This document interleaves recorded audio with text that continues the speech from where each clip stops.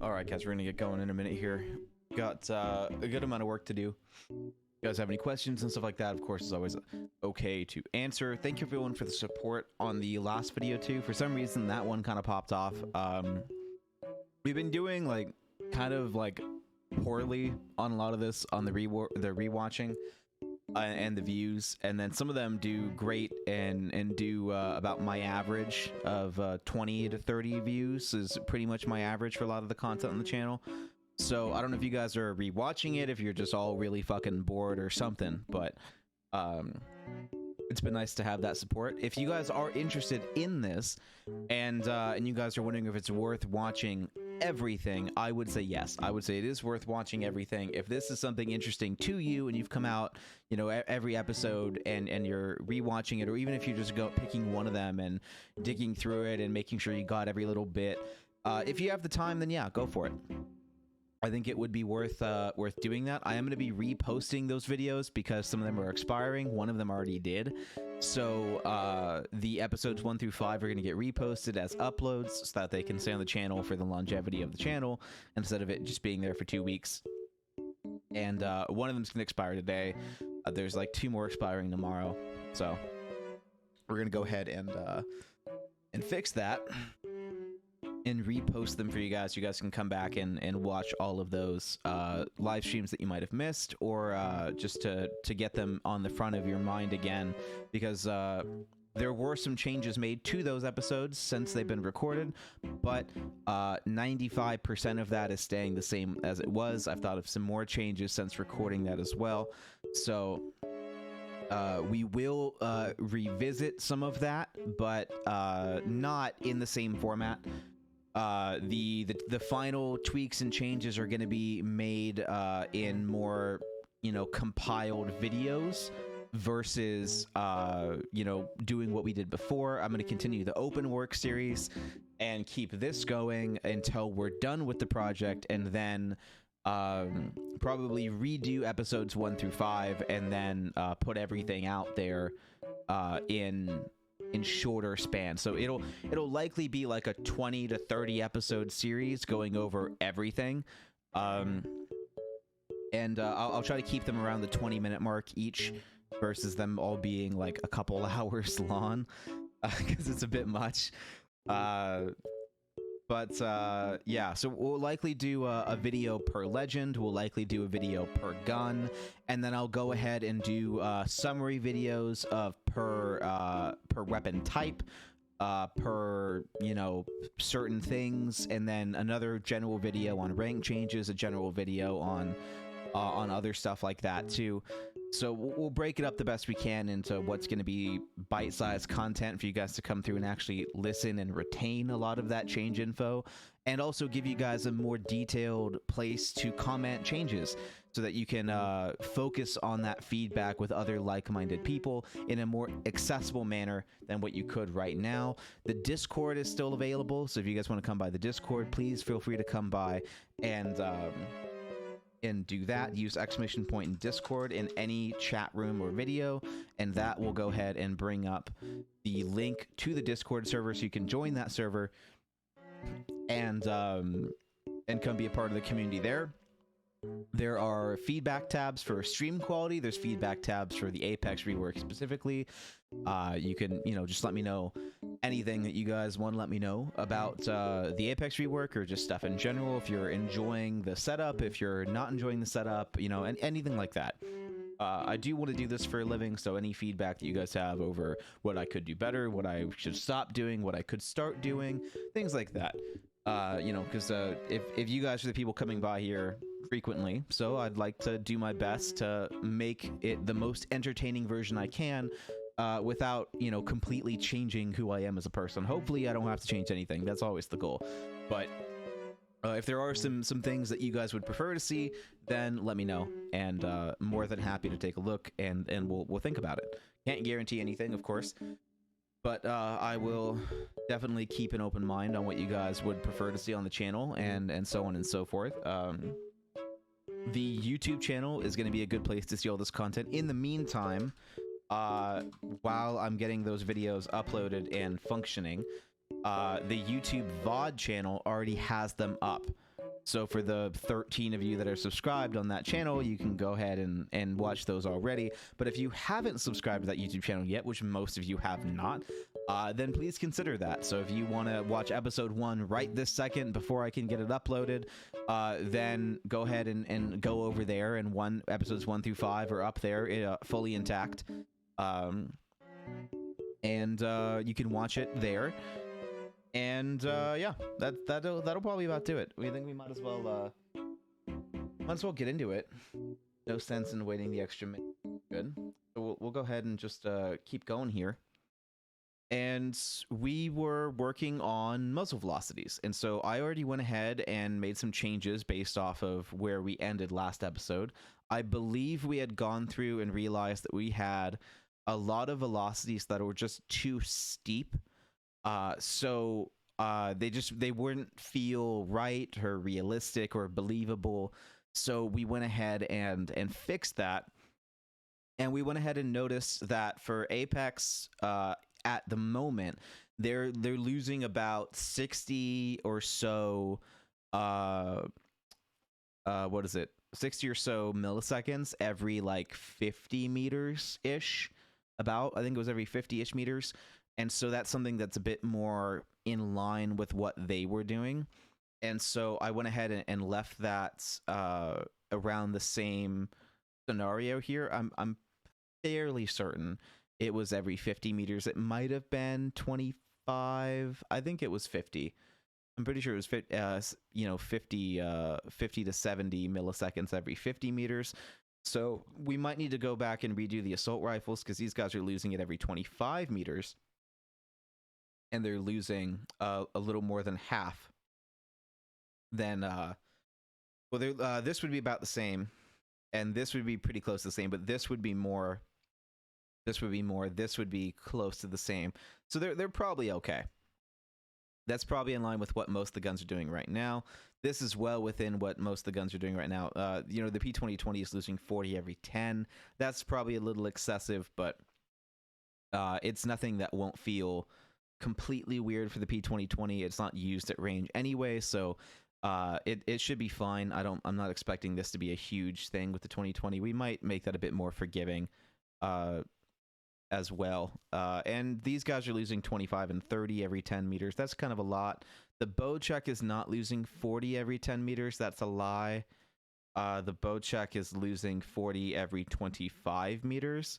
So this is just wrong because of the close range stuff.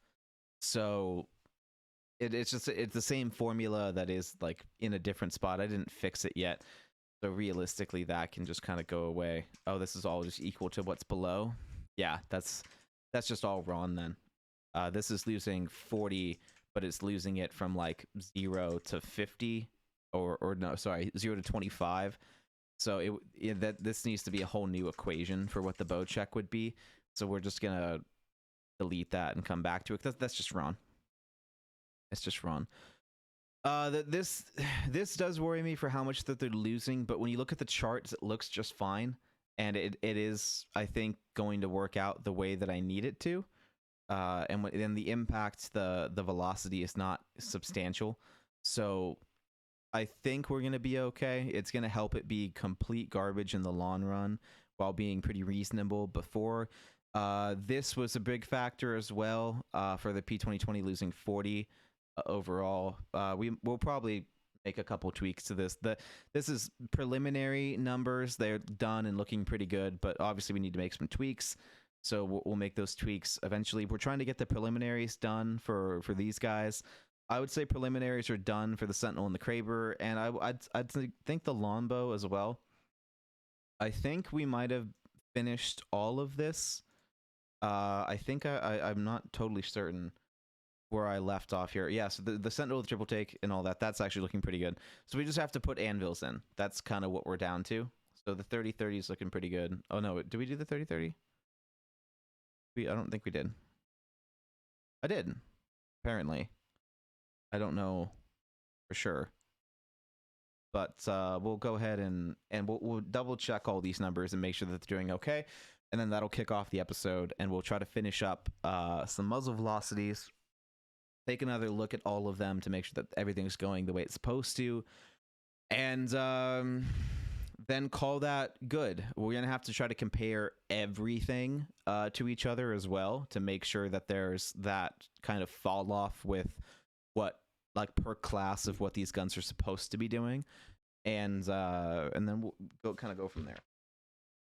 So good amount of work to do today, and so if we can finish muzzle velocity in the next hour and a half, I'd be pretty happy with that, and we can have some good progress on the day, and we can start moving into back into the reloads, back into the mag sizes, and then also getting into comparing time to kills at distances, so that we know that the muzzle velocities are having the effect on the meta that they need to, while also making sure the ease of use is going up as well, because this so far has just been getting the ease of use blanketed, but we also want to make sure that at range there is a notable shift in the meta, and that's going to be very important, because we want at range, like the LMGs and the snipers, to have the same or better time to kills than a lot of the ARs, because of how long it's going to take that bullet to reach its target, on top of not just the ease of use, but for those ARs to be fundamentally outclassed at range,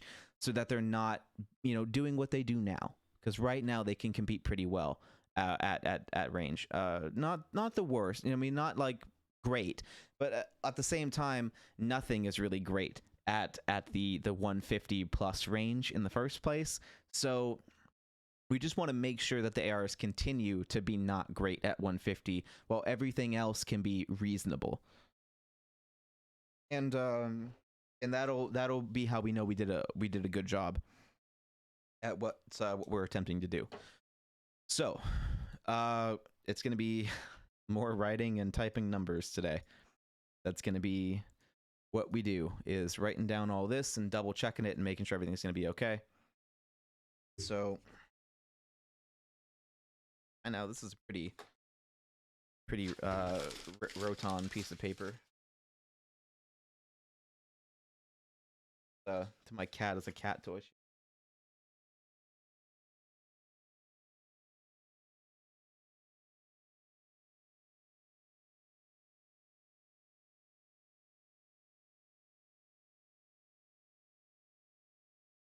Right.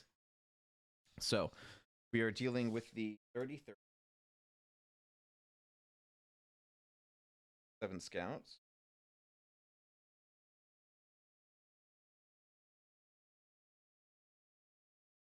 And we are dealing with triple take, longbow, all of this. We're gonna double bad the double favor. Want to make sure that all these numbers. So we're doing 75, 100, 125, 150, 200, 250, and 300. You're probably wondering why we're not doing, maybe 25 or 50 meters too. It's because we already know that those are going to be well within reasonable or fantastic velocities for these weapons.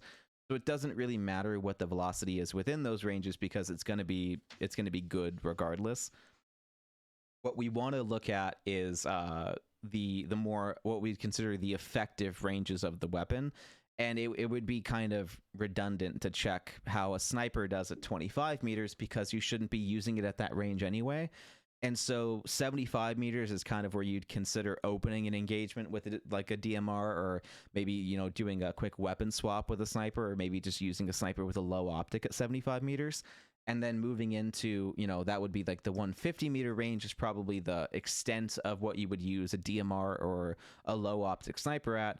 And then the 200 is when it's going to be more okay, like now we're getting a damn good amount of range kind of thing. Like after 150, like it doesn't, like the 175, the 225, the 275, those ranges don't matter as much because like realistically we're getting into like long range gun territory, and so we can start increasing the increment of our ranges, because what's the difference between 200 and 225 is not really going to matter, because it's not something that, like, that's something that you're, you know, it's just it's just not like the effective range of a gun being 225 versus 250.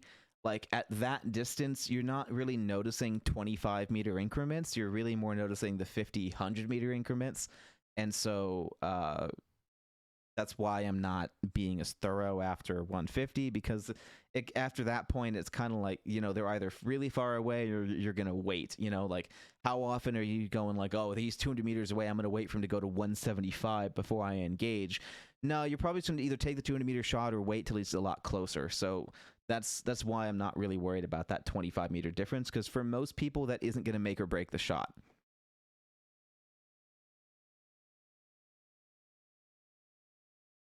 Well, I'm not worried about what the velocity is. And it also just means that my graph can tell me that as well. I'm not too worried about knowing what the exact number is. As long as I see that cross point on my graph, then I'm fine.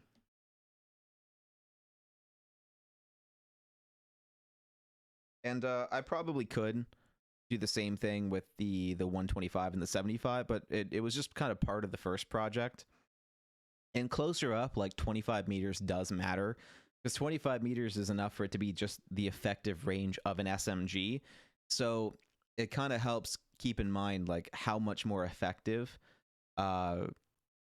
this gun would be compared to an SMG. Because it's just say, oh, it's got 2 times the range or 3 times the range or 4 times the range as an SMG, because it's in 25-meter increments, just kind of like the SMGs are. So that's kind of the whole goal of that. 250 is all the way out to 560. Fine, we don't really want this super great at that range anyway. I'm going to ignore the 300 mark for the DMRs, because it's way too far out of there.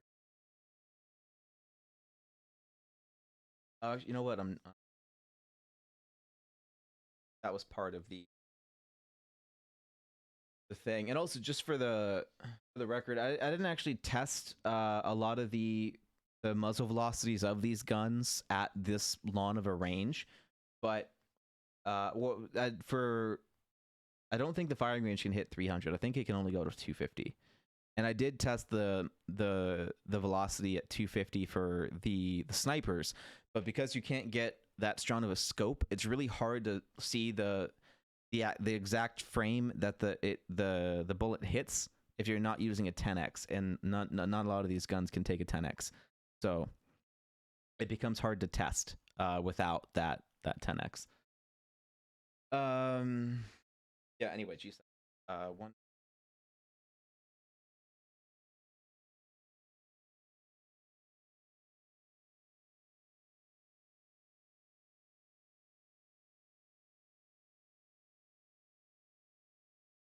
So what the main part of this is going to show is that the velocities for the ranges that matter are faster than current Apex, by probably twice as fast, I'd say. I'd say they're probably close to twice as fast. So it's definitely going to be snappier. Now, granted, these could also be quicker, But what we talked about in the Trailmaker stream at the very end to kind of help that maybe that crowd come over to this audience was that this is being done with concessions in mind. So what you're gonna notice is it's gonna differ from my previous work, which probably actually wouldn't be able to notice that because I didn't stream that previous work. But my previous work was very strict on this guideline that we've created based off of the movements of the characters and what would be considered bad, and it led to a lot of very steep fall offs, which wasn't completely.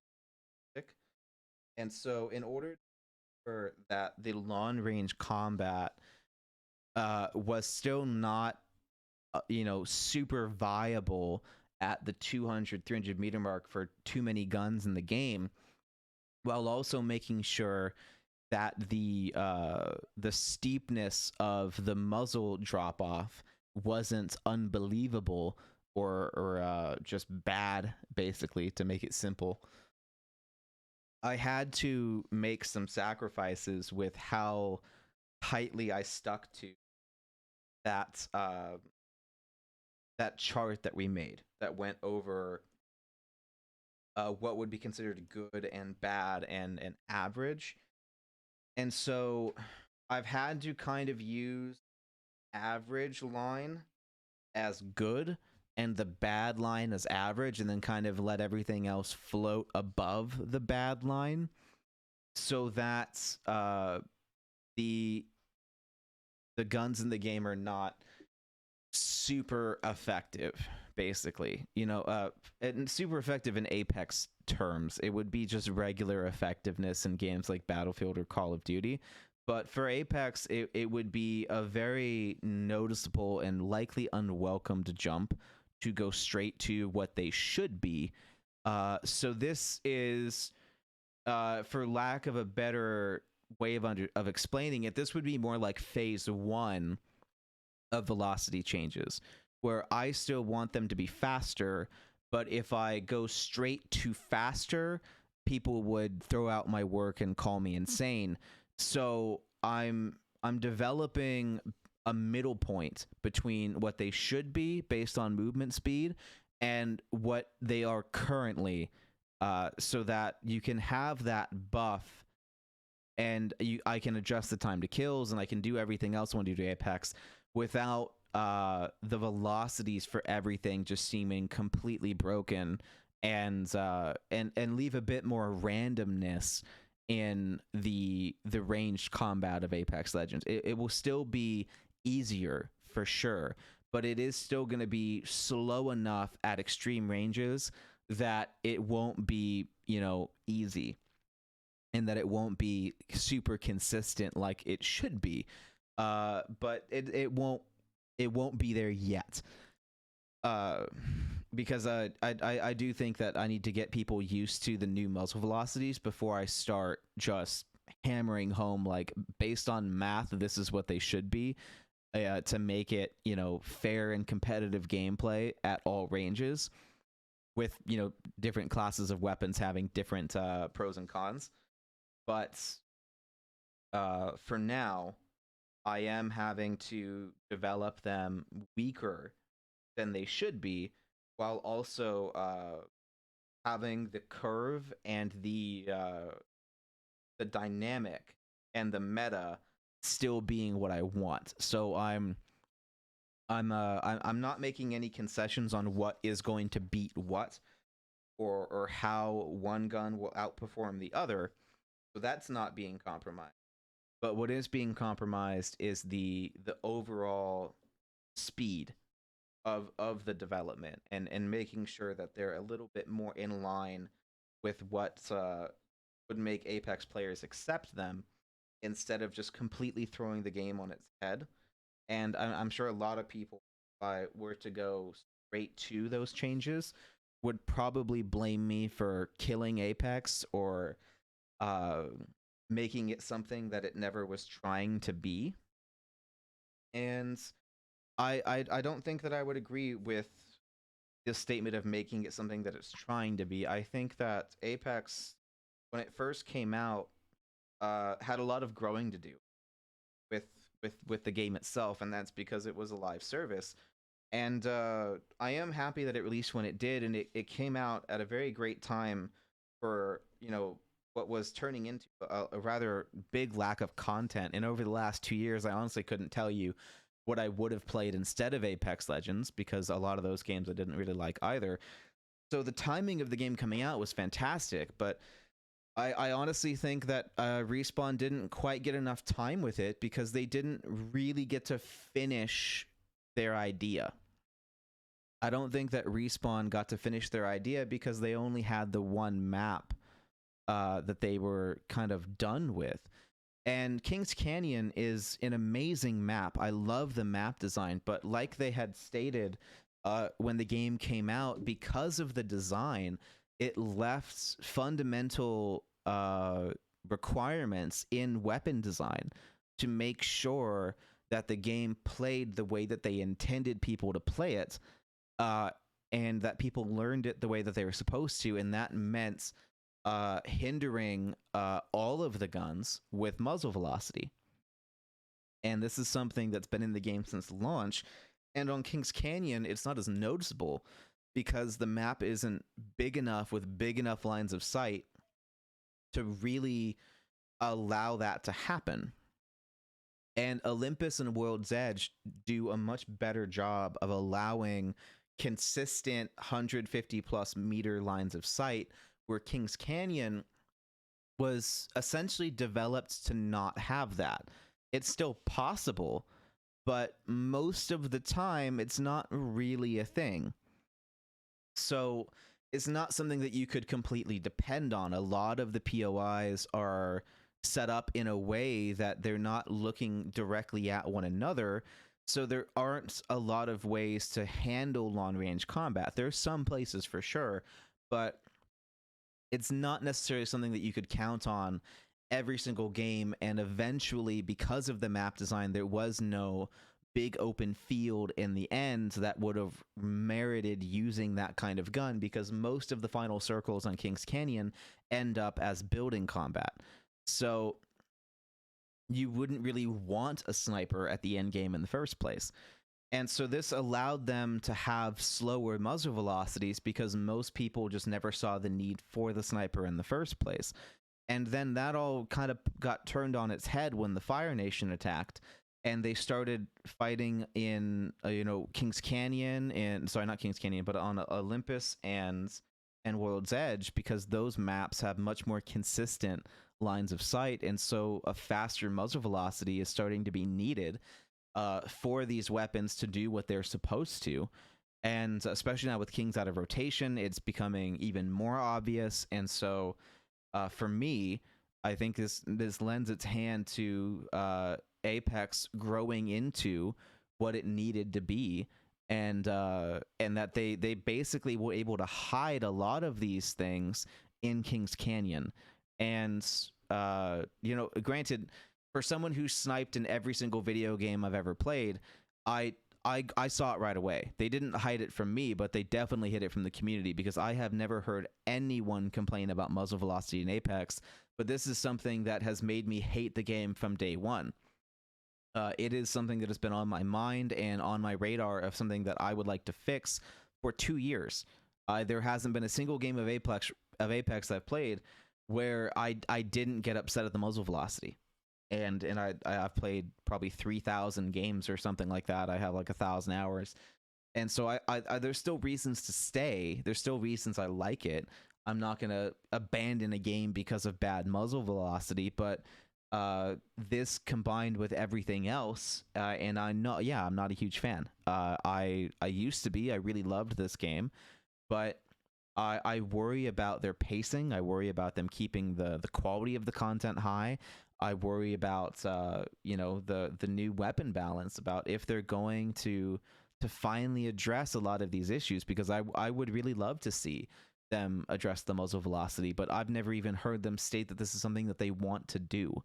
And that concerns me, because I really I really, really think that they need to. Because if they don't, I'm going to stay with other games. I've already bought other games for me to play. I already have plans to play other games. I've already essentially said my goodbyes to Apex. I'll play it a bit, but it's not my main game anymore. With the other games I played, with new updates to Satisfactory, with the new Battlefield coming out this fall, I'm more than happy to stop playing Apex as my main game because I've been waiting for this to happen for 2 years. The only reason I've stayed with Apex this long is because there was nothing else in the last 2 years that was worth my time other than Apex. Apex did a great job of competing over the last 2 years, but for me, it doesn't compete anymore. There's just not enough here to keep me. So this is what, and in order to put my money where my mouth is, to just go like, well, they need to change this, and this. I don't want to just be one of those people complaining about the game when I feel I have the capacity and the ability to further explain my point and not just be written off as some dude who's bitching about Apex because I took a big gap and now I'm not as good, because I if I had the right team and maybe even if I just kept up from when I didn't play a lot of ranked when I was at my peak, but I knew that I could always get into plat. I might have been able to climb off the bottom of plat and maybe even had a chance at diamond. I don't know for sure.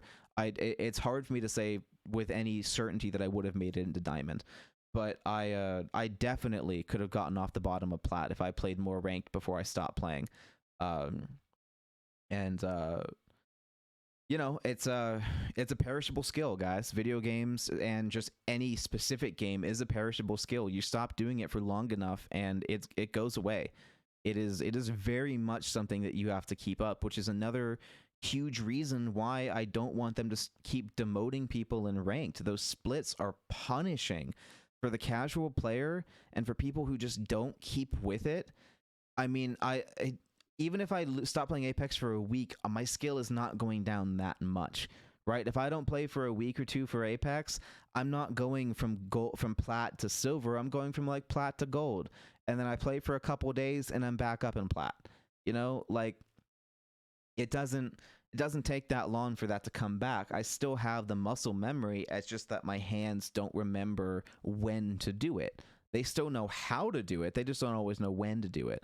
And so that's kind of the upkeep and the mental upkeep of constantly playing a game like this all the time to get better. But I'd still would be nice to have that. Like ranked can be what your peak was, kind of thing, even if you do put it down, or it can be something that you improve on and try to get better at. And pubs should be what the regular casual stuff is for people that want to stick with it and keep grinding. They don't need to keep getting reset. They're going to play ranked anyway. The people that care, they're going to keep going, right?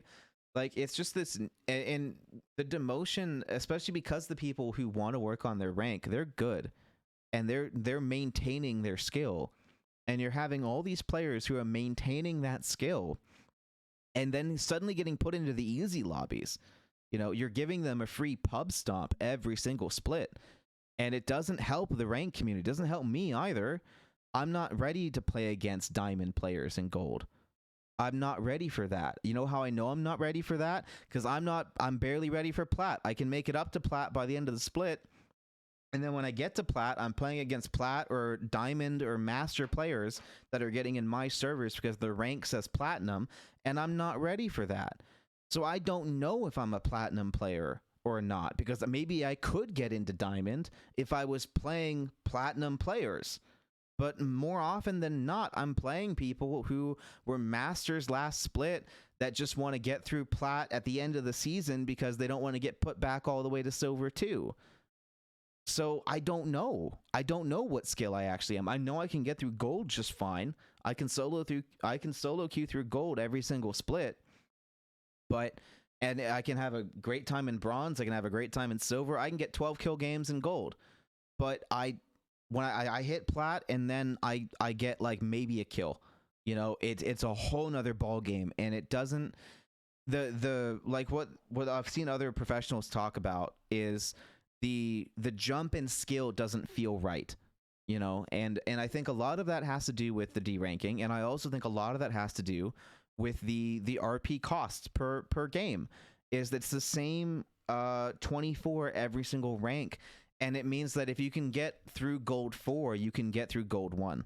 That's just that it's the same cost, and so there's no change in strategy needed to get from gold to platinum or from silver to gold. So you don't have to start getting ready for the next skill level. You just get there and you're there, and then you have to learn that skill from the complete bottom. And then you get what I've heard other people complain about is the players that are super aggro, right? And then everyone runs into them. They're not that good, but they're aggro as fuck because they don't care. They're not ready for that skill bracket, just the same way I get into plat. I wasn't prepared for plat through my experiences in gold. Not at all. Nothing that I learned in gold basically applied to platinum. It was a whole new set of rules. And so what I had to do, and what every other player has to do when they're at the bottom of that level and they're getting stuck, is they just have to throw themselves into that experience as much and as often as possible to get better and force themselves to get better and grind the hours to go from the bottom of that tier to being able to get off the floor. And it results in super aggressive teams doing what they're not supposed to do in that rank.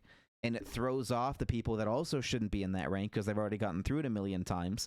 Or they just throw themselves super aggressively until they get that one good game to kick them off, and then they start playing the way that it's supposed to be. So you have a mix between players that don't know what they're doing, that are trying to learn, and they're throwing themselves in every fight they can, which is what I had to start doing. Or you get the really good teams that know they don't belong there, and they just want to get one awesome good RP boost before, and they just try to go for the win every single game, but high kill wins, not just going for the win. And so they start running through lobbies, and the next thing you know, you're in a plat game with 3 squads left at round 2 because there's some master players that are trying to run through this as quick as they can, and they know they get a high kill game in plat, and so they get 1, 2, 3 good high kill games in plat, and then maybe they start playing more conservative to keep the progress that they just had. But otherwise, they can just hot drop until they get that final good max RP game, and then kind of calm down a bit. And that's not healthy for ranked either.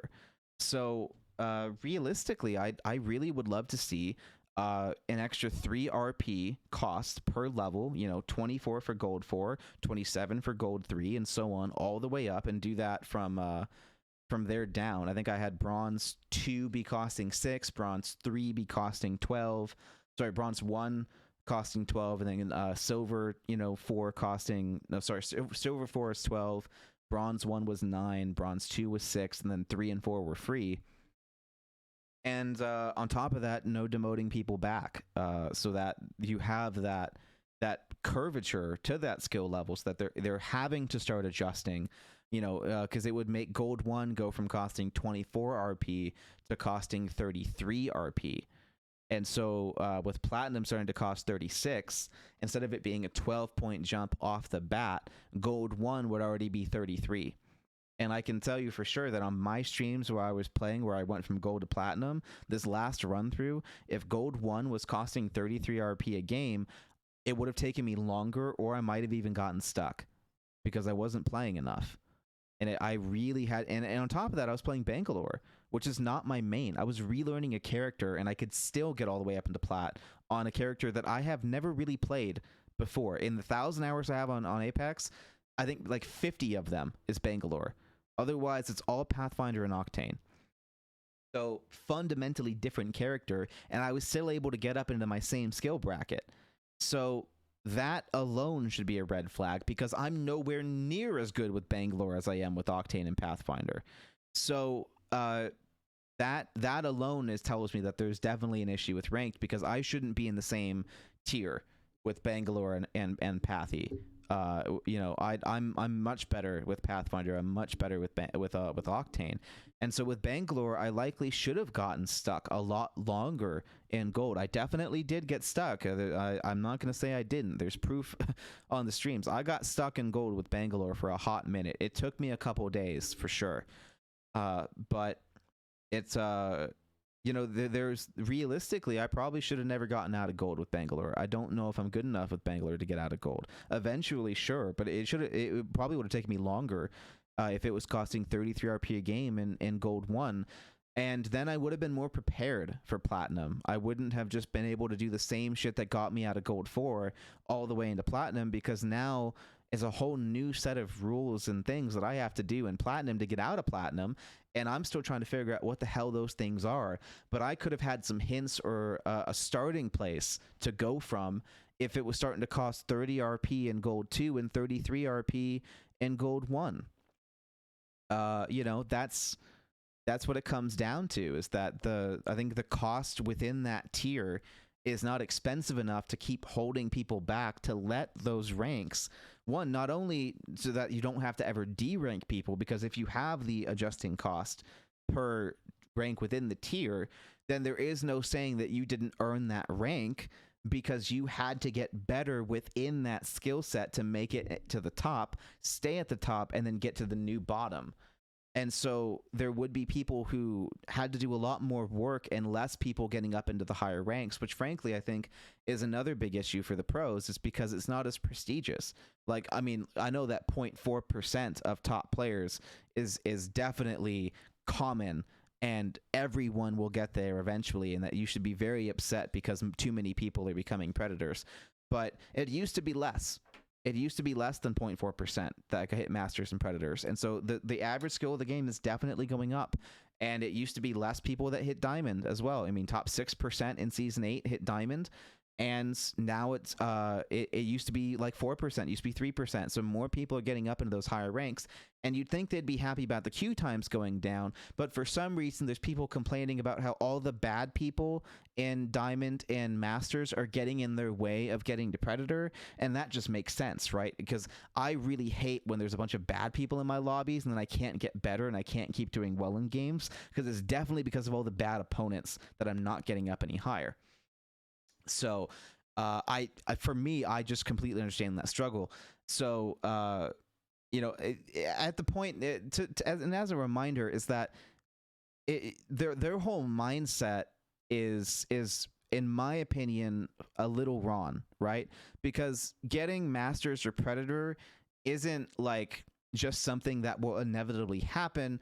It's professional level play, right? The top 0.4% of players in Apex Legends, you're essentially a professional in Apex. Whether or not you're getting paid, whether or not you're on a team, that few amount of people and that level of skill required to get there, I mean, you can use that as a recruiting tool. You know, like that's so few people that being in Masters alone, whether you get hard stuck at 10,000 RP or fucking not, is already enough to call yourself professional or borderline professional play. Diamond being the top 6% is basically semi-professional. Like if you kept working at it, if you had maybe a bit more support, maybe a bit more lessons, or either the right encouragement, you could probably get there, right?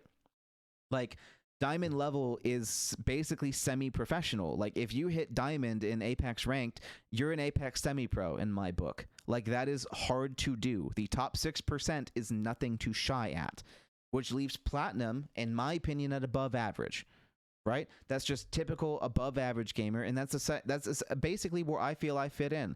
I do not think I'm a semi-pro at Apex. Maybe like a year ago when I was no-lifing the game, maybe then I could have touched semi-pro, but otherwise I'm an average gamer, and typically an above average gamer, right? So that's where I end. I'm okay with that. I'm happy with that. The top 33% of players is nothing to shy at either, right? To be better than 2/3 of everyone on the game is pretty damn good, right? So can we stop shaming Platinum players for real, okay?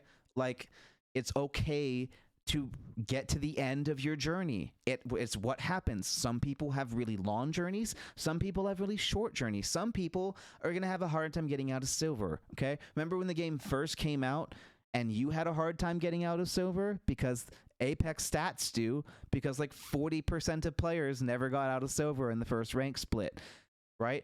You have to learn the game. You've been playing it for 2 years. That's why you're better than everyone else, right? So it's just like the longer the game's out, the more populated the higher tier ranks are going to be. Nothing is going to change that. Resetting everyone back to to bronze 4 is not going to suddenly fix the skill curve in the exact same RP system, right? You know, Team KP isn't going to fix it. It's going to make it worse. Team KP will absolutely make it worse because now I can do even less and get rewarded more, right? Getting rid of the multiplier for having kills and then hitting the final ring, that's not going to fix it, okay?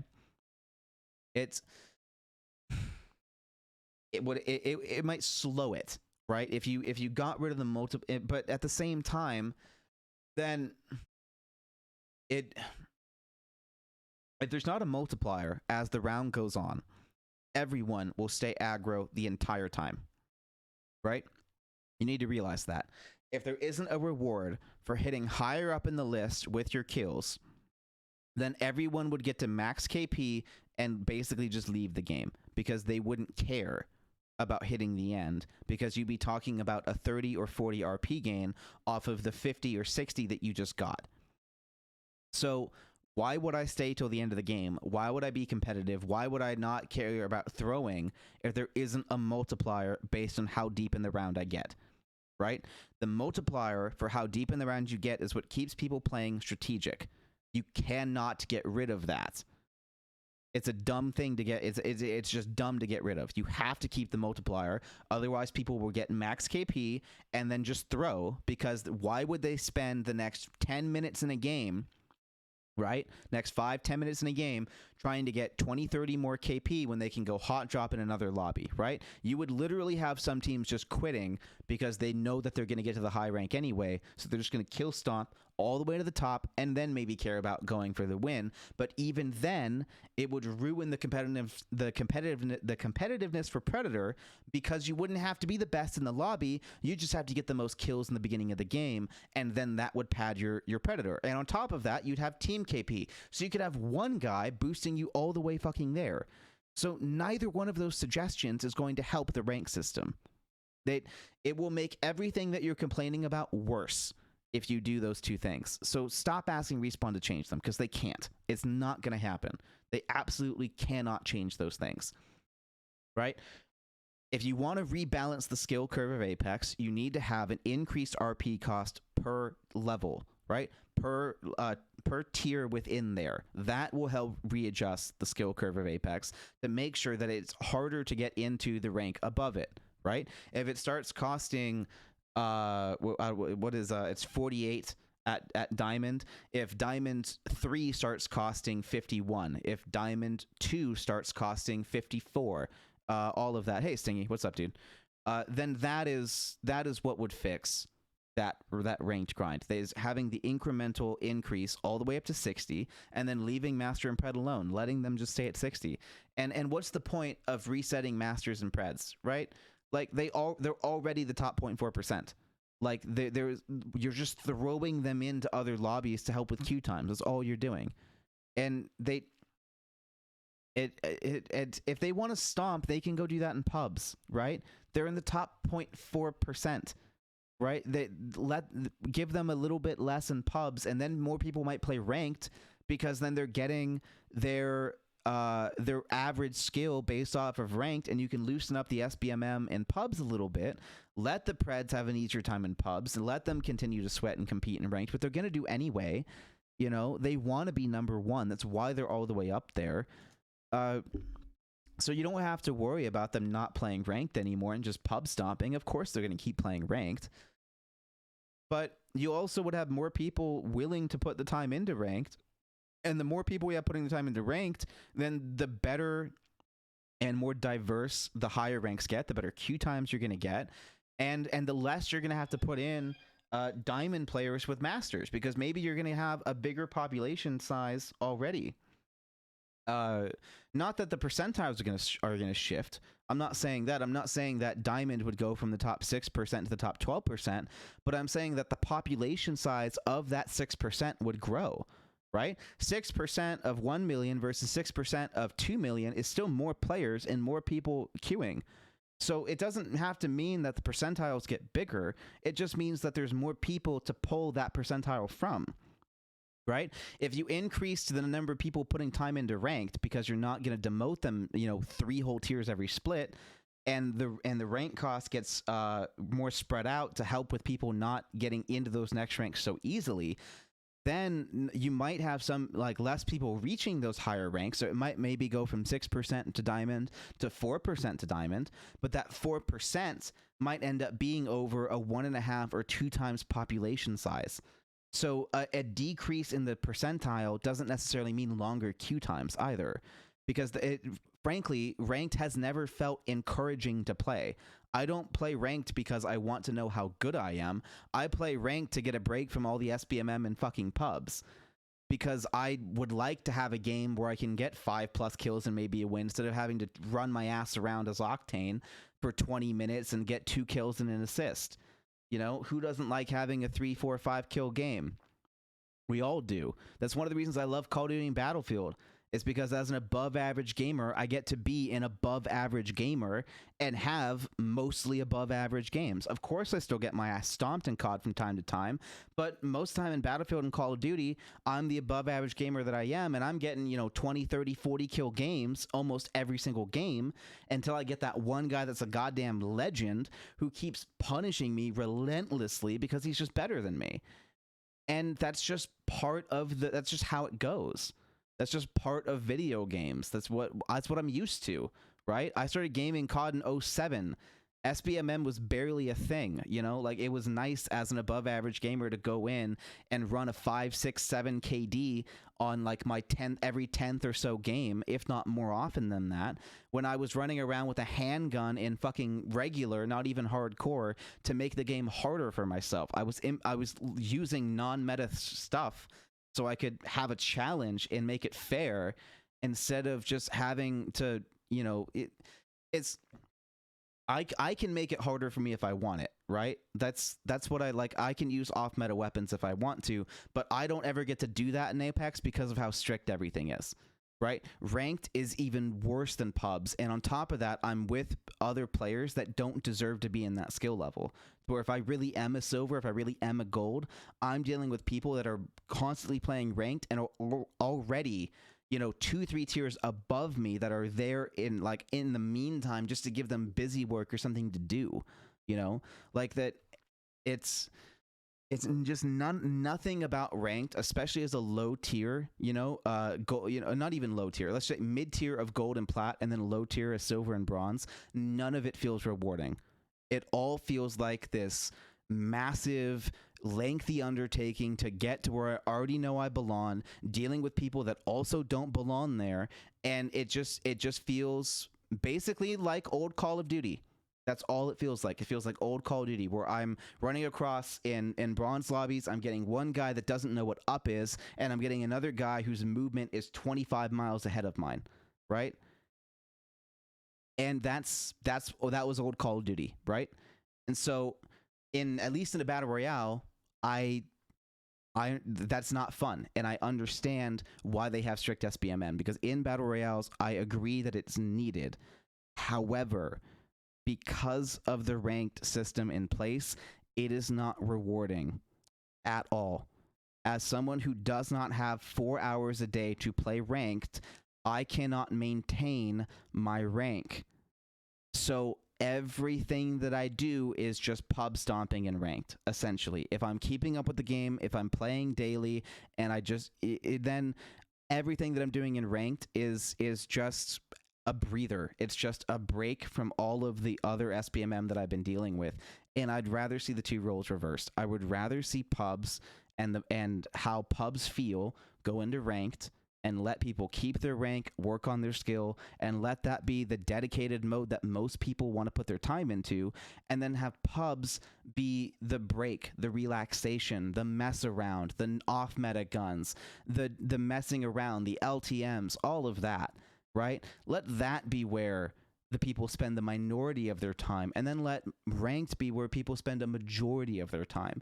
I don't spend a majority of my time in Apex ranked because none of it feels fruitful, because all of the effort that I'm putting in is going to get taken away.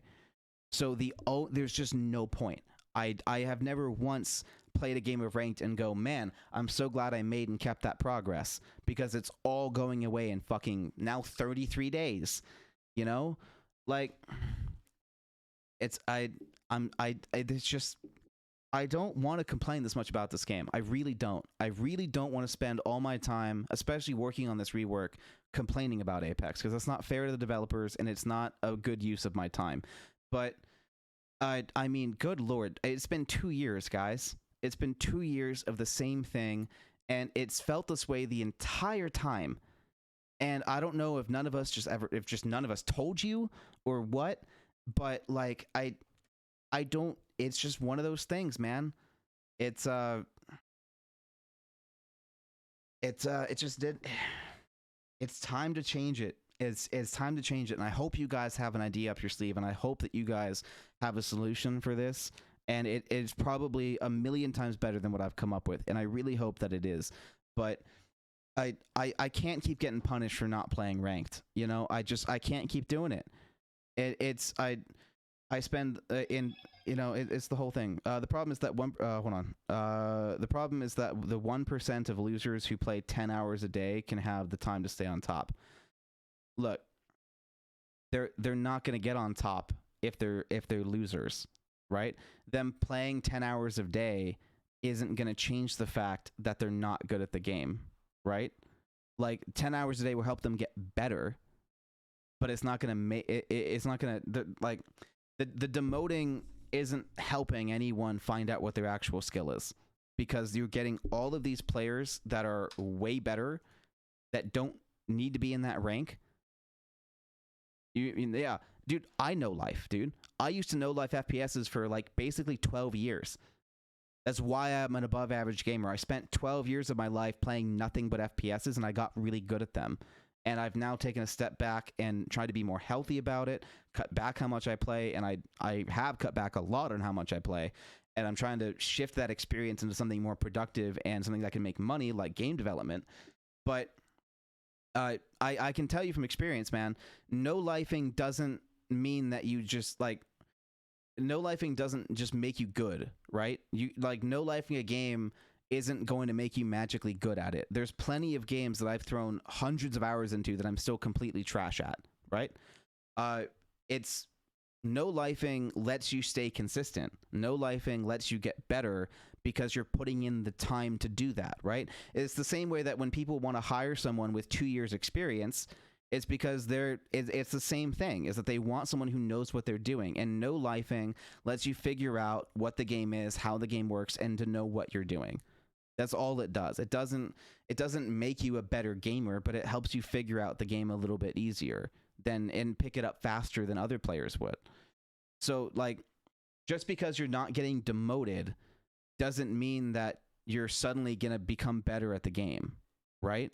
Like, I could keep no-lifing ranked, but if I keep no-lifing ranked with demotions, I'm not ever really getting better.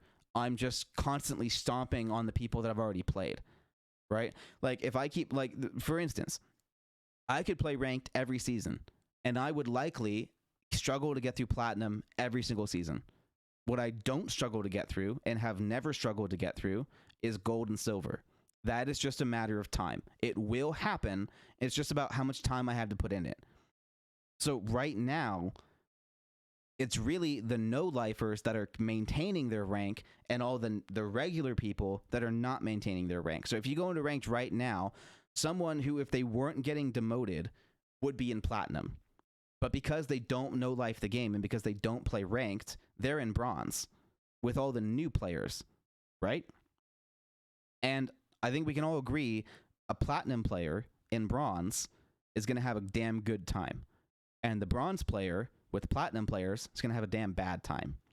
So it's really, ranked is now only rewarding the no-lifes, right? So it's actually the opposite of what you're worried about. Because getting demoted a tier and a half every single season isn't hurting no lives because they're always getting back up to that skill level. If I play Apex every day, I'm gonna hit platinum and maintain platinum the entire time. That has never and would never be an issue. What is an issue now is maintaining platinum because I am now playing significantly less. I'm now maybe playing 5 hours a week, maybe, especially now that I've been so focused on this rework. But when I was playing 20, 30, 40 hours a week, I was doing just fine, and I could maintain plat any fucking day I wanted to. And I could play pubs all the time and get better and be better than, you know, maybe a third of the people in pubs and have pretty damn good games most of the time. I made a lot of friends by being able to carry them in pubs. Most of the people I met on Apex were people that I used to carry, and now they carry me because they got better because they kept playing the game, and I stopped. Like, it's demoting people doesn't help most of the people in Apex. Most people in Apex are not playing 20, 30 hours a week. Most of them are playing, 4 to 6 hours a week, maybe. And all those people can't maintain ranked, which means they can't get better at the game because they're just always in pubs and they don't know what it's like to play against people consistently in that area. Like the people that play 4 to 6 hours a week just think they're bad at the game, right? They play pubs, they do well, they get some good games in, and then every game or every other game, there's this one really amazing team that gets thrown in because of SBMM, which is not a bad thing. SBM can be great, but also if a player starts to do better, they get better players. And so that means that they have a better chance of getting that one team that just pops off. And that one team that pops off comes through and just destroys them because they've never experienced that level of play. And they don't get to keep experiencing that level of play because they're not playing ranked. They're in pubs. So that team destroys them, then they go back to teams that don't destroy them or that don't do the same things. And so it's the same thing that happens when I hit platinum. Because when I hit platinum, I'm put up against teams that are likely pre-mades, and I'm put up against pre-mades that know exactly what they're doing. And those are tactics and things that I didn't need to know as a no-lifing pub. Because I could no-life pubs and do just fine and just write it off as that team's better than me. And I didn't need to learn much more because I was already doing so well in pubs. And anything that I did need to learn, I got tastes of. And I never really got to go into what would make me consistently better to get past platinum because I would have had to do nothing but play ranked, and then I don't get to have fun. And then I don't get to meet all the friends that I met because all the friends that I met never would have been in my ranked lobbies. And on top of that, the mindset, I have met more toxic people in platinum than any time I've played Apex. I meet amazing people in gold. I meet great people in silver. I meet some really awesome, sweet people in pubs. The minute I got to platinum, I met more toxic people in Apex this last split in platinum than I did in 2 years of pubs. And that is not an exaggeration. It is a serious problem. And it's one of the reasons I don't like to play ranked. Is because once I finally get to platinum, it is nothing but toxic diamond players, toxic master players, or people in platinum that played with other players that think they're better than you anyway, even though they're in the same fucking rank, whether they're hard stuck or not.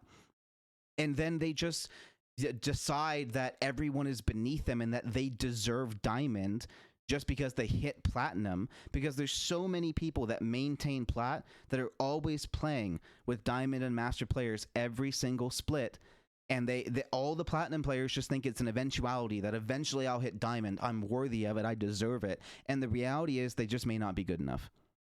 And so there's just this mindset just kicks in of all these entitled pieces of shit in platinum, and I just don't want to play it. I don't want to have to learn to get better around all those assholes. I don't. So that's one of the reasons why I didn't even play to the end of the split. I was doing a whole rank series to relearn as Bangalore, and I got into platinum as Bangalore. I couldn't cut it. And then I got up and started playing Octane, tried to get better, got a little bit better, and then it would have been another week of basically solo queuing and assholes that I just didn't want to deal with. And it's because people always try to stay at this really high rank that took forever to get, and then in the end they hate it. Well, that's another thing, is that it took forever to get that rank, because every season they don't get it, every split they don't get it. They have to re-go through everything that they already went through. They already earned where they are, right? If you grind through silver and gold once, it's not harder the second time. Okay? It's like I was watching one of Boom Razzle stream, and he was talking about how Rocket League has a fantastic skill curve for that kind of thing, where once you've learned that tactic, it's impossible for you to stay any lower, right? And if you haven't learned that tactic, then you can't get any higher. And Apex is the same way. Once you have learned to get through gold, it's almost impossible to stay there, right? It might end up coming to your teammates, but you already know how to get out of there, and you're going to be fine, right? Like, you don't have to keep replaying gold just because you already got through it once. So the amount of time that it takes, I agree with you, makes it worse, because it's getting inflated. It wouldn't have taken them that long if they never got reset. But because they keep getting reset, they had to keep replaying the same thing over and over again, and in some ways reinforcing bad habits, right? Because the habits that you get in silver and gold are not the habits that you need in platinum and diamond. By no means are they the same. And so you have all these players that know how to consistently get through silver and gold, reinforcing all of the bad habits that they need to try to get over in platinum. And then they hit plat, like I did, with all those bad habits stored up, because it's a tried and true method to get there. And then you realize that nothing that you did is going to help you keep going. And then you hate it, because you had to spend all of that time, and you're going to have to keep spending all of that time doing all those bad habits. And then by the time you get there, you don't have enough time in order to learn the new habits, or you have teammates that don't want to help you. And then you have to try to queue up with friends. And then it's okay, well, how often can your friends play? Right? Do you make it? Yeah, it's a toxic cycle. And not demoting people is how you stop the cycle, right? You can never get rid of toxic people. That's not going to happen. Getting rid of deranking is not suddenly going to make Apex, a goddamn fairy tale at the high ranks. But it will stop this artificial sense of just earning it, or of you putting in your time. It's like when you work a job for a really long time, and then you're not the first one up for the promotion, and you're like, well, I put in my dues. Well, it's like, did you put in your dues? Mean that you should be a manager, right? Like, it's a whole different skill set to be a manager. A good manager should know sales, but a good salesman doesn't know management. They're two different things, right? Just like I can say, as an above average gamer with a lot of experience, I may not be cut out for game development, right? I have over a decade of experience with FPSs, specifically FPSs. Religiously playing them, sometimes 6 to 10 hours a day. Frequent all-nighters, right? I made friends in Australia playing Apex because I was up so late, and I'm on the goddamn West Coast. That was not an easy feat to consistently make Australian friends. I played the fuck out of this game, but that doesn't mean I can develop it, right? That doesn't inherently mean that I'm entitled to or know how to develop a game. I'm giving it my best shot because I want to know if I can do it, but that doesn't mean that Respawn should hire me because I played their game for 1,000 hours over 2 years, right? That doesn't mean that I deserve a job at Respawn, but I would love a job at Respawn. I would love to be taught these things so that I can get better at this. But at the same time, I want to know if this is for me, if I can, if I can maintain that mindset, if I can be consistent, if I can output good work, if I can make changes and compromises where they need to be changed without losing sight of the game's identity. There's so many things that go into this other than just playing a lot of FPSs. And, you have to, and like what they've talked about before, is you have to deal with the fallout. Every change you have is going to piss someone off. And so how do you make changes that help the game, that don't piss off the player base, that don't make people leave? There's so much more to it than just numbers on a spreadsheet, right? But it's got to start somewhere. You got to start with numbers on a spreadsheet. You got to start with this, figure out, is this doing what I want it to do? Is this following the design I laid out? And then, is that design good for the game? What is what like what does the game need? What does the game not need? Where is the game doing poorly? All those kinds of things. And so over the 10 years of my FPS experience, I've developed preferences, and Apex doesn't scratch almost any of those preferences. It's created some new ones, which is why I love it, but it doesn't fix the other issue that I have with Apex of it having completely wrong preferences for me. Almost everything about Apex other than the movement and legends is something that I don't like about Apex. Almost all of it. But the legends and movement is so good that I keep playing it. It's kept me coming back to it. But I also spent, since 2007 playing FPSs with no legends and loved all of those games. So if I can get a game that does all of the other things right but doesn't have legends or movement, I'm going to pick everything else, the other 15 things on my list, instead of those two. So I want to give Apex the other, 7 things it's missing from that 15-point checklist to help it be a better overall game, so that maybe I do come back to it instead of now basically putting Apex down forever. In the next year, I may not even be playing Apex or giving a fuck what's out. They could have even better legends and all that, but if the weapons don't change in another year, then I don't care about coming back to what the new legend's going to be. I don't care if they implement, maybe Navarro, my flamethrower version of Caustic. I'd love to play that, but I'm not going to run back to Apex after a year if the guns are still the same. Just because they added in the flamethrower legend, that's not going to keep me around, because in a year I've got Battlefield, right? Today I've got Battlefield. I for $40 I got Battlefield 4, Battlefield 3, Battlefield 4, Battlefield 5, Battlefield 1, and Bad Company 2, right? That will easily last me a year. Battlefield 4 is not going anywhere. If 2042 tanks, Battlefield 4 is going to still be a hugely populated server, even though the game came out in 2018. I mean, it's just still a good game. It's got amazing weapon mechanics. It's got a great class system. It's got really well-balanced vehicle combat. It's everything in a game that I have always enjoyed. So, that's, and it lets you snipe. I mean, I can use a 40x sniper, and it takes the same distance to go 1,000 meters in Battlefield as it does to take 250 meters in Apex. It's just it's just better game, man. It's not that Apex is a bad game. It's not, not worth your time. It's not worth your money, but there's better games, man. There's better games. There's always a bigger fish, and for me, this fish is not super big, for other, what's your experience in becoming a game designer? Not much, man. I mean, you're basically looking at it. I don't have a lot of game designing experience. I have very steadfast preferences, and I'm curious to my ability to communicate those preferences in a, albeit need to be more professional way, but to communicate those preferences and show those preferences and develop those preferences into a game, and to be able to say, hey, this is what it needs to be in order to replicate other experiences. And so, like we talked about before, yeah, a college for game design could be great, but at the same time, I don't have a lot of love for the field, because it basically inherently means getting taken advantage of.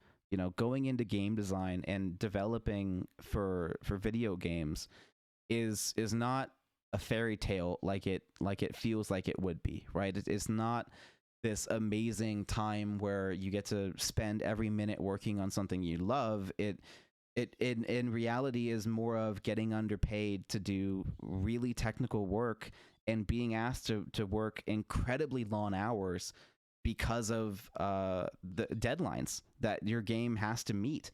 And so if the publisher or if the owner isn't willing to be flexible on those deadlines, and EA is not exactly reasonable, then you're going to have to work a lot of hours, and you don't have a lot of time. I mean, like, I know that 2 years feels like a really long time, but for developing a game, 2 years is not enough. I mean, look at Call of Duty.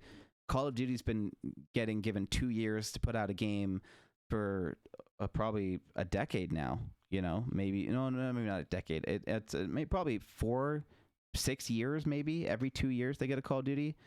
It can be really frustrating because the game is always at the will of the community. Yeah, that can be annoying as well. And frankly, I think the best developers don't give a fuck what the community says. And I realize the irony in that situation, because I am part of the community that would like to tell the developer how I feel about their game and how I'd like them to change it. But realistically, I think Respawn needs to not give as much of a fuck. I know that this is probably hypocritical and ironic, but I genuinely think that when if people do the complaining that they do on Twitter, right, they should not give a fuck. I think something more in depth like this merits a little bit more of a look, right? Not that they should do the changes, but that maybe there's something to it if it can be shown in this manner, right? Maybe there's something to it. But at the same time, it is up to them to make the game that they want to make. And EA is a company that wants to make not just money, all of the money. EA wants all of the money. And so no matter who the developer is, if their publisher is EA, Activision, Ubisoft, I am skeptical as fuck about their game, because I don't think that they're going to be given the proper care and leash to make the game that they want to make, regardless of what it would do to the player base. It's really hard to do what you want and still maintain player base once your game is live. Yeah, that's the thing, though, is that maintaining a player base is a concept that I don't agree in as a whole. I want them to make the game that they want to make, and the player base will find them through advertising, word of mouth, whatever, right? It is not Respawn's job to make everyone happy. It's up to Respawn to make the game that they want to make. And when they make a game that they want to make that does exactly what they want it to do, people will find it and appreciate it and stay. Satisfactory is a key game in this demographic, right? It's a niche game, yes. It's a factory sim game. Those are very niche. But the problem with niche games is that people have very specific preferences. Worse than me, right? You think I'm specific and picky? Go talk to Factorio players, okay? Like, it gets worse, right? So, once it's not you don't grow like you... Yeah, but that's the thing, though. When a game is made the way it's supposed to, it doesn't matter. Like, no matter what you make, man, you're not going to grow, okay? Like, after 2 years, growth is out the window, okay? That's why Call of Duty makes a game every year, because they know that making one game for 6 is not going to grow and make as much money as all that. I love the Satisfactory, but the content came out too slowly to stay with. Okay, well, they just hit update 4, so you should go back to Satisfactory because they just had another content update. It's a really big one, and update 5's coming out this fall. So, but the thing about Satisfactory, though, to get back to that point, is that they're making the game they want to make. The content is coming out slowly because it's fucking good content, and it's done. And it's done the way that they want it to be done. They're looking to the community for, you know, quality of life updates and stuff like that, and maybe complaints for finer tuning. But it is an amazing game because they're making it the way that they want to make, and they don't give a fuck if people hate it. Because it's exactly how they want it, and that's what makes it good.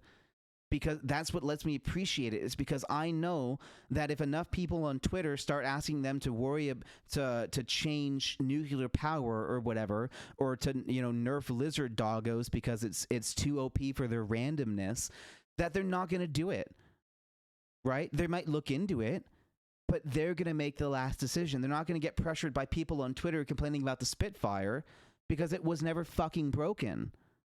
On paper, it was never fucking broken. It was just fine.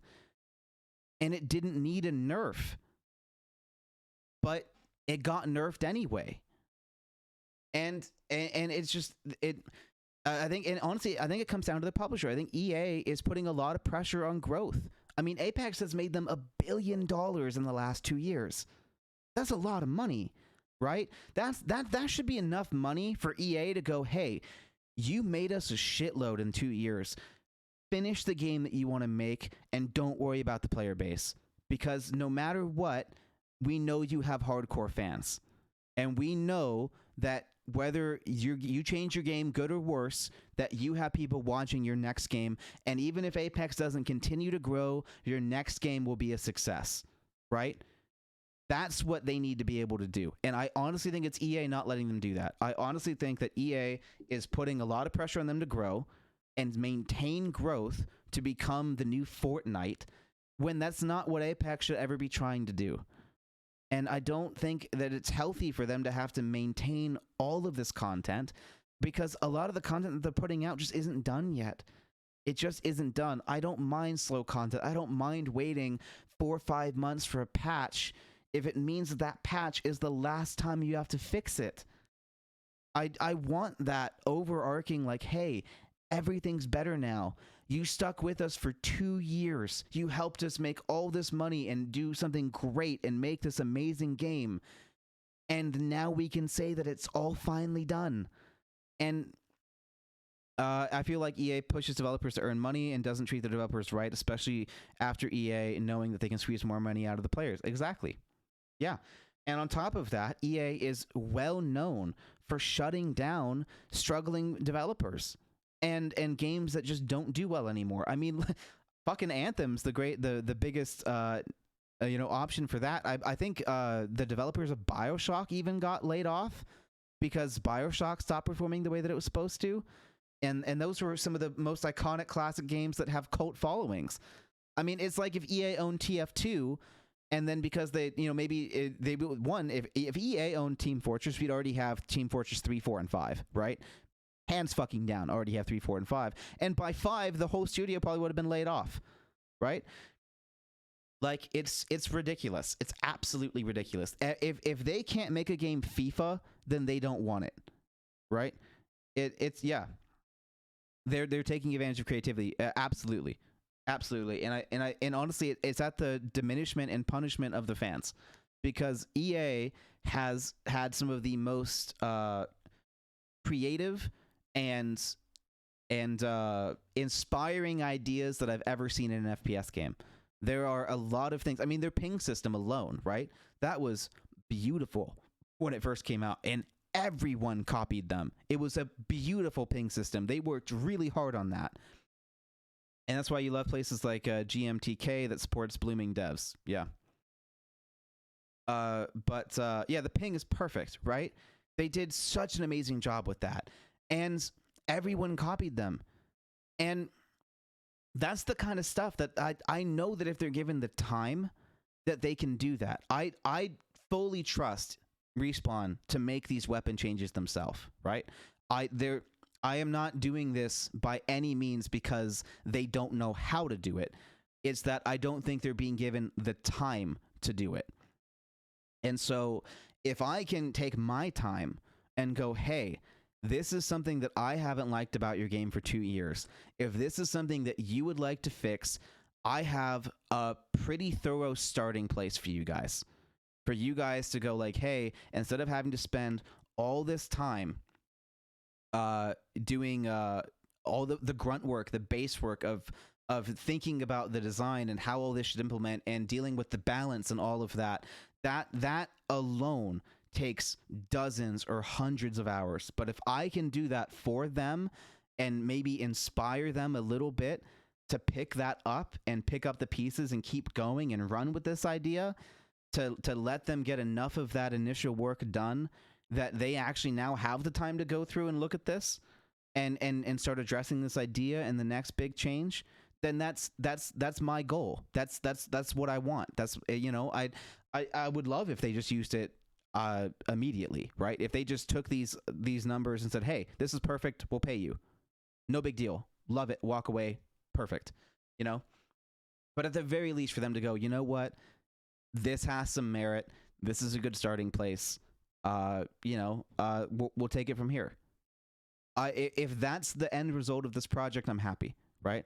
And honestly, I could believe EA making pings a $30 expansion pack. Yeah, I agree as well.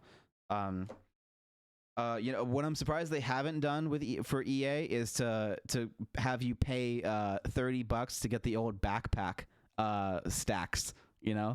I'm shocked that hasn't happened yet in the goddamn item shop. is $30 to be able to stack everything back the way that it used to. I that I don't want to say that I would have saw that coming, but like I wouldn't really have been surprised if they made those backpack changes and then EA was like, sell them back those backpack changes. And not that, you know, a Respawn could have done much about that, but like that's just how scummy EA is. I mean, the fact that Fallen Order and Squadrons even got made still astonishes me. Like, just the fact that those games exist from EA blows my fucking mind, that in the last 4 years that those two games got made by EA. Not that they got made. Those two games could have been made by fucking anyone else that didn't get published by EA years ago if it wasn't for the exclusivity agreement, which Disney already announced, by the way, that we are saved. Fuck EA, and they don't get that exclusivity anymore, and there's already other Star Wars games in development from not EA. Unfortunately, it's Ubisoft, so I don't know if it's going to be any better because it's still Ubisoft and not EA, but hopefully Ubisoft has been paying attention and they won't have their very first game be an EA clone.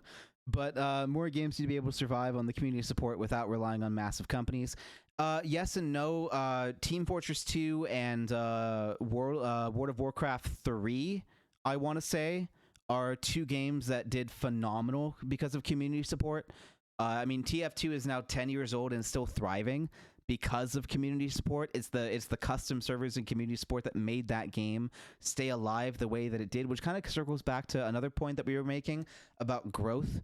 And about that is that when a game is made well, the fans want to keep playing it because they don't need to fix it and they don't care what other game comes out because this game's already perfect for them.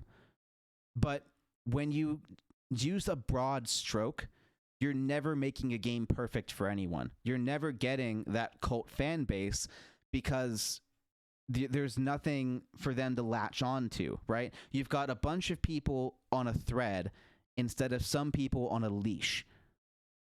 And TF2 has people fucking choking on a leash. Like, they are there. They're not playing anything else. Like, they are going to happily come back to TF2 every single week. And that's something that even Bad Company 2 has players still on a leash that are like, this game is fucking amazing and I don't want to leave. And if more people didn't leave, I never would have left either. If the queue times didn't get too long, if the servers didn't get desolated, I would still be on Bad Company 2 because that was an amazing game. Battlefield 3, an amazing game. You know, that's those two games I would still play if I could get queued in, but most people don't touch it anymore, so I can't. But the cult fan base for TF2 is still so big that you're fine, right? Like, that's just kind of how it goes, is that when you make a game the way that you want to make it, people don't want to leave because they like and agree with your vision. And I just frankly don't think that Respawn has gotten to show us what their vision is, their actual finished vision, because they had to make it a live service because EA said so. And frankly, it's just sad because it's been a live service. I honestly may never come back to see the finished image. And that's just the sad truth of live services. And it's the same thing with Battlefield 5. You think anyone gave a fuck about Battlefield 5, the Year 2 edition, right? Like, do you think anyone cared that their last content update was going out? And their last content update barely even made it a full game. You know? It's that's just kind of how it goes with publishers like EA and Ubisoft and Activision. It's just, that's the sad reality of the games getting made by them, is that the full vision is never seen by the community because they're being told to release it before it's done. And additionally, these companies are not even behind the veil of early access. You know, like Battlefield 5 was an early access game at launch. Like, let's be honest, when it comes to Battlefield games, and you look at Battlefield 3 and Battlefield 4 and the content that those games had, Battlefield 5 was early access. That, I mean, remember the whole joke about Battlefield Year 2, Battlefield 5 Year 2 edition was called Launch Edition because at launch it had so little content. But it would be amazing to see companies that invest in games early on without taking control of rights or production. Yeah, and I think that does happen. It just doesn't happen in the big companies anymore, right? The AAA games don't get that luxury anymore. The smaller dev companies do. I think that Satisfactory, again, is an amazing example of this, is that whoever's supporting them is not really getting in the way. They're making the game that they want to make, and I really love that. And I'm very excited to see where their vision goes because they get to make the game just the way they want. They're not having to worry about growth. They're not worrying about revenue. They're making their game. And on top of that, if they need money, then the community will donate to them again. Do you know how many people have been playing Satisfactory for now, like a year or two? 2 years, some people. 1 year it's been out on Steam that only paid $25 or less to play that game. If you needed to raise money to finish the game, you would have those people that already supported the game donating again. If I bought the game for a friend that's barely a friend because I wanted to support Satisfactory, right? Because I knew that that'd be a $60 game worth the money when it came out. So I bought another copy of Early Access to make sure that they could finish that game. And if the devs of Satisfactory needed more money, I would give them another $20 right fucking now. Because I want to see the end of that game. I love what they're doing, and I want them to be able to finish that game exactly the way they want it. And if Apex could have done the same thing, I would have actually spent money on this game. But I have not spent. I've spent $10 on one battle pass because I actually got to the end of it, and that is all I will ever spend on Apex is that $10. But I would give Satisfactory $100. I've already given it 50. I'd give it 20 more, and I'd probably go up to 100. Because I believe in that game and I like that game, and that is a super awesome game that is being made the right way. And I am so willing to support games that are not live fucking services that I will give them whatever they want to finish that game because I am so tired of every goddamn FPS I play being a fucking live service. I am so tired of it. I just want a finished game.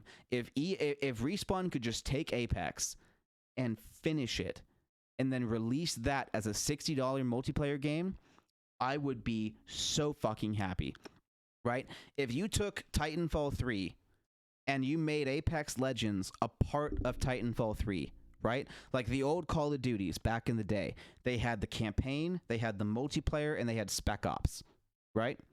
Old school Call of Duty. You took the Battle Royale mode of Apex, finished, polished, done. Spec Ops. Titanfall multiplayer, and maybe a campaign. I could do without the campaign. And release that as a game. Finished. Like what Warzone and COD should have been, but aren't. Right? What Warzone and COD promised versus what you got. And if you could deliver what Warzone and Call of Duty promised instead, maybe I would have actually fucking got that game. But I knew that they weren't going to deliver, so I didn't even try. I played Warzone for free, knew it had balance issues, said peace. Especially once the Battle Pass system got put in, because it was just pay to win. Warzone has been just blatantly pay to win since it fucking came out. And I'm not going to support that. I'm not going to play that. I'm not going to deal with grinding away at games and getting frustrated because it's pay to win and me not spending money on the game, right? I'm not going to do it. If you need to make money off of your game, maybe it shouldn't be free to play, right? Instead of making it free to play and then making me have to pay to win, fuck you. I'm just not going to play your game. But if you finish the game and want me to pay you to play your game, I know it's a weird concept now for most people, but most people like being paid for their effort. So if you wanted me to pay you for your effort so I could play a finished and polished game that wasn't going to fuck me, then I think I would do that. I know that's kind of a weird concept that most people have forgotten, but if that was a thing, I would happily goddamn do it. I can't find that anywhere anymore, but, you know, maybe I'm the weird one. I don't know, man. It's weird as shit. And I wasn't even gonna rant the stream. I was honestly gonna work, and I ended up fucking ranting. Anyway, I need to hit the pause button. I need to take a breath, reset, not do this anymore, and actually get some fucking work done, and also go do a chore real quick. So I will be right back. Thank you for sticking through the rants. If everyone who did, I'm very right though. Okay, yeah. Well, thank you. I appreciate that you agree with me, but also like, I gotta. I gotta stay on task here. This stream isn't like let's bitch about video games. It's Apex open work. So I'll be right back, and we'll take a breath and try to recenter on what we're doing and not get so frustrated at gaming. It's not like this isn't a thing that just happened overnight, right? Like this is something that's been happening, in my opinion, since 2010. So I never accepted it. Am I a dev for Apex? No.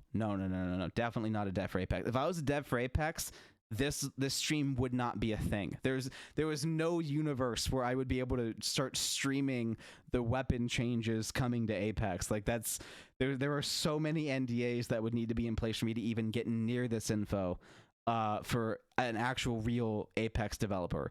So, like, if I ever was an Apex developer, this could not be a thing. I would not get to stream this, right? Then we could have a stream about bitching about the industry. But even then, like, sponsored by EA. So, like, we can shit on Ubisoft all we want, wink, wink. But, like, EA would no longer be a bad guy. So, anyway, yeah, I'll be right back.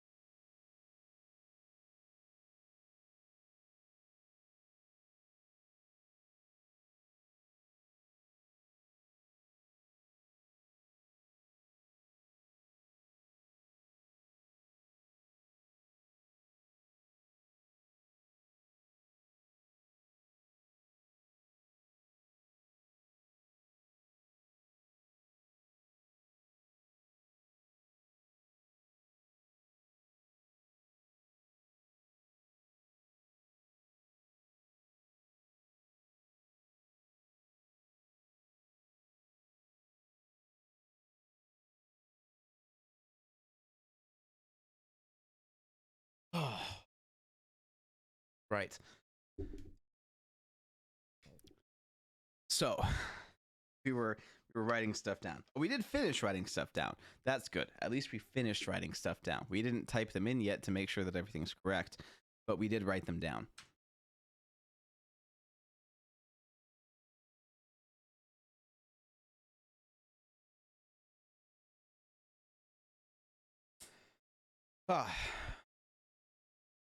Now that we have this written down, that one's actually perfect. Okay. Now we've got the Sentinel. We're going to be double checking. Here, I'll zoom in a little bit, guys. That way you can see more of what I'm doing here. So we can go over these changes real quick. The Sentinel at 100 meters. Wow. Okay. 108.1. Yep, that's totally fine. That's close enough. 174, 240.4. Yeah, those are correct. Okay. So, to recap what this graph means is that this is going off of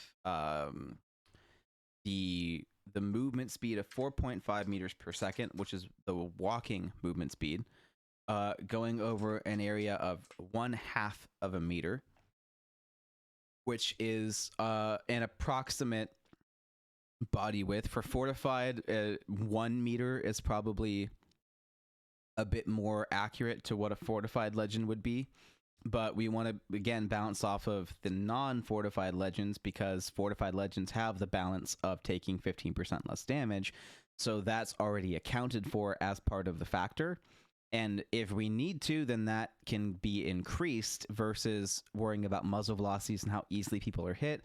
We can take a better look at how much damage that they're taking and maybe even have to increase fortified to like 22% or maybe even 25% because of how much easier they're going to be getting hit at range. So that may need to be a thing. But for the most part, what we want to rely on are the smaller character models. The half a meter for the average, what would be a typical person-sized person is half a meter.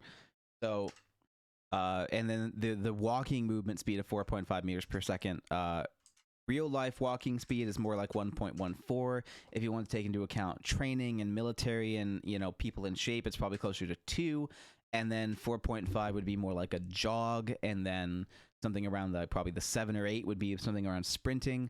Maybe those are kind of approximates that just make sense to my head. Maybe they're wrong, but if we wanted to look at sprinting speed, then it would be a 30% increase to 4.5, which would be 5.85, which we're not really worrying about too much because they're sprinting.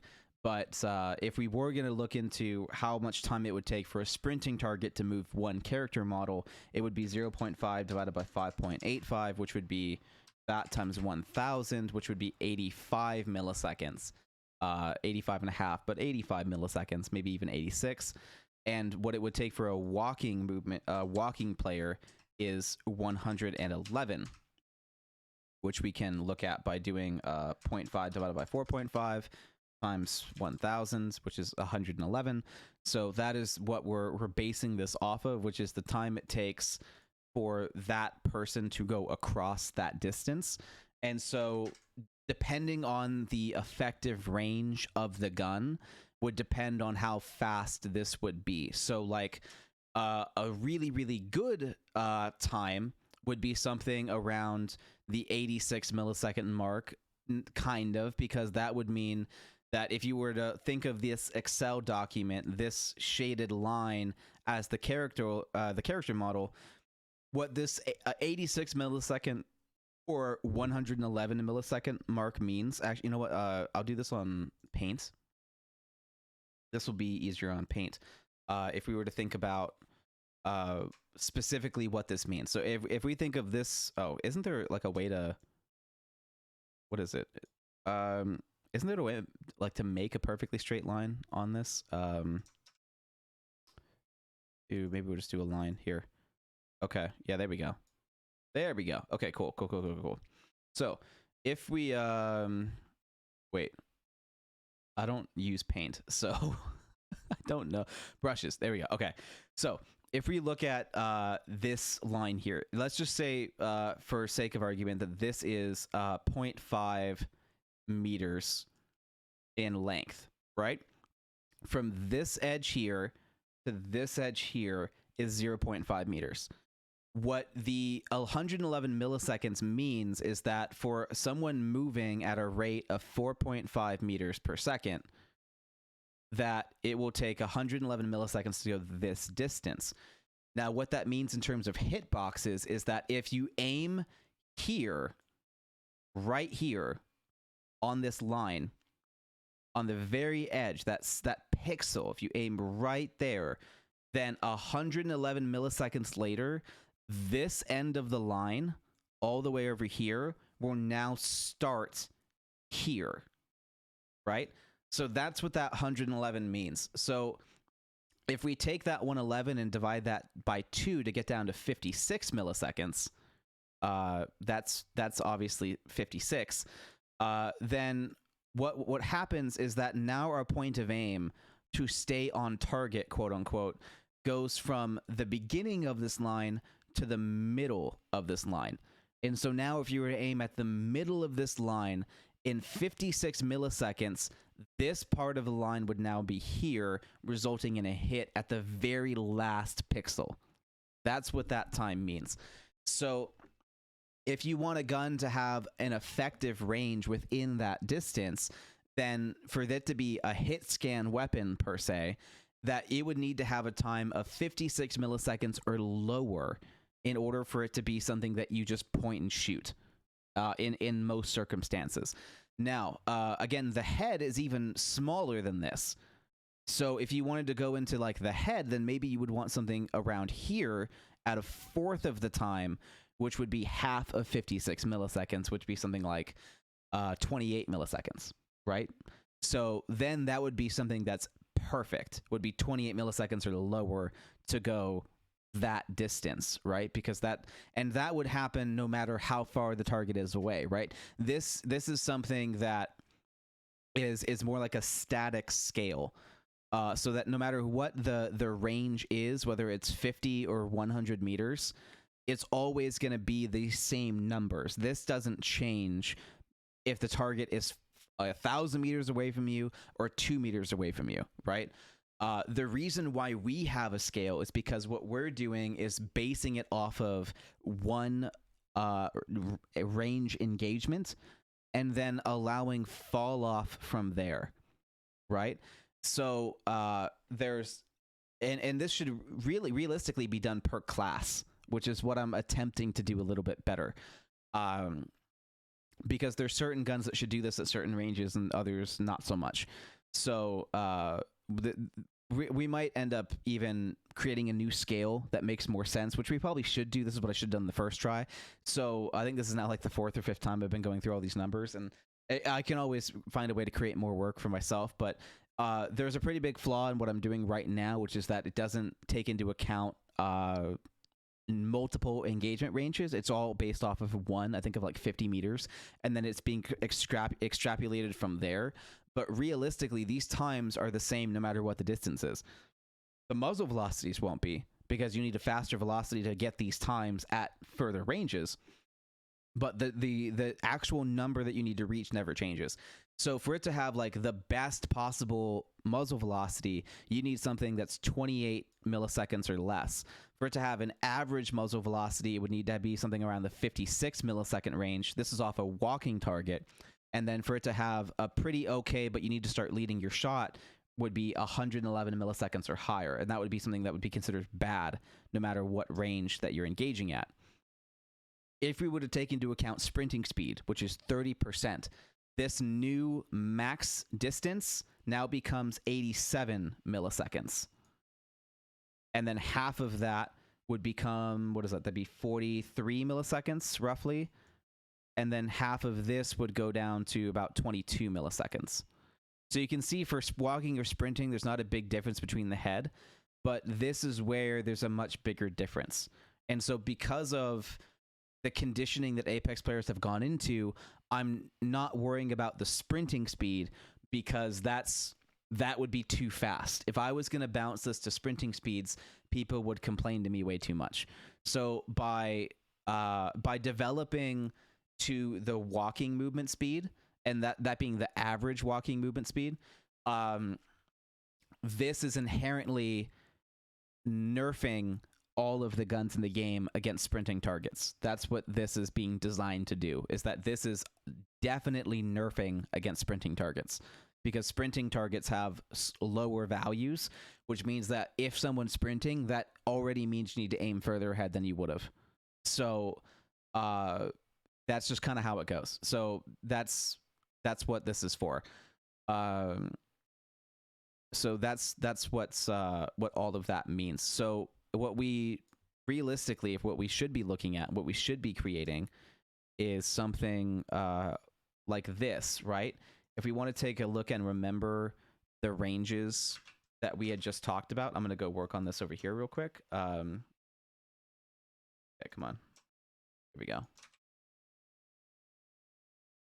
And we take a look at these guys over here, then what we're going to want to remember is that we had 2 sets for oh no, we're not going to worry about the walking and sprinting. We just have the one. So there was 111, there was 56, and there was 28. Those were the really good, awesome numbers. So that's what we need to be looking at, basically, no matter what range this is. But depending on the range of which we want that engagement to be in, depends on how that fall off would need to go. And then depending on the the distance between these fall offs, like it's 20, 25, 10 meters, that would depend on how quickly that decay rate would happen. So that's kind of like what would make the guns feel fantastic overall, no matter what. And so, but that would, again, would be based off of the movement speed of walking. And if I were to develop every gun in the game against those three numbers, even off just the walking movement speed, then a lot of people would complain, because that is significantly faster than what you're currently getting. Right now, the fastest is like 100 milliseconds. That's kind of what you're getting. And that's basically a blanket around every single gun. Like even the really close range guns, the fastest they get is 100 milliseconds. And that's enough where you have to basically lead shots even with an SMG fairly close, you know. And ARs too, same issue. Against a walking target, you'd have to lead your shot, let alone a sprinting one. So for those of you struggling with accuracy in Apex, it's because you're not leading your target. You can't aim at the person and expect to hit them. You have to aim ahead. So there's that. That's a pretty big issue. A second issue is that a sprinting target, the half a meter mark that I'm going off, realistically, I need to develop off of these velocities. One, because 100 milliseconds is a bad time, and that's already what you have. So I do need to develop off of these times. The other issue is that this isn't like the half a meter character width is if they're facing you. You got to move furniture. Be back in 5 minutes. Okay, cool. I'm gonna keep going for people watching the repeat, but otherwise, I'll catch you up if you need to. So the other issue with this is that this is about a character model facing you, not a character model running away from, like, facing you or running away from you. This doesn't talk about characters running perpendicular to you. It doesn't. This is about, it's not their thickness that we're talking about, right? If we were looking at a person that like what those numbers are expressing is off of someone standing like this, facing you. What they're not expressing is someone standing like this, where their arms are out this way and they're looking this way instead of looking at you, right? This width here is less than the half a meter width here. So this isn't even gonna help. Like, even at these numbers that we just talked about, on a sprinting target or walking target, just a walking target that's facing the perpendicular direction to you, going from left to right instead of away or toward, that is already going to cause lead, even if they're just walking. So realistically, to have a meaningful impact on the muzzle velocities, I do need to develop them with those three numbers in mind, and then base that off of the effective ranges that I want those classes to be in. So realistically, like what I've been doing is I've been having one chart for everything, and I need to have one chart per category, one chart per gun type, and that is what will make this perfect, right? But again, I'm worried about the massive buff that would be. And so I did what I did in efforts to calm this down and have these times be lower, so that this is still a huge buff to the Kraber. This is still a huge buff to the Kraber. This is still a huge buff to the Kraber. But it's not going to make it so strong that people decide to shun me online and kind of thing. Like the blowback would be massive. I would likely steal players from Warzone, if we wanted to be honest about this. If I did it this way, if I developed it over here with these three numbers based on range, I would likely start dipping into Battlefield and Call of Duty player bases, especially with the new patch that Warzone just released. Holy shit. Have you seen the dumpster fire of Warzone right now? It's completely broken.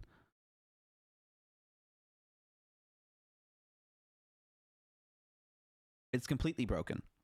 And if Apex had muzzle velocities to compete with Warzone, they'd be stealing players. They'd lose some players too, but they'd be stealing players, and they'd have a more dedicated fan base. Granted, they already have a dedicated fan base, right? They've got dedicated pro players. They've got a great competitive scene now that's really kicking off. Like, there's a lot that they're doing right. Okay, Apex is by no means a dead or dying game, but I do worry about how dedicated Apex fans will be in the next year, because there's a lot of really interesting games coming out that do what they do almost perfectly. And I don't know if I can say the same thing for Apex. I don't think I can take a look and go, for what Apex does, they do at least half of it perfectly.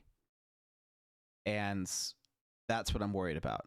I'm worried about Apex not doing enough exactly the way that it needs to compete with the other games that are coming out in this next year. So, although it's still growing and not dying now, it's only June. December is when all the new games stop coming out. Maybe even January or February is when all the new games stop coming out. How it does this time next year is what I'm worried about.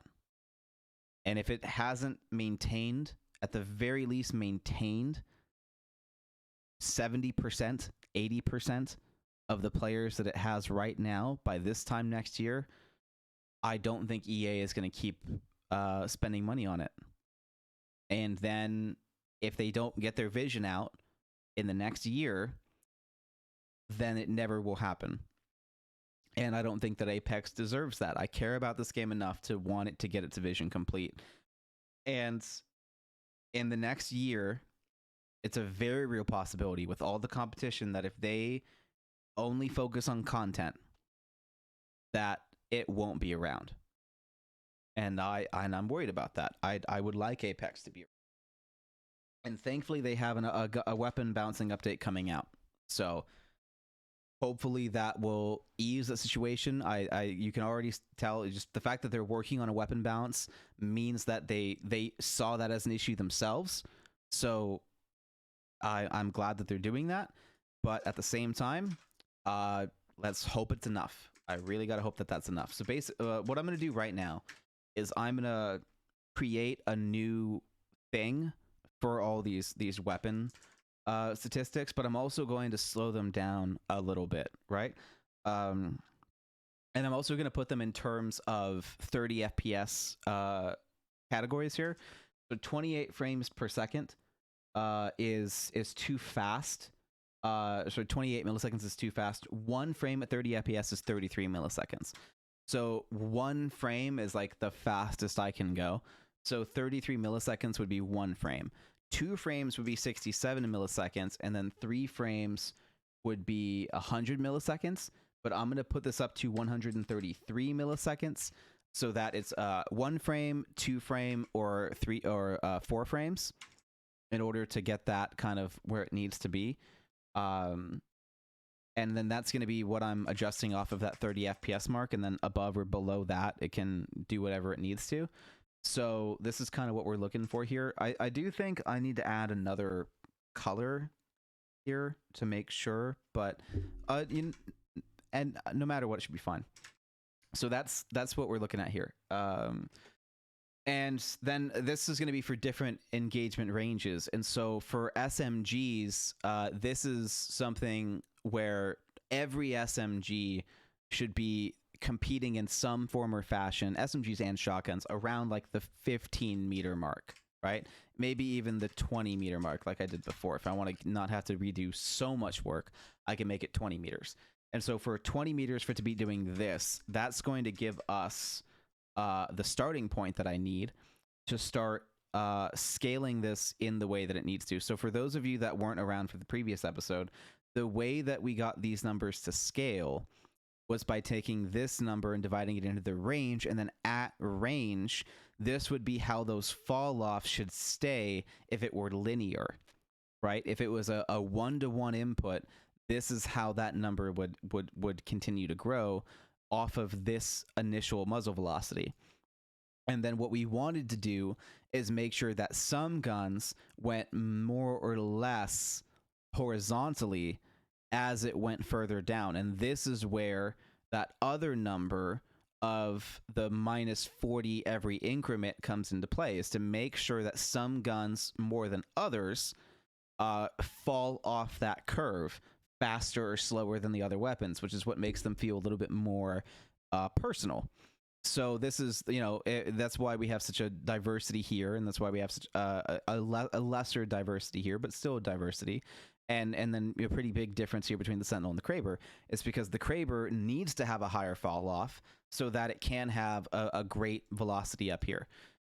And so what we're going to be looking at here is moving into, for SMGs, what this would be. These values for an SMG would be 20 meters. For an AR, it would be 50 meters, right? Maybe even 75 meters.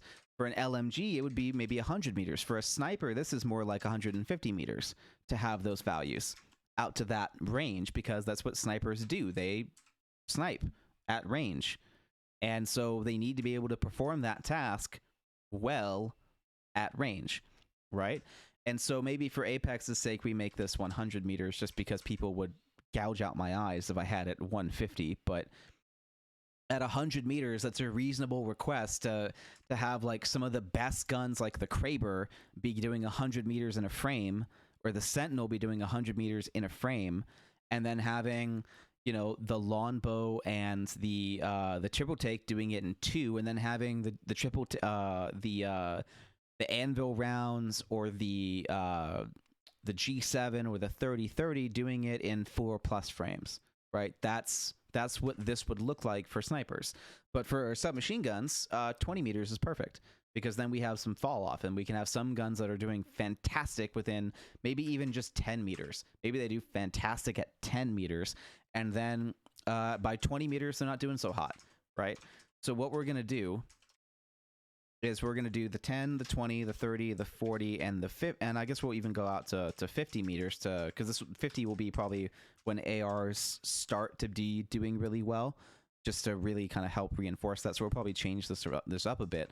But what we want to look at is the ratio from here to here. This is what matters. So at 10 meters, at really well, that would mean that 33. I think we're doing 33 divided by 10 means 3.3 meters per. Sorry, 3.3 milliseconds per meter. So that would be 6.6 milliseconds. That would be this basically. That's because it's every 10 meters. This would be more of a function that we can actually calculate. It would be this times 3. Because that's just kind of how this would go here. And the coloring would need to get fixed again, but that would be how that would go. And then this would just be equal to this times 2, and that would be how that would go. And then this would be equal to that times 4, because this is every 10 increments. 40 meters is probably plenty, because that's already getting really slow. So that'll probably be enough. But just to be safe, we'll do that too, because that is every 10 meters we want that increment to increase. So this is how that would turn out based off of these numbers. And so now this can go in and get turned back into that, and this can go in and get turned back into that. Just got back. We're talking about bullet velocity. Yes, yeah, we're talking about bullet velocity. So what I had done before, which was a mistake, but I thought it was a mistake with a purpose, was going off of these numbers that were basically based off of the 111, the 56, and the 28 basically, but basically 56 was right here. So this was basically the 56, the 111, and then the midway point between that. And then that was based around the 75 meter mark, and then everything else was adjusted for based off of that by taking the 57 and dividing it by 75, which gave me 0.76 milliseconds per meter, which is how 100 meters became 76 milliseconds. And so on and so forth. So this would scale in a linear output. If that velocity just stayed the same, then that's how that would progress based off of that range. And so the right thing to do is to do this by class. And so what we're doing right now is creating cheat sheets for good, bad, and really bad velocities based again off that 111, the 56, and the 28. But these were converted into 30 frame per second increments, so that it would also be good for console players. So 1 frame at 30 is 33 milliseconds, 2 frames is 67, and then this is 4 frames at 133. Instead of going down to 100 frames, there's a little bit of extra wiggle room in there. So that's kind of where we're at right now. And so this would be how we would handle submachine guns, because we would want them to be super effective at 10 meters, kind of effective at 20 meters, and then really not doing great all the way out to 30, 40, 50 meters. And the more I look at those numbers, the more I know that I really don't need the 50 meter mark here. That's just definitely beyond the range for sure. So we don't need to worry about that. And then we're gonna again. So now that we're gonna be moving on to assault rifles, this is now what we're gonna be using. Instead of the 10 meter relationship, we're now doing a 50 meter relationship, which would mean that we would want to deal with a factor of 0.66 instead of 3.3. And so that's what this factor was before, where now every meter that you go, you get 3.3. It would take an extra 3.3 meters per second. It would take an extra 3.3 milliseconds per meter that the bullet traveled, versus what we're doing now, which would now be the 33 divided by 50, which is it's now taking an extra 0.66 milliseconds per meter that it travels. And so that would be the relationship there. And so depending on what we do would depend on what those numbers become. And so right now what we're looking at with ARs is the 50 meter mark, the 75 meter mark, the 100 meter mark, and then the 125 meter mark, because that's kind of the far end of that usage. Like 50 meters is a pretty reasonable request for assault rifles, because that's pretty standard, if not close for what a lot of ARs would do IRL. And 100 meters is definitely like high end. Like that's maybe it's getting some difficulty for sure, but like it's by no means horrible. And then 125 is you're having a damn good struggle here. But the main thing is that the 50 meter comfort zone is what we want to make sure that we're dealing with here, and then kind of going from there. So if we have a 0.66 meter per second fall off, then this would be equal to that plus 25 times 0.66. And so that would be how we get to 50. And so we can double check that by doing this. Instead, 75 times 0.66 would just be 49.5, which is being rounded up to 50. So now we know that equation works. And so this can just keep going all the way down like that, and then we should be able to double check this and get close results of 125 times 0.66 would be 82.5. So 83 is more than satisfactory for that. And so we would just do the same thing there and there, and do there, and then just like that. And that would let us know what would be, an average velocity at 100 meters, which is apparently going to be 100, things. And so we want to keep in mind that we're looking at the same values here of what would be based off the movement speed of Apex, what would be requiring the bare like. So all of these values here are going to require lead. This value already inherently requires lead, because you'd have to be aiming perfectly on the edge. Like if you're more than a pixel off, you're going to miss. So this already requires lead. This requires almost no lead, like you probably won't notice it. This is like headshot, like this is definitely going to hit, like you can aim for the head while they're walking and you're gonna hit that shot no matter where you aim. Basically, that's kind of what this numbers is suggesting. Now, that number doesn't magically turn into 66 at 20 meters, right? Again, like we noticed, like we talked about, is that this one frame 33 is still going to be the same thing that happens. Like it, just because it goes up to 99 at 30 meters doesn't mean that you won't have to lead your target.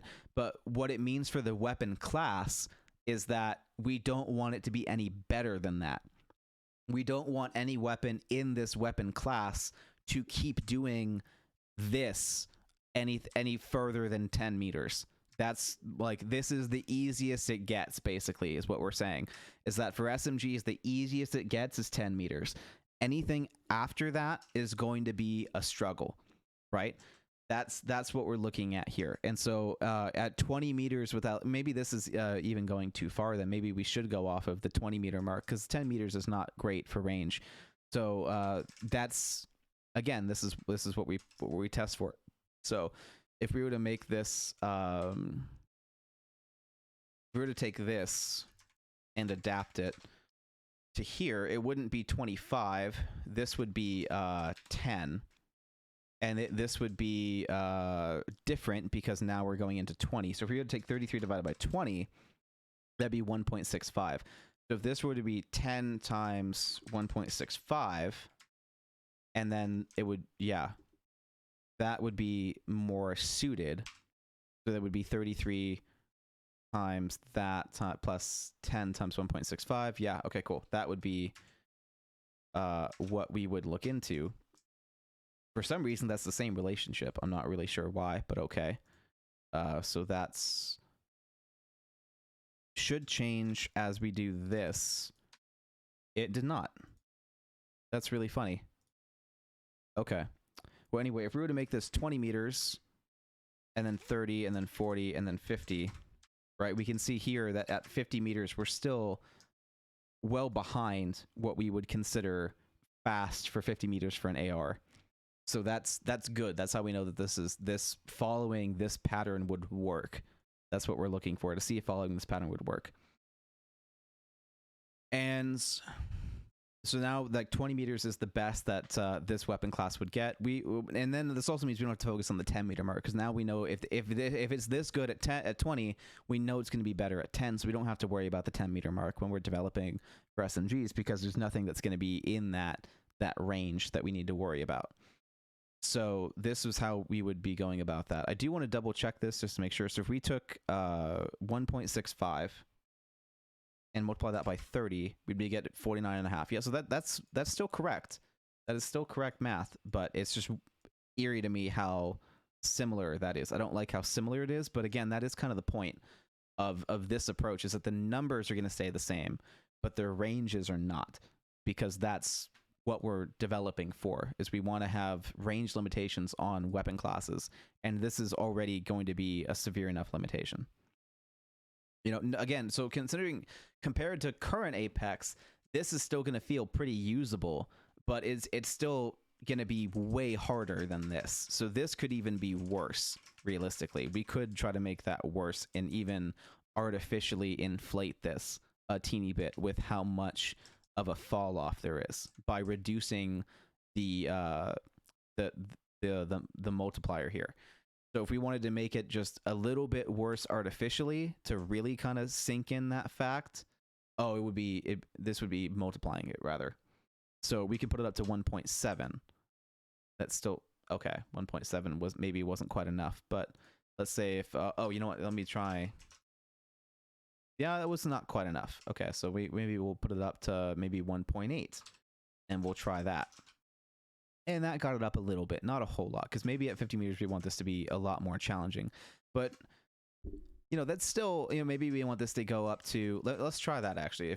If this whole thing went up to if this one all went up to 1.8, that might be enough to really, yeah, that's already, I think I'm liking that.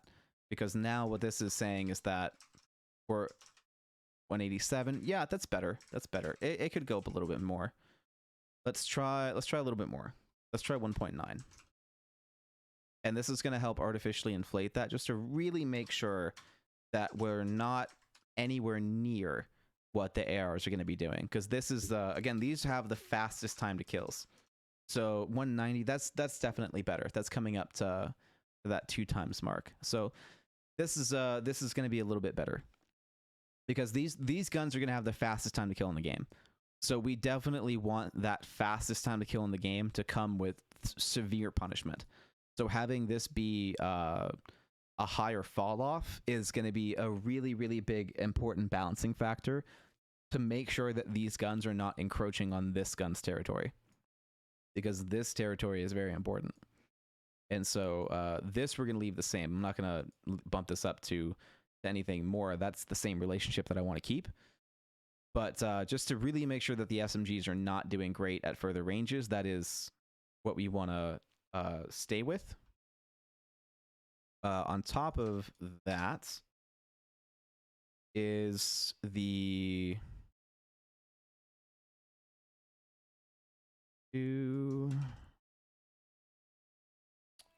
next set that we want to discuss is going to be LMGs. Because this is going to be its own category. So this would be just assault rifles. This is SMGs and shotguns. This would be LMGs and borderline DMRs. I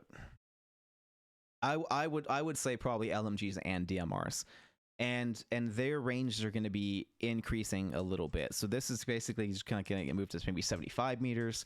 This would go up to 100. This would go to 125, and then this would end up going to about 150. We could change this a little bit more. It's going to be hard. The more that we divert from this, the harder it's going to be to compare them. It's just going to be extra math, which is going to be kind of annoying. So staying around the same increments is going to be pretty helpful. But this is inherently going to be annoying. But we could, yeah. Otherwise, it's going by 5, and then that's too weird. So that one's gonna have to stay. That one needs to stay. This one could be a little bit different. This one we could go by 20s. We could do like 60. We could do 80. We could do 100. We could do 120. But that's not quite far enough.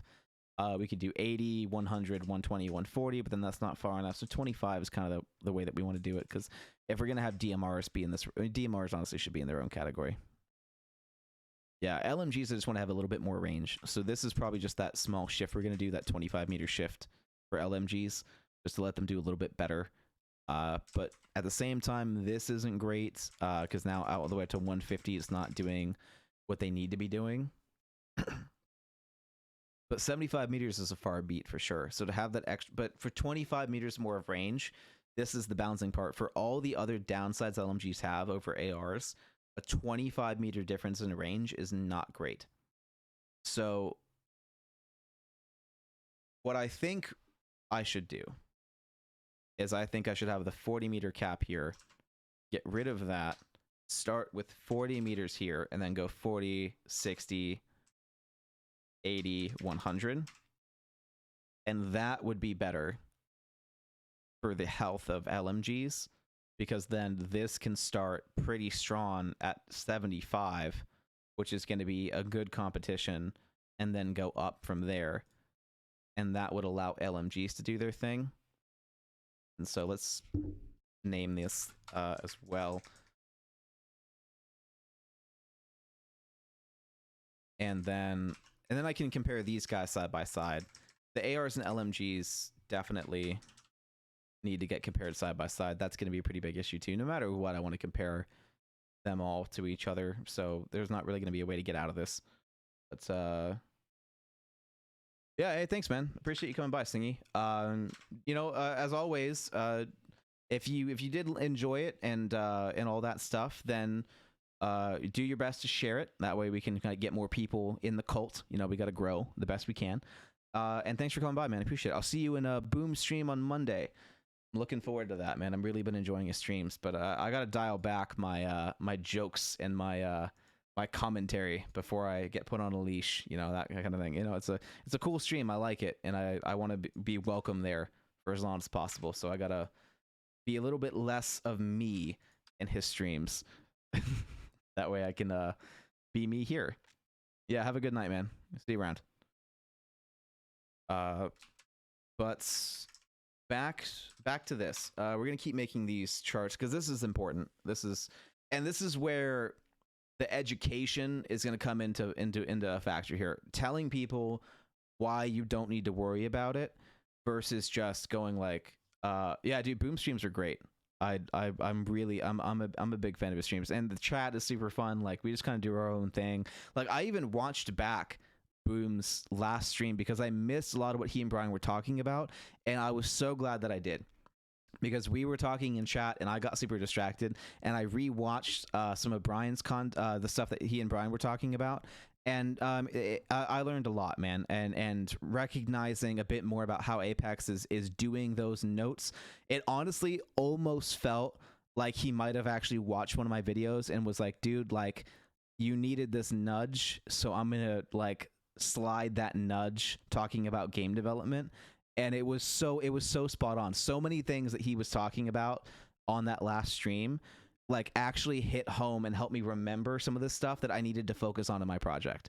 Like, it was eerie, man. Like, I don't want to get all egotistical and go, that was for me, but like, fuck, it was accurate. Like, it was really cool. And so I was really glad I went back and watched that stream, because the first couple hours they talked about game development, and it was nice to get to focus on that while I was working. And it definitely helped me remember to do this. You know, this is something that I remember to do off what he talked about. You know, good design has purpose, and I didn't put enough purpose in my muzzle velocities, which is why they never felt right. I spent a lot of time wrestling with this and trying to get them to feel right, and it's because I didn't remember the purpose. I wasn't focusing on making sure that this all had a design and a plan, and I got too wide angled with it. I got too let's just get this done. I started focusing on this like it wasn't as big of a deal. Like, the time to kills would already be a big enough savior for Apex that the muzzle velocities, anything would have been an improvement. And I need to take the time to do it right. And that's what this is. I need to do this part right too. So anyway, see you later.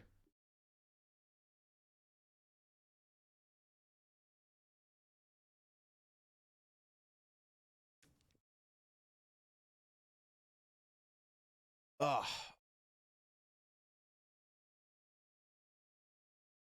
Ants. Let's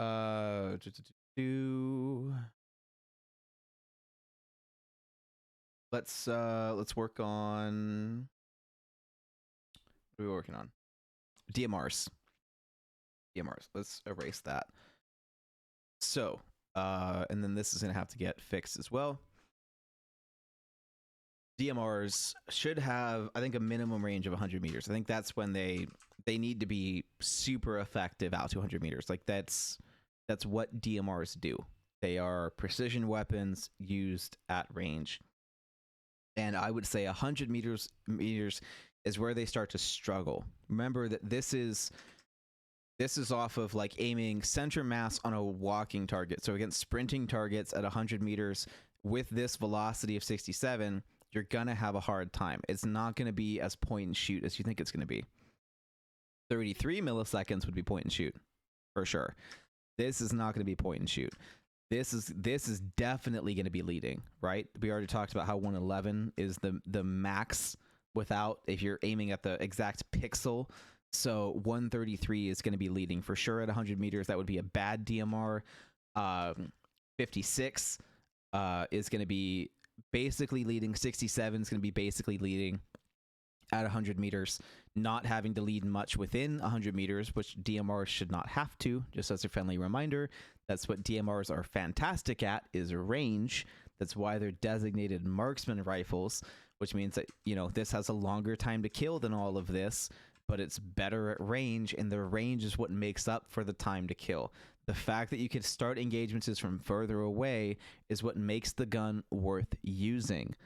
Okay, it having a long time to kill but shit velocity doesn't help the person using the DMR, and then it's not part of the meta. So if you wanted the DMRs to have slow velocity, they need to have fast time to kills. And if you're getting your ass kicked with a longbow from 25 meters away, I don't think you're going to think that's as fun as getting picked off by some dude who earned it by being good from 100 meters away, right? Like, do you want a full auto longbow that has a 30-meter range? I can give you that. I can work those numbers in, but this is the sacrifice that you make. If DMRs are going to be in the game, right, they need to do this well. This is what DMRs do. They need to do it well or they need to leave. If you want a game with no DMRs and no snipers and just LMGs, ARs, and SMGs, we can make that game, right? But if you want to have DMRs, if you want to have snipers, they need to have a purpose. They need to have a use. And right now in Apex, they just don't. They have the long time to kills, but they have none of the benefits. They don't have any capability at range to actually handle and deal with targets. And with the movement legend, the movement meta in the game, this is a big cause of that. Having high velocity guns at high time. Oh my god.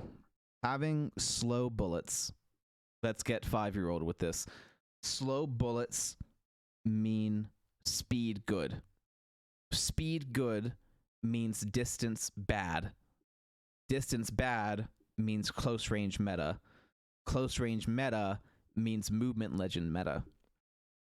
If you want a fair meta for all legends, especially in the pro scene, you need to have faster velocities. To one, nerf movement legends. You don't have to nerf the character, buff your bullets. Okay? You've already seen how when people lead Octane correctly on a jump pad, that he gets fucking wrecked. Okay? If you have faster bullets, that gets a hell of a lot easier. Right? Especially at close range, which means Octane's jump pad up close won't be great. Which is totally fine.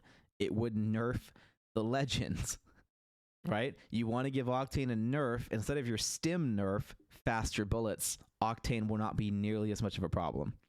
Right? Same thing with Horizon when she uses her Q. When it ripped her up that fast that people couldn't keep up. They'd be aiming at her and missing because the vertical movement speed was so fast that they'd miss because they didn't lead 3 inches above her head to hit her in the chest. Right? So faster bullets nerfs Horizon. Faster bullets nerfs Pathfinder on his grapple. Faster bullets is going to nerf Valkyrie when she's using her ultimate or when she's using her jetpack. Not that she really needs it, but you know, that's the premises of this. You know, if you want to give defensive legends a shot, then let them engage at range, punish movement legends up close to force them to stay back or force them to be better. You know, like the fact of the matter is that with how slow the bullets are and how quick people can move, is that at range there's nothing anyone can do about them padding on you, right? And then it's up to who can win up close and who's better up close. But what could be a thing with faster bullets is that you could stop the push much more frequently before it happened. And this is why snipers don't have a place. It is so hard for snipers to stop a push that there's no point in using them. Because by the time that you attempt to stop that push, that they're already close enough where they could push you in the first place, right? Like, snipers can work at like 75 meters. You know, they can be fairly reliable there.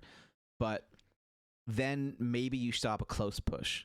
But what I want snipers to do, what I want DMRs to do, is stop the idea of a push. I want those snipers to be effective enough at ranges so that they can not only be a valid play style, but they can be a hard counter to movement legends and make them already want to go a different way, right? For them to either have to be able to outmaneuver the fuck out of me, or if they don't, if they can't close that gap well enough, especially with the whole team, that they have to pick a new route. And that I'm not just like some obstacle in their path that they can run up to and knock over, but that they have to have the ability to stop me from knocking them over in the first place, which is where defensive legends are going to come into play. Friendly reminder that none of the DMRs or snipers are going to have the DPS output to deal with a rampart. A rampart can be shot at, sniped, put down a wall, and there's nothing that person can do about it because it's so far away and there's so much damage and there's so much damage that needs to get done on a DPS that these guns are not equipped to put out, that she can put down a wall and get full coverage without it being destroyed, right? What would counter that? the LMG. That's why LMGs have more range, right? LMGs have more range to help deal with some ramparts in mid-range engagements, and even then, maybe even be able to do some stuff at long range. But you're going to be dealing with drop, you're going to be dealing with recoil, you're going to be dealing with longer muzzle velocities. If she's moving, she's going to get away just fine. Like, that's the kind of thing that we're getting into now. That's the ability that the meta can have, is that you know, a Gibraltar can put up his gun shield and crouch after getting hit and put a shot back and make you think twice about staying hard scoped in the open, right? Like, there's a lot more dynamic situations that can happen with faster muzzle velocities, and this is why I want that to happen. That's why it's so important. It's because this needs to be a thing. Anyway, so snipers, again, I think that these guys, especially like designated actual snipers, should have amazing ranges out to 150. Absolutely, which means these guys end at 150, which also means what for in here? Or maybe this goes, maybe we do 100, we do 120, we do 140, and we do 160, and then these guys pick up at 150. And, you know, then this ends close to, this needs to be longer for sure, because there's no way this ends right there. So around, this would be probably like 300 meters, like right there. If not down here, 300. And then this could be 250. No, that would be able to be 250. But what do we got here? We've got 1, 2, 3, 4. Yeah, so 1, 2, 3, 4, 5, 6. 150 gap. 150 point gap with 6 different things. That should be 30. 25. Every 25 meters.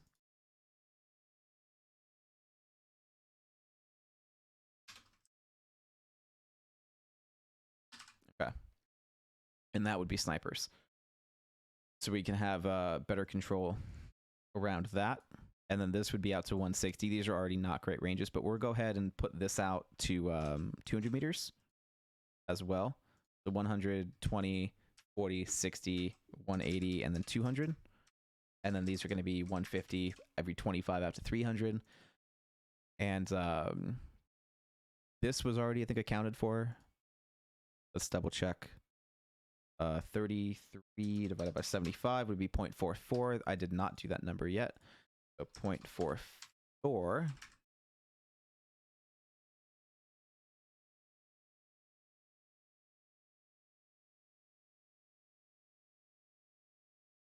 Yeah, so that would be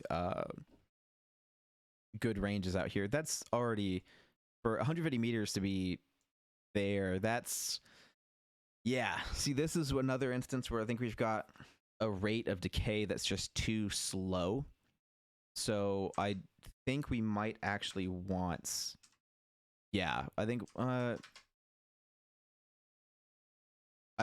we actually want that 0.66 rate of decay. I think we do, because that's a 150 that's starting to be pretty bad. Because 150 is going to be like the limit of that engagement range for sure, and so we might even need a bigger decay here than 0.66. I think we do want a bigger decay than just that. Oh, but and this is still but times 25, which is good. That's still times 25. But I think what we're gonna do is put that up to 0.8. I think that is where this needs to go to help that rate of decay be, yeah. See, that's already feeling a lot better. So let's try 0.8. And again, this is diverging from the math a little bit, right? But this is the steps I need to take to help keep Apex feeling more like Apex, right? If Apex suddenly had LMGs that were fairly competitive out to, 100, 125 meters, or even 150 meters, a lot of people would not be having a good time. So I want to make sure that even for what would be considered the best at 150, it's still fairly hard to do. And this is where the rate of decay is going to come into play. Or we can even, yeah. Anyway, it's mainly just going to be the rate of decay. It's mainly just going to be that rate of decay. And I think even 0.9 might be, 0.9 I think is where we need to end up. And we can take a look at the graphs and double check and look at those numbers. But for average to be around 135, that's going to be pretty reasonable, I think. And for bad to be 201, that's almost double. That's not bad. We could mess with the ranges a bit. I think maybe we do put this to 60, 80, 100, and then 120. I think that might be better because now what we're looking at is by 150, it being even worse if we were to go down all the way to 140. And 140 is a pretty far piece. And now for 140 to be all the way over there is pretty good. This would need to go down to 20, though, to have that be completely accurate. And that's better, for sure. That's better.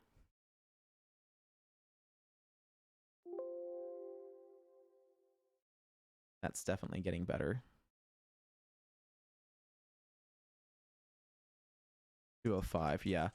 And I think maybe we end up putting that to 0.95 and see how that works out. That's a little bit better, but not quite. But for this to already be double by that 20 meters, that's already, you know, that's already a pretty big nerf there. So this may not, you know, like that's probably 0.9 is probably already good because that's already going to end up registering on the second frame. This would end up registering on like the second frame. That would be the third frame. That would be the third frame, and I think that's probably okay. For that. In fact, we could even reduce this. Even no, we couldn't go any closer because that's not a big enough increase. But by 80, that's already. Ha. Yeah. Oh, but that would be more like 100 though, because that's gaining 20 every. What is the multiplier in this? This is 0.66. Okay. So I think it's the ARs that need to be worse. I think that's kind of what it's going to come down to. And that's actually even being multiplied by 25. That's already wrong. So I think if we did 20 and points, like maybe 1.05 for the ARs, that would be the better route to go.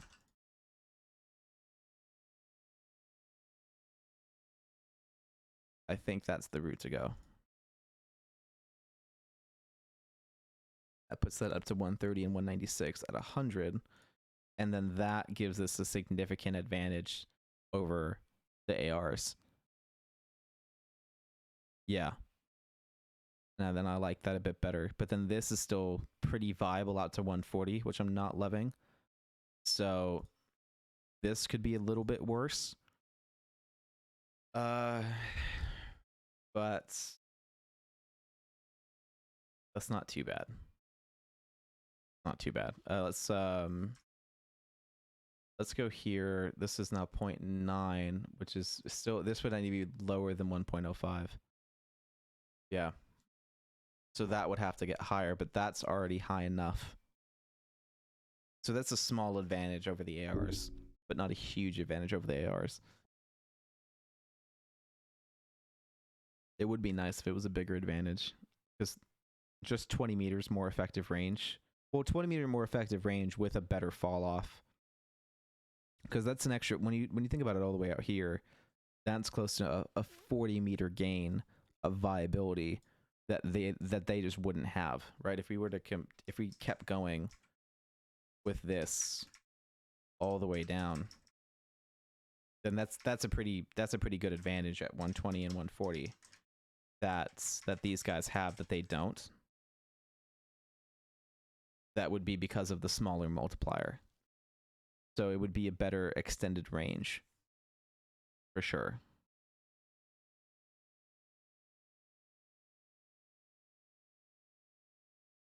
Which you could argue would be the need for a higher multiplier to allow that extended range to be closer.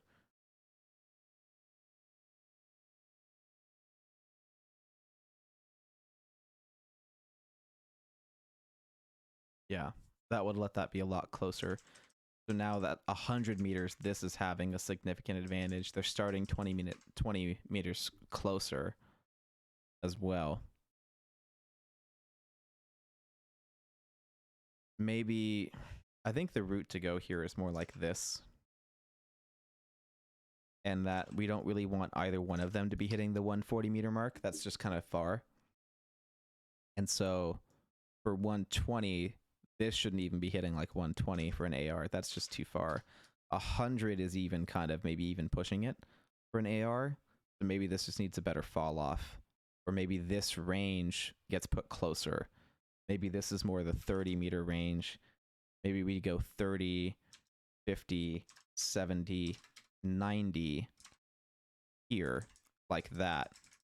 And then reasonable out to 90. Yeah.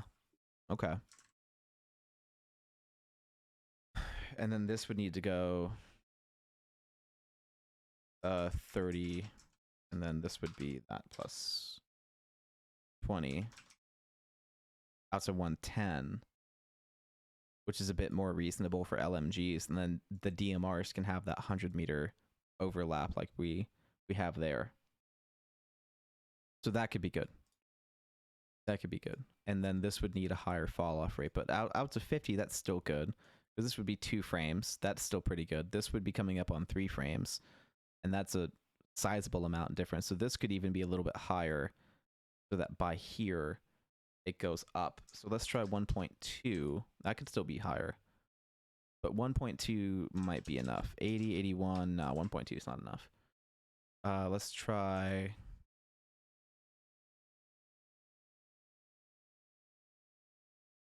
Let's try a 1.4. Yeah, that's getting there. 117. Yeah, that's getting there. That's a 90. Yeah, that could work. That could work.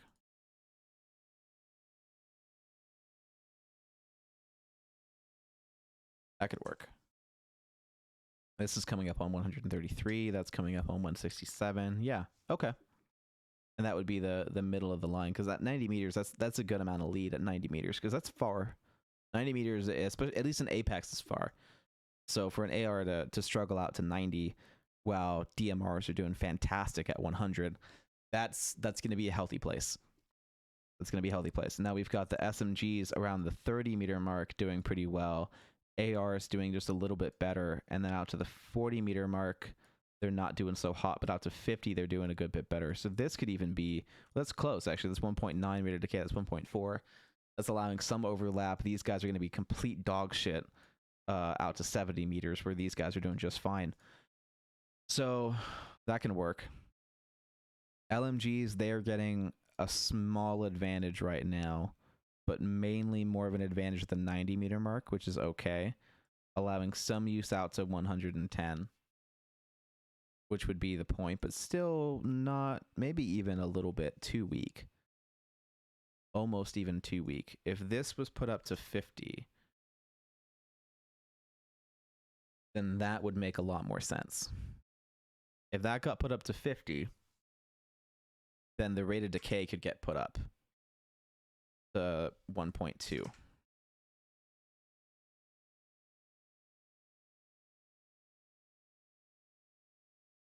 If the rate of decay got put up, then that helps this get much worse.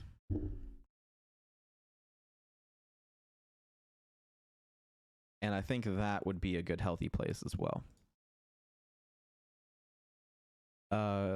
This is probably one of the hardest things to do on paper, because this is something that you just have to feel. This is something that you just use, and it's either something that has a predictable enough curve that you can learn it, or it's something that feels random as all hell. And that's something that Battlefield 1 did very well, in my opinion, is the predictability and the how easy it was to learn all of the sniper rifles velocities. It took maybe 4 or 5 games for me to dial in how fast those bullets were going. It was super fucking easy. And I think I would likely attribute that to, I would assume no rate of decay.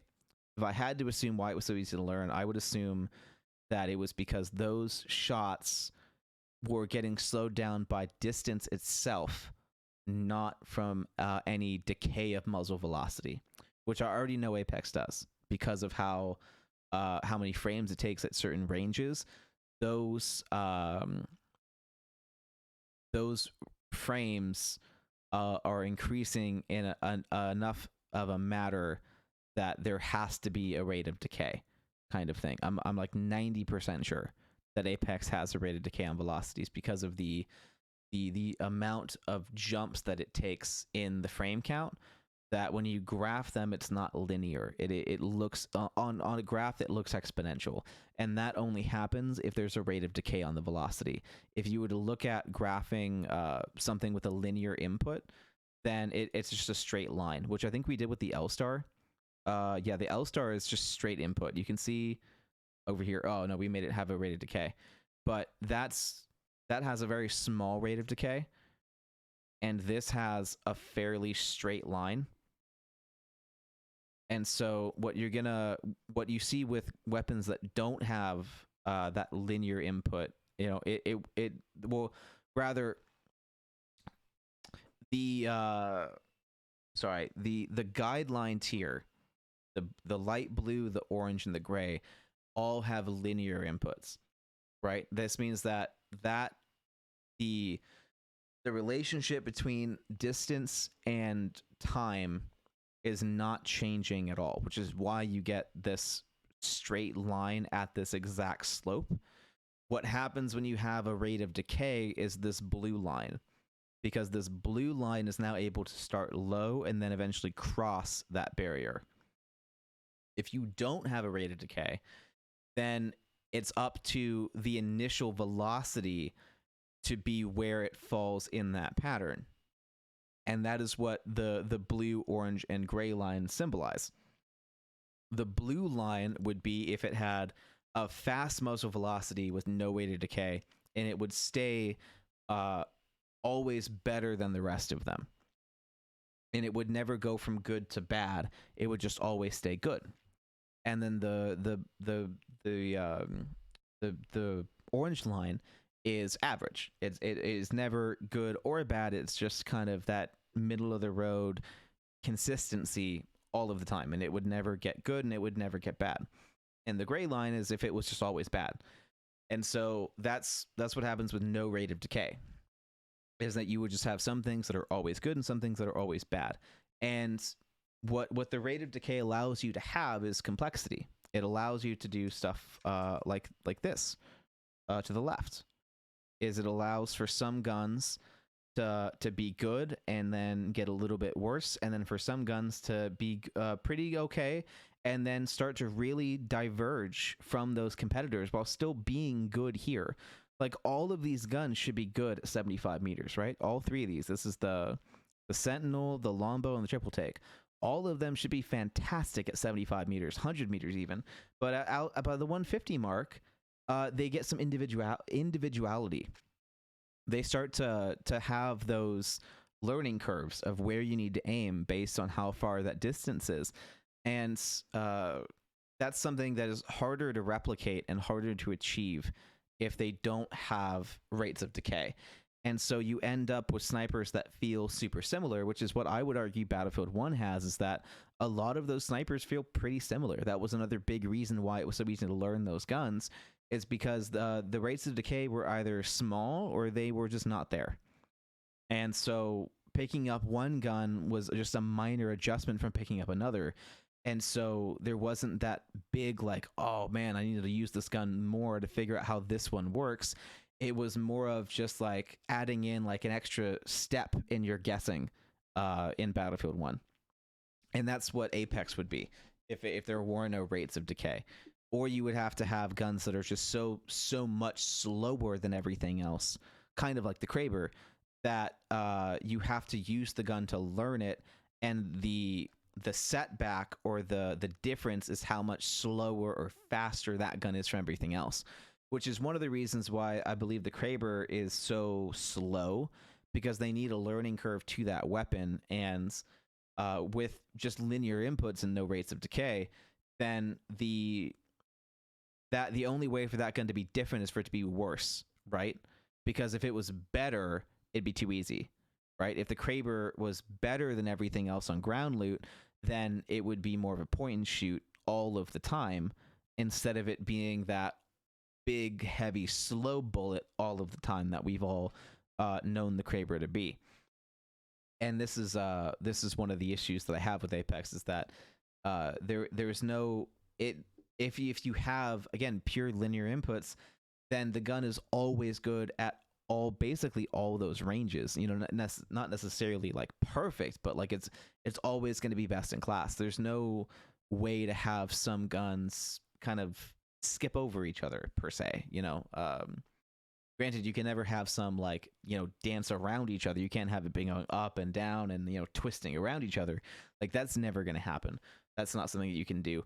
But what it does let you do is get more difference between them. You know, like between the Longbow and the Kraber that I have, the Sentinel rather, here, is that the Sentinel and the Longbow are noticeably different at these ranges because of that rate of decay. And granted, these are going to change. This is old numbers, but this is just going to show that point even more.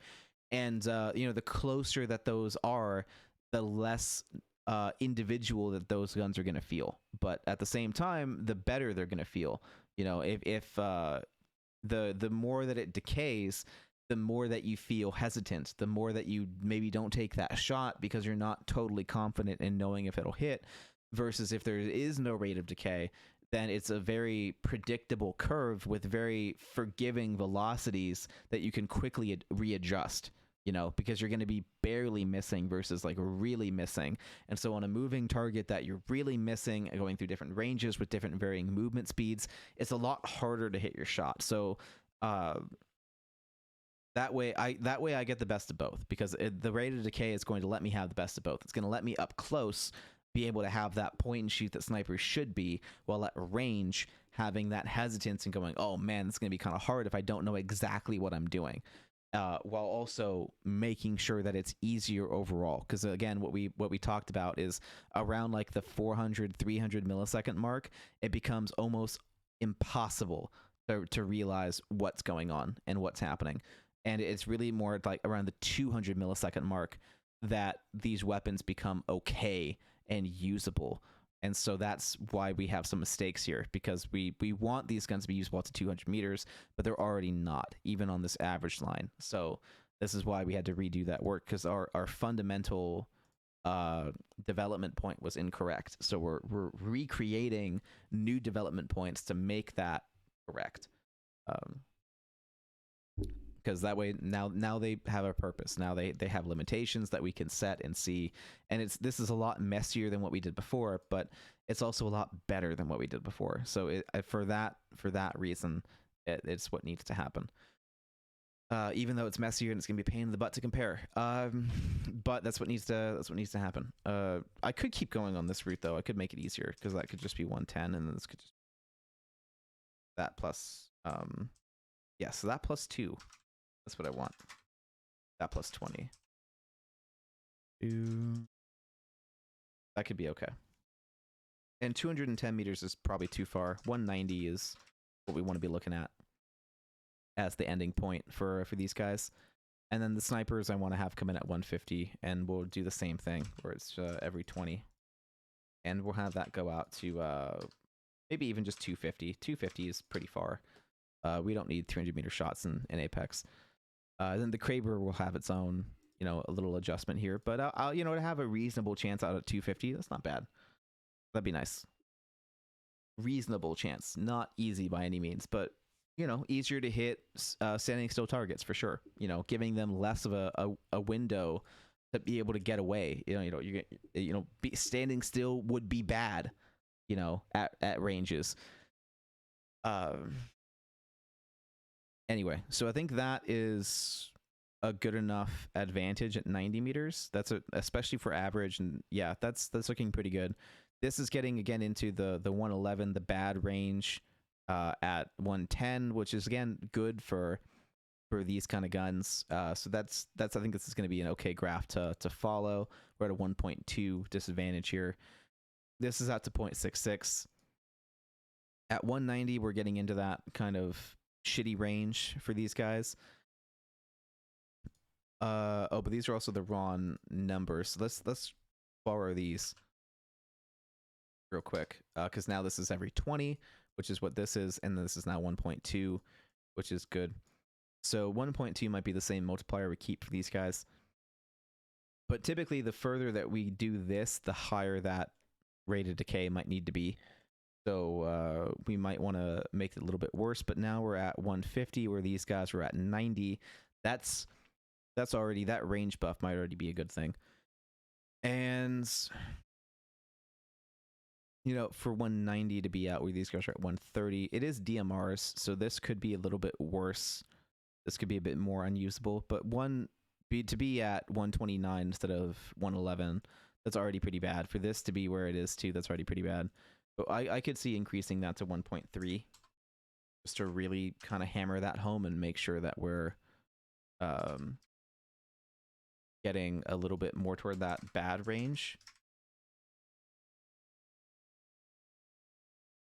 Especially if we're average to be a bit higher at 171, that's gonna be good. Yeah, so I think that'll do. These guys are gonna go here, and every 20. Yep, at 1.2, maybe not 1.2, 250 to be at. Yeah, that's honestly probably a good thing. That's a long minute. You know, I could see putting this down to like maybe 1.05, 117 at 230. That's still really good for 230 meters for it to be just barely leading. That's, oh, you know, when you say it like that, to be at 230 meters and barely leading, that on a walking target, on a moving target, sprinting target, you are leading for sure, but it's not a huge lead. It's maybe a character model. So yeah, that could have a steeper penalty for sure. That maybe even at the good range at 250, we're not doing too hot.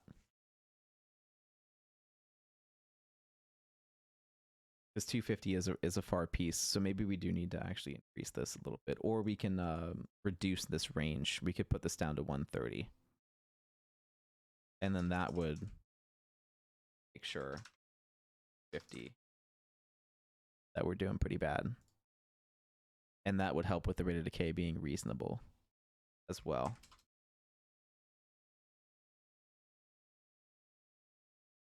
Yeah, I think that could work. Because this is now 200 meters is now that full player model.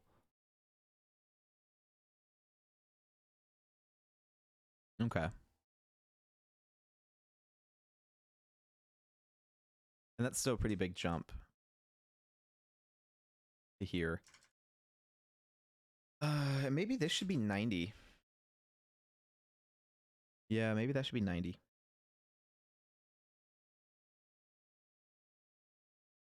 And 30. Yeah, that's still a super good buff. Yeah, that's fine. Maybe that should be 90. This can go to 130. Yeah, that's much better. And then this can go back up 1.15. That should be no, not really. Yeah, I guess we just need.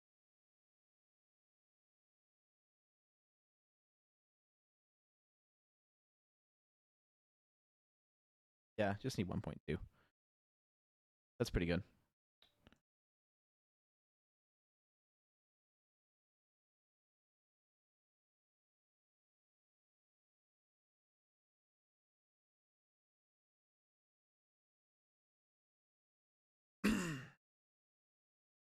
Anyway, what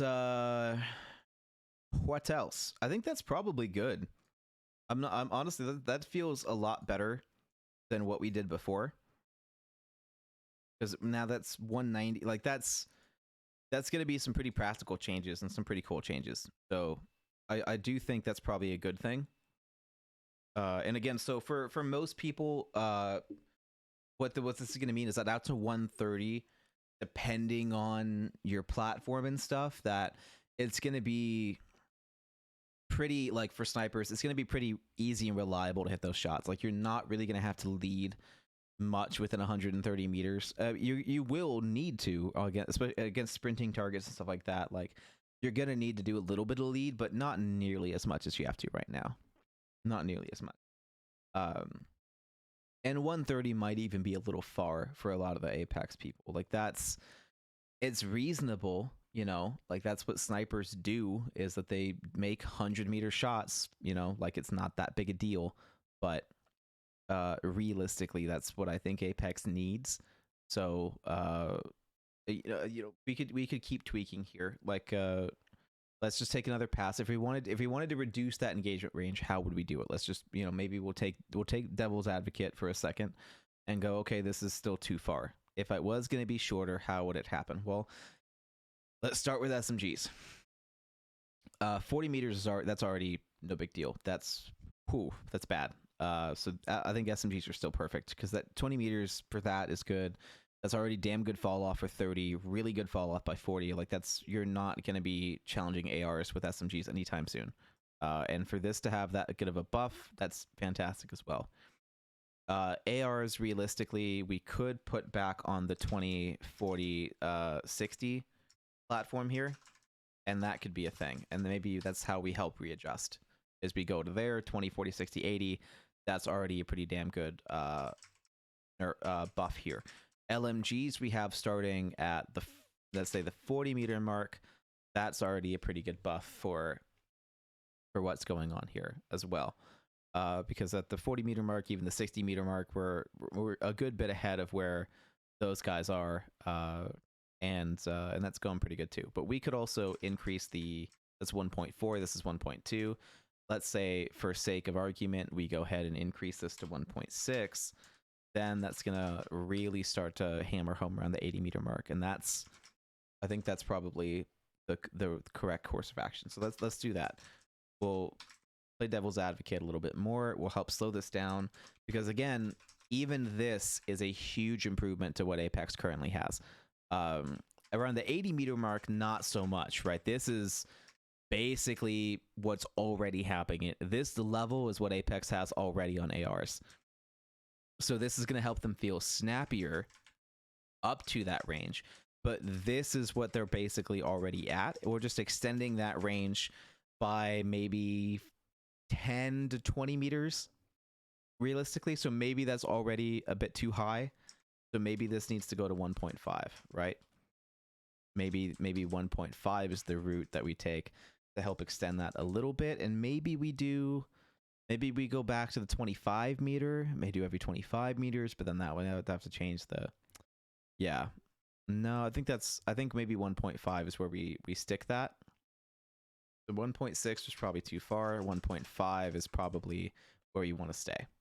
So that a bad AR is around the 200 millisecond mark, which is where it already kind of is. This may even be reducing the range of ARs, which isn't necessarily a bad thing. But they're definitely having an improvement over SMGs at the 40-meter mark. They're getting definite use out to the 60-80 meter, out to the 60-meter mark, which isn't quite, you know, like this is getting pretty bad, but not unusable, but pretty bad. And they would continue to do worse if we looked at the 100-meter mark, because 100-meter we want them completely unusable, and this is definitely making them almost unusable out to 100 meters. So that's probably a good thing. LMGs, we want to have a bit more range, and we would like them to be maybe, you know, this is already a pretty good adjustment here. This is giving LMGs a good amount more range than the ARs. I mean, if for them to be doing this much better out to 20 meters further, that's already a pretty good sign.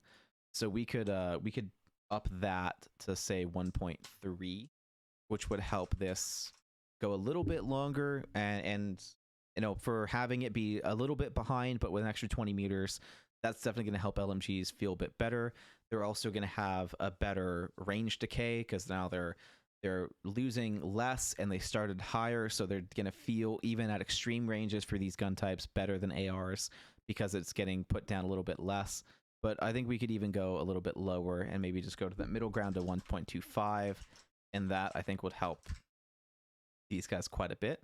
The other thing that we could do is we could keep the 1.5 multiplier like we did here. We could keep that, and then we could just put this up to 60. And that would really help LMGs have that bigger, longer range feeling, while keeping them basically useless out to 140, which is good, keeping them mildly useful out to 120, which is what we wanted, and going on with that. So that's, I think that 1.5 multiplier, that's a 1.9. That 1.5 is doing a pretty damn good job of doing what we want it to do for these guns. So we might even just keep that going, because this is at 1.2. If we were to play devil's advocate and keep going and move that up to a 1.5, what would that look like for us here? Well, we're back on the 60, 80, 100 now, so we could put this to 100 meters for sure. And that would give us much better utilitarian use out compared to LMGs at 120.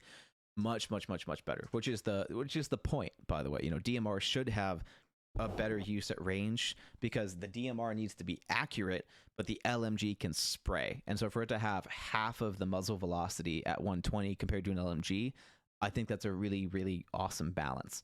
The main issue that I'm seeing here is that it's still too effective at 180 meters. That's not quite, but you know, again, if this was to go all the way to 200, then that's going to be pretty damn high. So around the 150, it's still pretty usable. That's honestly this might be fine. So again, it's going to come down to playtesting. Is playtesting this going to work out the way that it's supposed to, or not? And that's the thing that we're having a hard time trying to figure out. But that 1.5 rate of decay every 20 meters is really working out. I think I'm really enjoying where that's going. So this might even be even better than what we just did. And now moving on to here, the SRs, where do we want to have that falling into play, and how much faster should these guys be? Well, probably the 140 mark to be doing, you know, significantly better out to 140 meters. That it's worth the longer TTK. Again, the further we go to the right, the longer the time to kill is. And so to be worth that longer time to kill, to get an extra 40 meters off of these guns, is going to be a pretty big deal. And these guns are going to go for a lot further than everything else, because this is going to be going out to, like, again, that 250 engagement range where we want them to be fairly useful. And that's about double, but it could be a little bit more forgiving. And so I think if we went for the 1.35 route here, that would really help that still be around the 200 mark, but also, again, around that 180 mark, significant difference between DMRs at 180 and snipers at 180. Significant difference. And that is where we want that to really shine. And this would likely be close to half at 200 meters. That's pretty good. But we could also decrease this down to 120 for that reduced rate. And now at 180, it's still significant. 200 would still be significant. 220, 240, and now, you know, that's probably an even better spot too. And we could even reduce that down to like a 1.3 as well. That's a 1.33. We put that down to 1.3, then that would help it be even better, while still by that next placement mark still hitting that 200 mark, which is what we want. So I think that might be the route for the snipers as well, is to let them do that 120, just to break form a little bit too, because this is from plus 40, plus 40, plus 40, and then just that plus 20 with a slightly better reduction rate, so that it's they're usable at range as well. And I think that might be ideal, what we're trying to accomplish here. And again, so then the average at 240 is still hitting that 200 mark. I think overall that's going to be pretty good, and that's going to be a good tool to balance. And yeah, I mean, like, to the body, for it being 200 at 220, that's still going to be a lot faster than what we have currently. 200 meters right now in Apex is around the 333 to the 400 millisecond mark. So for that to basically get cut in half is going to be good. And that's roughly what I wanted to do. I roughly wanted to cut stuff in half. And this, I think, is going to allow that to happen. I think getting this stuff cut in half like this is what's going to allow that to be a thing and happen. So that's going to be good. That's going to be good. And now I think we can take these guys that we made and have these templates and move that into our development and get rid of this dinosaur there and redo what we did. God, I love making work for myself, man. It's fucking perfect. And get back into this and develop this again and redo some of these forms, because this is what we're looking for here around that mark. So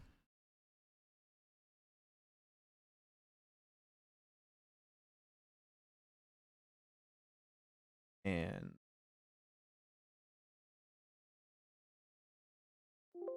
nope, yeah, thank you. I don't want you to do that to merge cell.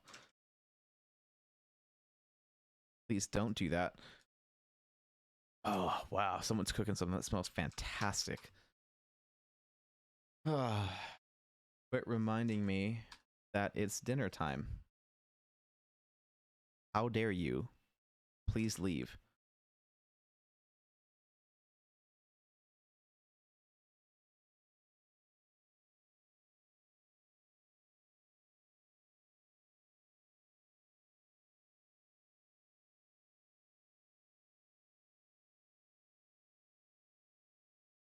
There we go. That should take care of that. And now we want to get into this. So the shotguns are going to be the exception. Now we know what we're looking for here.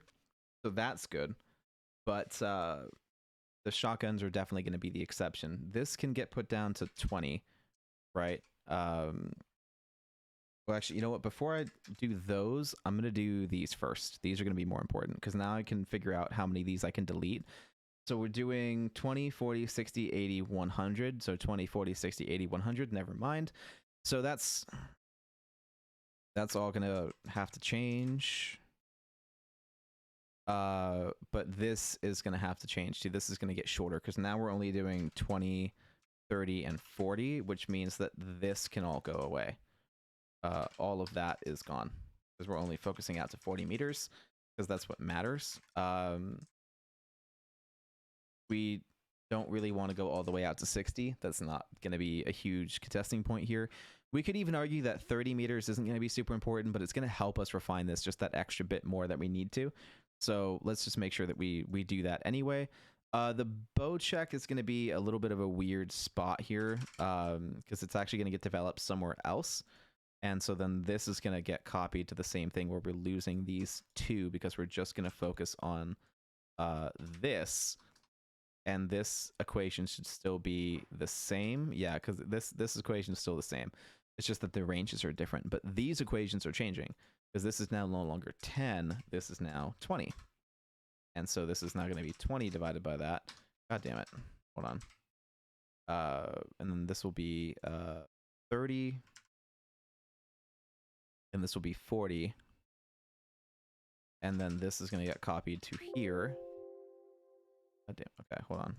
Copy, paste. This is going to get colored there. And then that goes to there like that. And delete that. And now everything should be on the right track. These are actually too slow now, which is interesting. So those need to get fixed.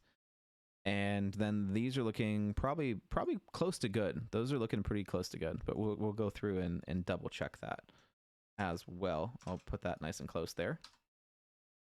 And then this is now going to be 20, 40, 60, 80.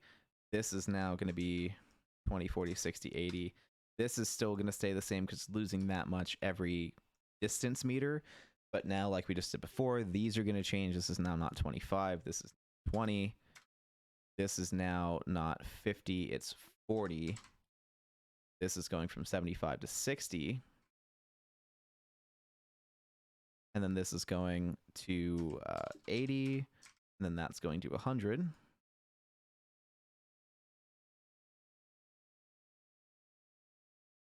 And then this needs to get colored. And then, oh, no, yeah, don't do that then.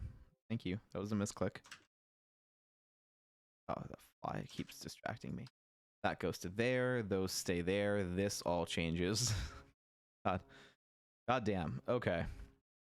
And then these guys were looking for DMRs, which is going to include the anvil rounds, by the way.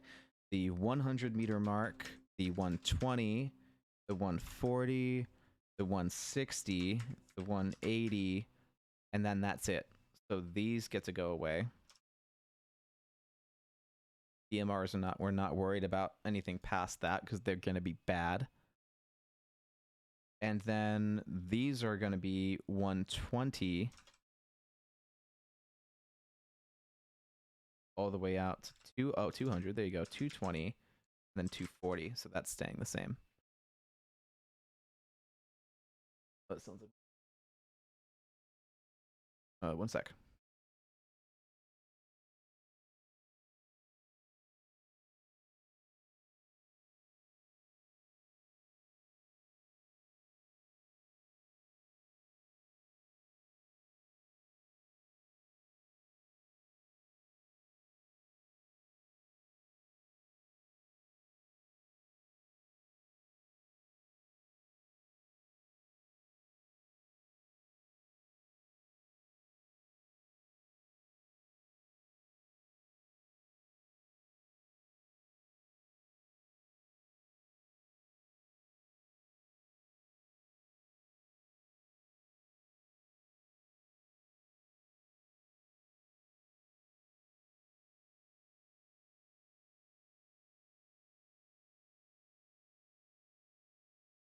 Okay, guys. Sorry, we had to say hi and catch up and be a good person for about 10 minutes. Well, not 10 minutes, but you know how it goes. Anyway, so continuing on with the work, those are the ranges that we're looking at, but they're obviously not the correct equations anymore. So let's go ahead and adjust those. 20, 140, 160. Now you guys are probably wondering if the 20 meter increment is going to be enough between all these, and I have no clue. Could not tell you if this is going to be enough. Hoping it is, but no clue. We'll have to find out.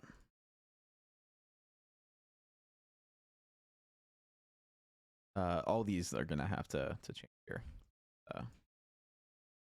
Yeah. Honestly, don't know.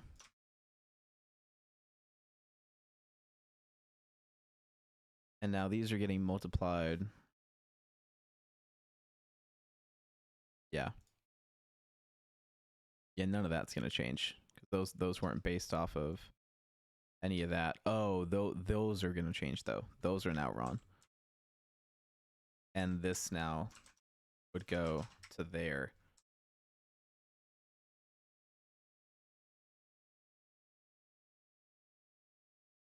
And that would now, oh.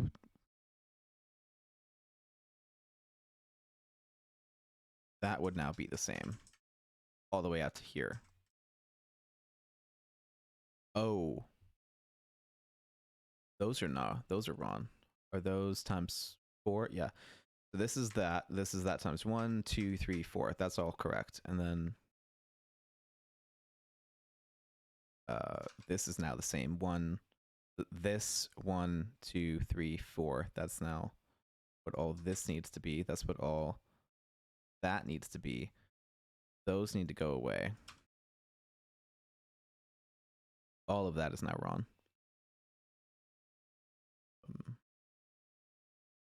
Yeah. Times 1, times 2. Yep. Because that's now 1, 2, 3, 4, which is point of all this would be. This is all going to have to change. That's all going to be too fast now. That might even be too slow now. But this is what happens when you do it wrong the first 3 times. It means you do it a 4th. It doesn't mean you stick with what you had. It's we did it wrong, so let's fix it.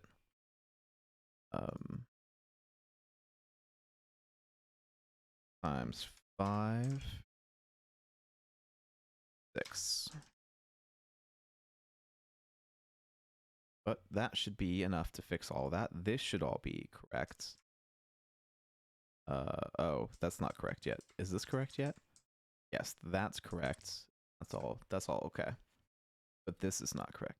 Didn't fix this one.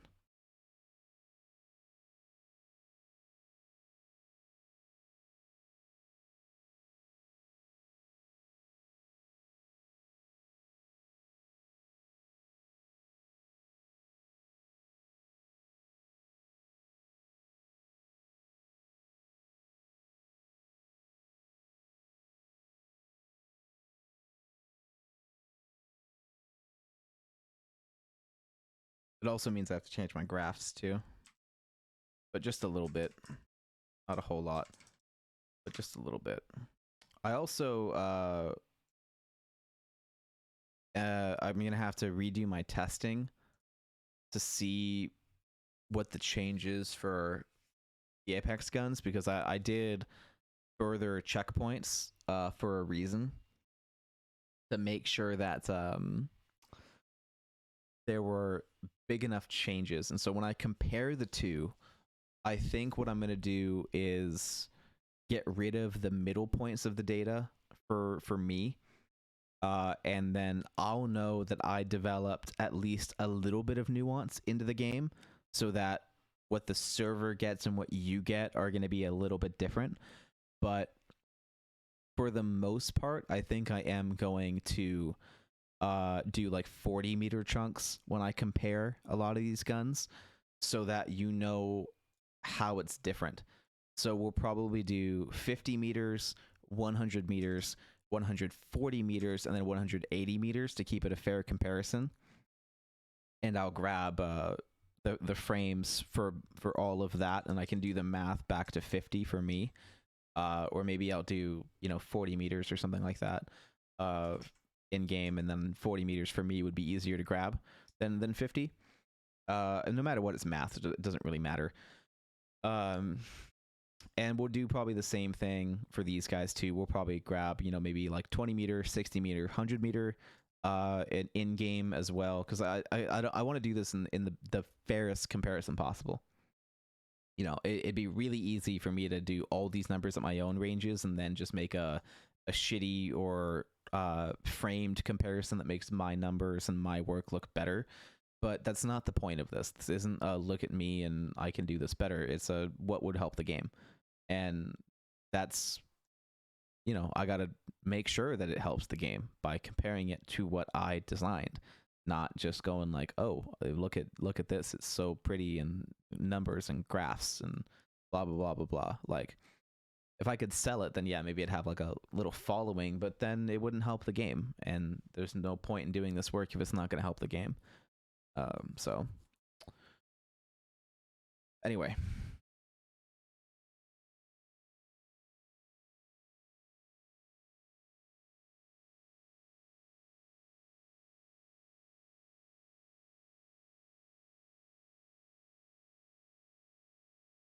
So, what we're looking for are for shotguns to be not great.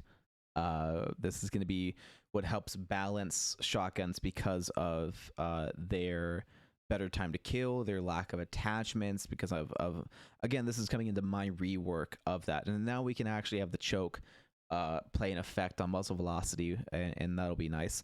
But if I were to put it at, say, 200 meters per second flat, then we're looking at 100 meters per second at 20, which is not great, 152 at 30, which is not great, and 200 at 40. That's already looking pretty damn good. If I just let that be a thing that happens on that linear curve, that's looking a little bit better. It's about average, little bit of lead needed at 20 meters, not a whole lot. But again, this is 20 meters. For a shotgun, that's kind of okay. That's kind of acceptable.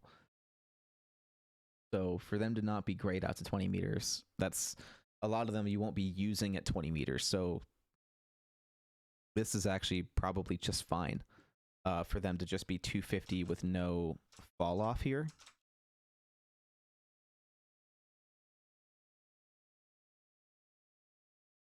Yeah, that's probably just fine, because that's at 20 meters. You really shouldn't be using these shotguns. It's not a past 20 meter thing. So for the ones that are going to be used maybe past that, like the PK with the choke, then maybe let's see if it was to double your velocity, what would that look like? Well, that put you down to 40 for 20 meters, that's good. That's pretty good. 60 for 30 meters, which is really good. And then, 40, that's pretty competitive. That might even be a little bit too competitive. Let's put that down to 400. No, that's pretty good too. 50, yeah, pretty average. 75, pretty average. Yeah, and this is something, if the PK isn't gonna get a rate of decay, then the choke shouldn't have a rate of decay. That's way too much work. So these guys are just going to be their own thing. Shotgun pellets can have their own little factor. I mean, like, there's enough with shotgun pellets to have to develop, like adding in like muzzle velocity and muzzle velocity loss and stuff like that. That just sounds like a nightmare. So I think this is going to be close enough. 40 meters out to 100. That's still pretty viable. Kind of thing. I mean, this kind of factors in a bit of decay, but not really. It's pretty linear. So yeah, maybe even we go down to like say 375 just to really make sure, you know, that we're not doing too great, and that's probably okay, because the spread is going to handle the rest, right? So just because this might have a super awesome velocity out to even 50 or 60, that's where the pellet spread comes into play. So this can be even faster. This probably could stay up at 400 because the pellet spread is going to kick in and make it so that you're not doing enough damage for it to matter whether or not it gets there quickly. So this is kind of where that's going to be a factor. And so at 40 meters to have to lead your shot at a walking target with a shotgun, that's pretty reasonable. So I think that's probably a good place to keep it. And the R9 is going to be up next. So frankly, the 400 meter bit there is pretty damn good for the R9 as well. But this is going to be the worst, one of the worst, because this is like one of the fastest time to kill guns in the game. So at 20 meters to be, you know, needing to aim close to like mid chest for a walking target, not to take that hit, this is going to be a pretty good place for that R9. After 30 meters, you're really going to have to start leading that target, which again is a good thing. This is one of the fastest killing guns in the game. So, and out to 100 at 40 meters to really be aiming a considerable amount ahead. That's going to be pretty good as well. So I think what we might even put that down to say 380, and that's going to be a pretty good standing here for that. And you know, for these guns, we may not even need rates of decay. And maybe we get lucky and we don't need any of it. But I'm going to leave that in my back pocket. You know, that is something that I want to be able to do if I need to. But you know, the way this is going, we may not, because at 20 meters for that to be pretty close to average. Like, if I don't mind that being a little bit, you know, higher. I think we will end up using them for sure, but that's what we're looking at for now. And the RE45, this is something that I want to be around the same velocity, and honestly, that it could just be the same. We could even put that down to, if we put this to 410 and then put that to 370, that would be enough of a difference for me to be okay with that. Yeah. And then the Volt is going to be best in class for range. So this needs to be fairly equipped even at 40 meters, which it seems like that is definitely on the good end, where that is very equipped to handle that, because this is one of the worst time to kills in the SM. I think it is the worst, if not tied with the RE. So that's the thing. P2020 is a P2020. So garbage. Horrible velocity. Don't come back. 290. Yeah, that's out of 20 meters. Not having a great time. That may be too slow. We don't want to do it that dirty, but we'll do it dirty. We'll definitely do it dirty. But we don't need to do it that dirty. But it's not going to be a good time. 2020 is not going to be a fun gun to use. So that'll be a pretty good way to nerf it. It'll keep it pretty good up close. Not the worst time to kill. Actually, that does have a pretty bad time to kill. That's a pretty bad time to kill. But again, I want it to be worse than the RE. And the RE has a pretty decent time to kill. But again, it's not a range gun. It's a pistol. It's a full auto pistol. So let's keep it that way. The alternator is going to be probably tied with the Volt, honestly. It's a care package gun. It needs to have some range. I don't want it to have too much range, because then it's just way too strong. So maybe we put this down to like 450. And that becomes a pretty strong competitor against the R9, especially around the 40 meter mark. But it's not necessarily competing with the Volt. This is still going to be a little bit easier to use. definitely much easier to use the Volt than the R9, which is good. That's what we want. And that mid-range use especially. So that's kind of fitting into the right spot there. Right around where we would want. I think if we put that up to 510 and put the R9 back down to 400, that would help a little bit to help solidify this just that teeny bit more at that 455 halfway point. I think that's going to be good. And then the Prowler can come in.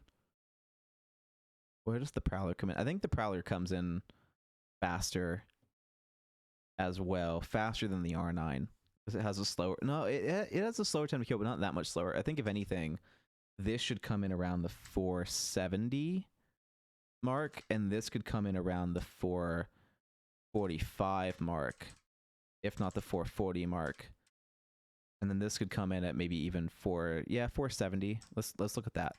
So Prowler, Alternator, R9, pretty close, but the Volt definitely coming in first there at sub 40 out to 20. That's pretty good. Pretty good. This is well, the Volt should probably be 1 frame at 20.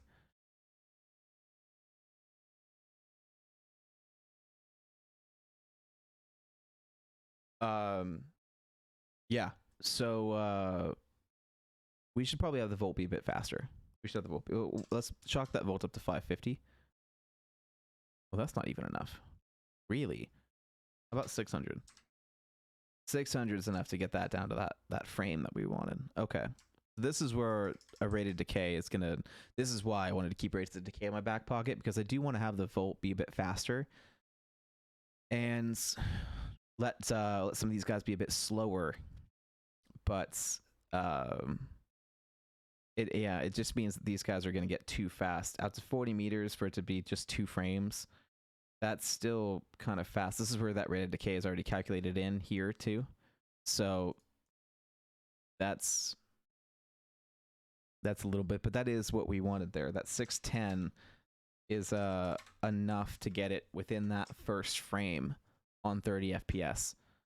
So, but then this is also where this has to come in to help that decay enough for it to slow down by the 40 meter mark, because now that's still really good at the 40 meter mark. So that's going to give the Volt some pretty damn good range. And then we worry about that AR range, because at 40 meters, 63 is what would be kind of AR range. 97 at 40 is what's kind of that average range. And so for this to be at 70 by 40, that's pretty good here. So yeah. But again, I can't have this too high, because this is every 10 meters. So I can't have that rate of decay too high, which means that this needs to get a little bit slower. But it also means that 1 frame at 30 FPS. This is why people don't want a game at 30 FPS. Because if I have to calculate for that, like, because of next gen upgrades and stuff, like 60 FPS is probably a better thing to go at. But again, like, I can only edit at 30. You know, if I'm going to compare this, I have to round it to 30 FPS numbers. But I could round it down a little bit, you know, and just make that, you know, instead of 2 frames at 60, it's 3 frames at 60, which would be a little bit in between. 30 would be half of 33, another 15 would be about 45 would be 3 frames. Right around here would be 3 frames. So that could be more where maybe I put these guys to help it, you know, calm down a bit. Or maybe that works too. Yeah, that would even be okay. 78 is getting up there. Not quite there yet though, but getting up there. 35, 30, yeah, 81. Okay, yeah, that's getting up there. 81's getting up there. That's enough. I mean, it is going to be a good gun. I do want this to be a good gun. So we're minus 20, 530, maybe even. Now we're basically just back to that 510 range that we were at. So that's yeah, this is just us maybe slowing it down a bit as well. So the Volt would be coming around that 3 frames at 60 FPS, and then getting up to a pretty high number here. That's that's almost criminal, but that's okay. It's supposed to be shit. Uh, if not more shit, that could be more shit. Yeah. Okay. Now, yeah, it could be more shit. It could be even more shit.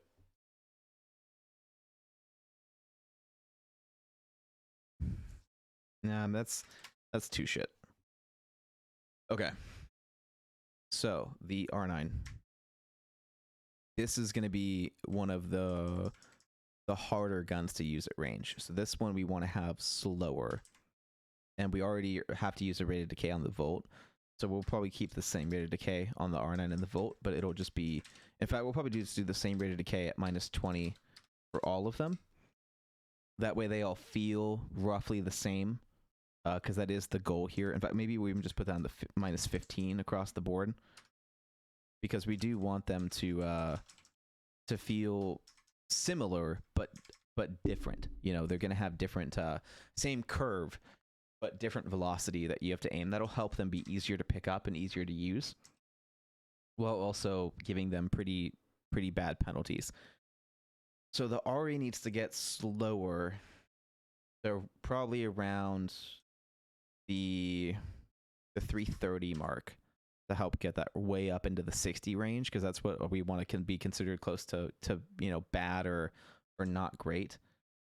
And I don't think I want anything to start at 20 meters, like complete dog shit. Like that's kind of bad. So I don't think I want anything to ever get there. But for it to take, you know, a medium amount, a decent amount of lead for the RE at 330, that's probably a good place to start. The R9 is going to start taking some lead, but I don't know if I want to go that hard on it. The alternator, I think I'm going to boost up to like 490. And then the Prowler, I'm going to put down to like 450. And then bring the R9 up to like 410 to let those all be that extra bit different. I think I might even do 485 and then put this down to 445. Yeah. And then the RE I could bring up to like 350. Yeah. And that'd probably be okay. And that's enough of there's super small differences, but it's mainly out to the 40 meter mark where we want to see those big differences. And that's where we're seeing a pretty big swing, where the Volt is doing super well compared to the rest. RE45 not doing great. R9 having a hard time for sure.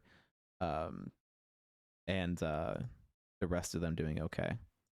The alternator I could have be doing a little bit better, but that's still giving the Volt that extra oomph compared to the care package gun, because this is a faster time to kill. That's pretty fair. The Prowler is a little bit slower than, so a little bit faster than the R9. A little bit better at range. Not a lot better. It could be closer. So we could put that up to like 455 to help close that gap a little bit more, because the Prowler is going to be the only heavy. So that's kind of middle of the road. If these are at, you know, 105 and those are at 90s, then 95-ish is around mid-range competent. So or yeah, that would actually,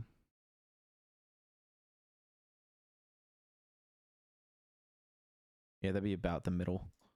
The R9 could be a bit worse, honestly. Get all out to 108.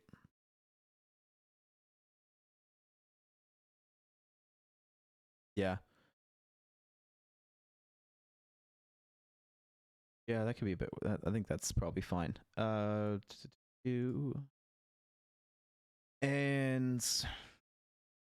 what else?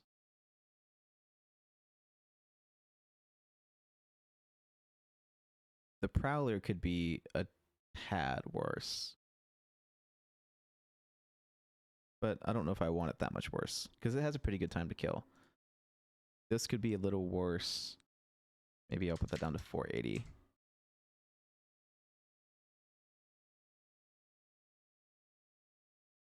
Yeah. Okay. I think I'm happy with that. That's looking pretty good. We'd have to see it on a chart, but just to keep the ball rolling here, that's looking pretty good. I'm kind of liking that pace that we're having. and that's slight variation between each gun, but then a decent variation between top to bottom. That's kind of what I'm looking for. Next is this mess, because this is by time to kill. So there's a mix of, like LMGs and stuff like that. But the L-Star, I was going to give an AR velocity. So there's that. Yeah, the Wingman I was going to give an AR velocity. The Bocek I was going to give AR. And then the Devotion, Spitfire, and Archimedes were going to... Oh, actually, the Archimedes was going to get an AR velocity too. The only ones getting LMG velocities are the Spitfire and the Devotion. But... yeah, because there's that curve of power, or power curve, that needs to be addressed. And so for how little the L-Star needs, it needs to not be exceptional at any one thing, because it's such a pick up and go kind of gun. So that's why it was going to be getting the AR velocity with LMG stats, is because it doesn't do great. So slower movement speed, slower ADS time, no particular great ADS velocity to reach out about, but a pretty good time to kill. Easier to control off the bat than maybe some of the other guns. So on and so forth. Otherwise, you're getting into some pretty dangerous territory, and you could maybe put the heavy barrel mod for LMGs on the L-Star. That's something that I was thinking about as well, which would give it more recoil. The heavy barrel would have to increase muzzle velocity, because of traditionally the L-Star is the really big, slow bullets. So, it doing the heavy barrel on the L-Star would just make it kind of a laser beam, and it already is pretty accurate. But that could be a good way to help reduce that. But it has a fairly small mag, which I think I'm increasing. I'm not totally sure. I think I was increasing the mag. I'm pretty sure I did. Or no, I think I gave it an AR style mag that was like the same as an extended AR mag, but not the same as a standard AR mag. And an extended AR was still smaller than LMGs. Let me double check that. What did I do with the L-Star here? I gave it a 24 round mag. So I gave it the same as an extended AR, but just below, just about a standard LMG mag, which is the same as a good standard or a bad extended. Okay, yeah, that's about where it's at right now. I could honestly see that being better. I could see that going up. An 8 shot to kill, so it's still good. That's still a good ratio for sure. But I could see that going a bit higher. What would be 26? 598. Yeah. Okay. Yeah, I like that. 598. It's below the Spitfire, above the Archimedes, above the Devotion. And it doesn't take an extended. So that's the other thing too. And so this can have a longer reload too, more like maybe an extended time reload, because it doesn't ever have to reload if you're consistent and good with it. So if you're not good with it, it could be extra punishing, which would be ideal as well. So that would merit a lot of the stuff. It typically slow muzzle velocity, so there's that. But then the A10, I worry about giving that LMG velocity because of that mag size and the spray. But I can't only have. I mean, I would have just did all that work for only 2 guns to be on that list, and that wouldn't be great either. I can't give the Wingman that same treatment. So I think I do need to give the A10 a faster velocity as well. That way it's the Spitfire, the Devotion, and the Archimedes. But the that A10,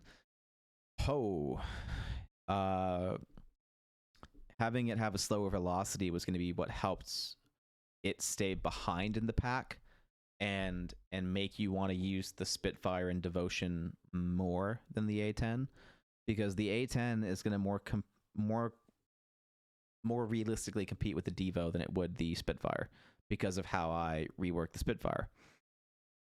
So the Archimedes would turn into what the Spitfire is now, and then the Devotion would stay basically what it is now with turbo, and then the Spitfire would become an even slower firing LMG with more damage and better, but best in class velocity to encourage its use at range, and then to discourage the use of the A10 at range and make it stay more in that close range LMG place was going to be the velocity to slow it down and have it not be great.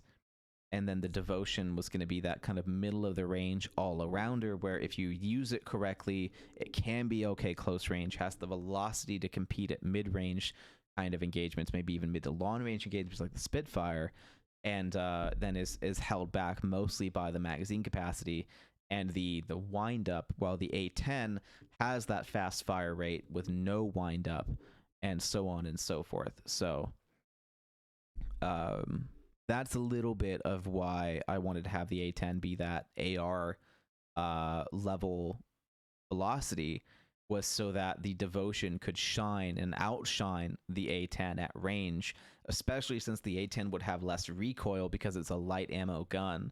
So its per shot recoil would be lower, which means it wouldn't punch up as much as the Devo, but it could have a longer recoil pattern where you're having to compensate for that recoil for longer, and there's more of it to correct, but it would be easier to stay on target at longer ranges because of the less per shot recoil.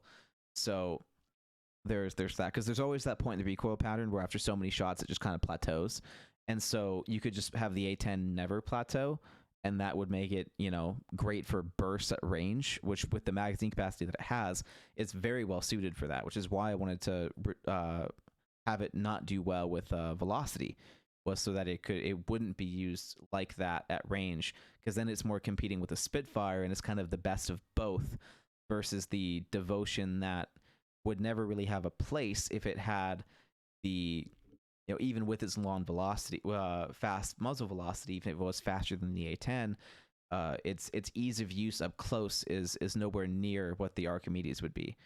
So that's what I'm worried about. But again, with the pre-fire that you get with the Devotion, you have a much more competitive time to kill, which would be probably a good enough reason to use the Devotion over the A10 in the first place. So there's that. There is that. So it's probably just overthinking it, but it was going to be, again, like what one of the developers was talking about, that extra switch to toggle, that extra way to nerf the gun, to help it get in that place. So I'm trying to give it I'm trying to flip as few switches as I can, so that if I need to flip it later, I can, because it's all. If people think the A10 is underpowered, then just increasing that muzzle velocity is going to be a really easy way to give it a more dynamic use, versus having to deal with rate of fire and damages, which I don't want to deal with. Those are already really well done. I like where those are. So, giving it like a faster aim down sight time, or maybe a better movement speed, like doing the other things other than that DPS. That DPS is already exactly where I want it, but how you can use the gun would be expanded if it needed a buff or if it needed a nerf. I wouldn't want to do too much more than that. Maybe, reduce the rate of fire from 19.5 to 19 if I needed to nerf it enough, but like if nothing else worked, then I'd reduce the rate of fire down to like 19 instead of 19.5. But I wouldn't want to have to do that, because where it is in the meta, I'm a fan of. If we wanted to look at that, with where it is in the meta, this was the A10 here at 1.46. So there's a pretty big gap between it and the Spitfire. There's a pretty big gap between it and the Havoc. And so for all of this stuff to beat it, pretty readily, the A10, again, is going to be exploiting the need of a reload. That's what the A10 would be exploiting. It'd be the same as the Spitfire. It's a big enough jump between, especially the Hemlock or the Wingman, and especially that to go with what would be the battle rifles, the ARs, the Hemlock, the L-Star, the R301, the Flatline, and the Havoc. If you have double tap, or even just to go off of the Havoc here, this is a 160 millisecond difference, or a 60 millisecond difference here. that's enough for the better players to shine through, especially, you know, if you're looking at the R301 at 1.19, that's a significant difference between that and the A10. So in a straight up fight, this is going to win for sure. Where this wins is if they miss, you know, even if the R301 hit you only in the legs, you would still beat this, you know, everything here, even to the legs, the Havoc, even to the legs without pre-firing would, oh, maybe not the Havoc to the, but okay, they're all of that. All of that. Still the Hemlock on. The Wingman leg shots, no, but body shots, yes. Even to the legs, you're technically beating it. Now, that's really close on those two. I wouldn't want to have to do that, but possible. If you got the first shot off, possible kind of thing. Then that kind of thing. So that's, I really like where the A10's at, and nerfing it would put it behind the P2020, which would put it behind the Devotion. Like if I looked at the body on the A10, if we looked at what a 19.5 to 19 rate of fire nerf would mean, that's not a big difference actually, you know, from 1.46 to 1.5, not a big difference. Maybe I reduce it all the way down to 18. That's a good enough difference. It's another 100 milliseconds on top of where the gun would be at. So that could be a thing for sure. I guess if I needed to nerf the gun, I could put it from here to there and it would just tie the Devotion. But you know, it's, I don't know. I like where it is. I want it to be the Devotion. I think the A10 should be the Devotion because it's that more consistent firearm. You know, if there's, what would be the difference? You know, the Devotion should be, in my opinion, front and back because of that pre-fire and making that pre-fire be a thing. And so if you want a longer killing LMG with a high rate of fire, because the Spitfire won't have that rate of fire, with that mag capacity to miss, which the L-Star doesn't have, then the A10 is your guy, because the Spitfire is going to have a slower rate of fire, which also means higher damage, which also means smaller mag. The L-Star has a very limited mag size, but it kills significantly faster. And then the Devotion is this unpredictable monster that could beat the Spitfire, maybe you could lose the Spitfire, and then the A10 would fit where? Right? If the A10 was killing slower than the Devotion, then where does the A10 fit in? Because now the Devotion, even on a bad day, is going to beat out that A10. So what would be the point of using the A10 over the Devotion? It wouldn't have a place in the meta. If the A10 can beat a Devotion that didn't know you were coming, then now it has a place in the meta, because now it has that high fire rate dependable LMG that isn't a risk in a firefight. But if the Devotion beats everything, you know, if the Devotion beats the A10 and everything after, you know, then where's that risk? There's not a risk for using the Devotion if other guns, including other LMGs, can't beat it, right?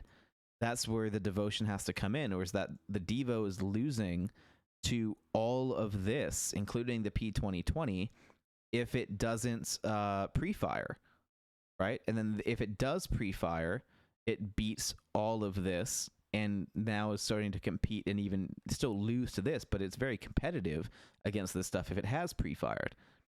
So all of this stuff, the Devotion is up in the air about. Or you could lose the Wingman, you could lose the Hemlock. You know, if I take the A10 out of that equation, then it's, you know, the only it's about that mindset of using it too, that fear, that hearing the sound of the enemy's gun and then being able to know, okay, what are my chances of winning this fight and how do I win it, right? And if you hear an A10 and you start shooting the Devotion and you both shot at the same time, then that needs to be one of those guns, in my opinion, that you go, oh shit, I'm going to lose this fight unless I do something about it. And the 3030 is up there for the Devotion. The G7 is in that category with the Devotion. The Flatline Anvil's not really. You could probably duke it out, but you'd have a hard time. You know, that's kind of where it's at for me, where I want the A10 to be one of those guns that, like, the Devotion has to think twice about, which is also going to help the A10 have a place in the meta, because this doesn't have a pre-fire option, right? This is always going to kill in that 1.46, which means that there needs to be some stuff that it can beat other than just marksman rifles and snipers. And again, this is where if they have to reload, that punishment comes in, because you have a 26 shot kill, but you also have a 75 round mag. So it's you're going to be firing for longer, and there won't be able to reload and kill you, which is, again, that's kind of the point here. You can deal 500 damage per mag, which is an LMG level thing. It's better than an AR around extended level. So if an AR with an extended mag comes up, then they can do more damage per mag than you, which means they can miss more shots than you technically. But at the same time, it does kind of come down to how long you're able to fire, and that's what people make LMGs. That's what people think make LMGs so OP, is because they can fire for longer.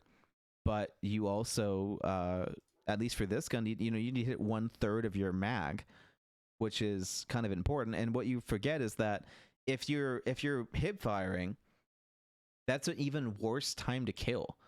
Like, your best friend is someone with an LMG using hip fire, because that means that when you aim down sight, you have all the time on the planet to hit those shots, right? You can even stop firing for a small period of time to stay on target, because they're going to take seconds to kill you, right? They're not going to get the 1.46 time to kill if they're hip firing and have to blow through their entire mag. That's going to be a 2-3 second time to kill, which means you could kill them 2 times over. And with an extended mag or even a base mag, you almost have the damage to do that too. You have every advantage against an LMG hip firing. You really do. And so this is the part where I don't want to nerf the A10, because that 1.46 is if they ADS, if they are hitting every single shot. Like, they're going to be having a 2 to 3 times longer time to kill if they hip fire, versus you have every advantage. The only thing that you can't do is miss. And so as long as you don't miss, you're going to win, especially up close. So it's up to you to make the guns do this. It's not up to the gun to factor in all this other crap, because I can't make a balanced meta factoring in lack of skill. It's not possible. You're asking for something that can't be done. There's things that can be done to nerf certain weapons within certain realistic standards, but like, the only thing that I could think of that would help nerf the A10 without hurting its time to kill would be if you added in a feature where it went down to 95% accuracy if it was fired from more than 2 seconds. Then yeah, sure, right? That would be a nerf to the time to kill, but it's already so far behind all of the good ARs that it shouldn't even need that for you to beat it, right?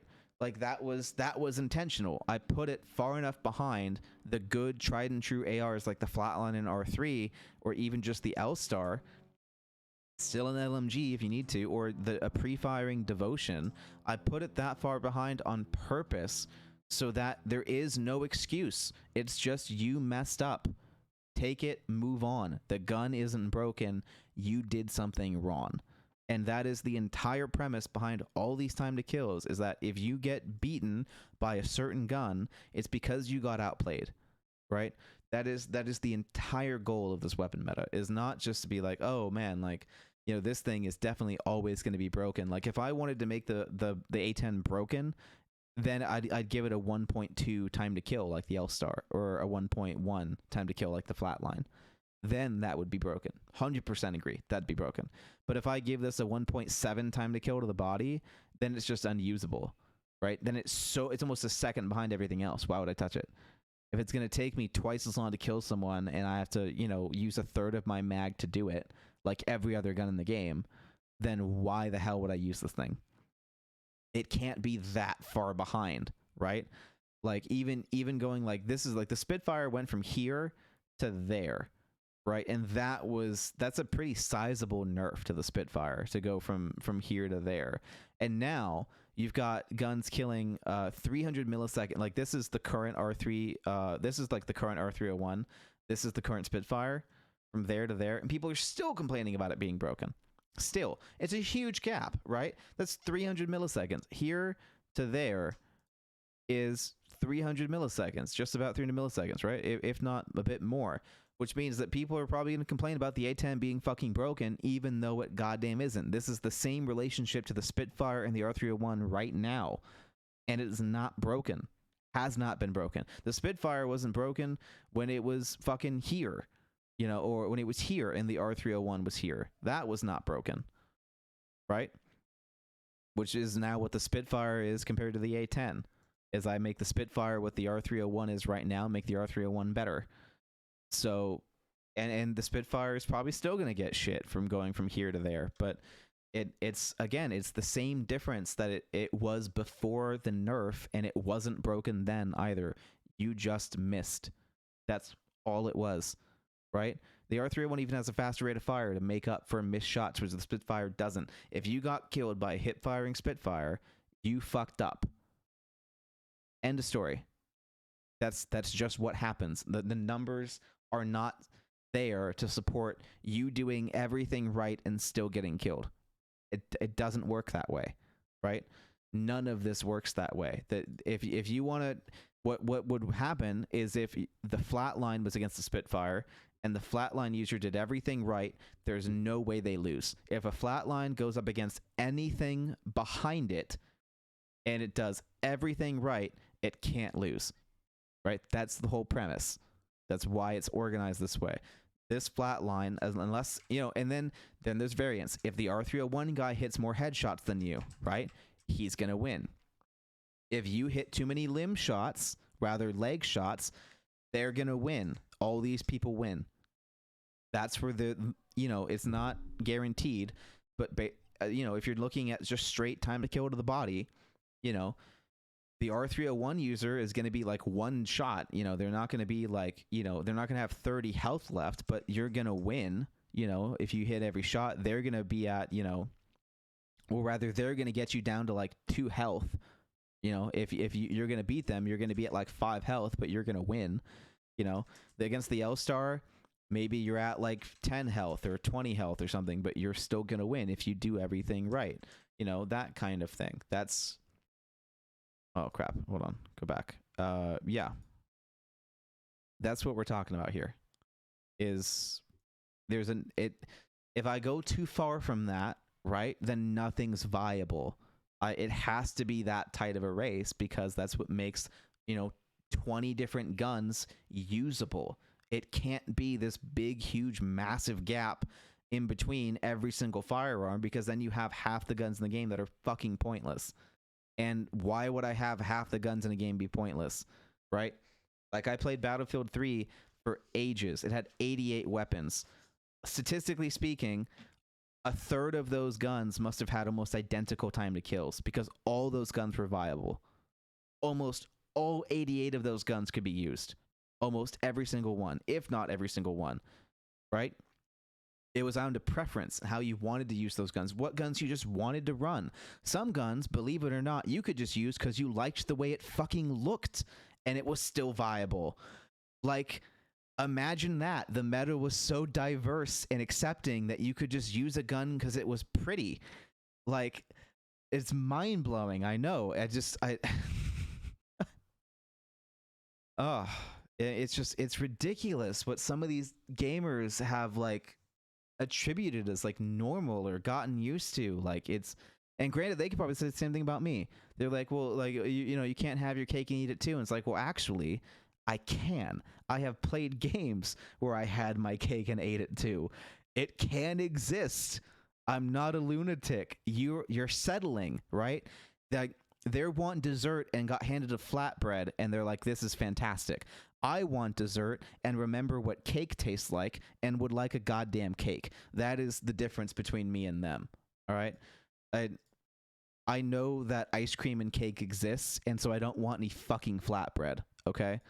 This isn't Brooklyn. You can't just get away with a sweet flatbread as dessert. I want a goddamn piece of cake, okay? Like, for the love of God, just make a cake, damn it. Like, you used to know how. Just do it.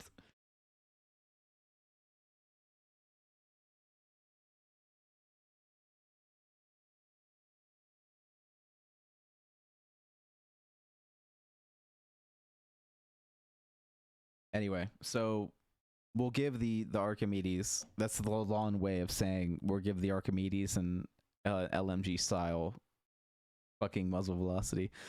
But Havoc with double tap. This is gonna be the same. It's just the regular Havoc. Where's that? Okay, there to there. Cool. And the Havoc is gonna be the slower of the AR. Same with the flatline. The flatline's gonna be the slow because this is gonna be most similar to SMGs. So we want this to be basically starting off in the mid to bad range at the 20 to 40 meter mark because the flatline has a fantastic time to kill. And so does the R301, actually. Oh. Yeah, so all three of those are probably going to be slow-ish, and the L-Star tends to be slow-ish. The Hemlock can be faster, for sure. So we're starting them all around the mid-range level. So Havoc double tap. What are we looking for? We're looking for a slower thing, which was probably around the 600 meter per second. Yeah, because it still needs to be a little bit faster. 600 meter per second is actually kind of perfect. Wow. Okay. Is it? No, that might have been too close a call, but it should be faster than the Volt. The Volt was at 520. The Havoc should be faster and noticeably faster. Let's try 570. 35. That's still really good. That's even a little bit too good. What is the Volt at? The Volt's at 38 though. So I think the Havoc's gonna have to stay where it is. Oh, I'm gonna give it a minus 15, which is still gonna be less than what the Volt has, because that's minus 15 every 10. This is minus 15 every 20. So it loses velocity half as fast as the Volt. So out to 100 meters, it's still at 196, which is really good. That's good. We don't necessarily want that. I don't want that at all. So that could get put up to 20. This could get lowered to 550. And now it's competing with the Volts at 20. It's beating the Volts at 40. And then would definitely still be beating all the way out here. So at 60, it's at 117, which is still really good. 80, it's at 163, which is getting worse. And then 100's all the way at 210, which is getting worse as well. But that's still pretty good.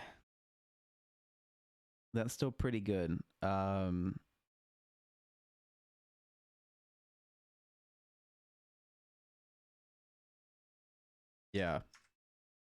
That's still pretty good.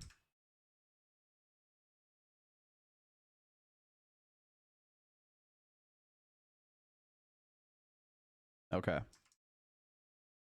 That'll probably have to do.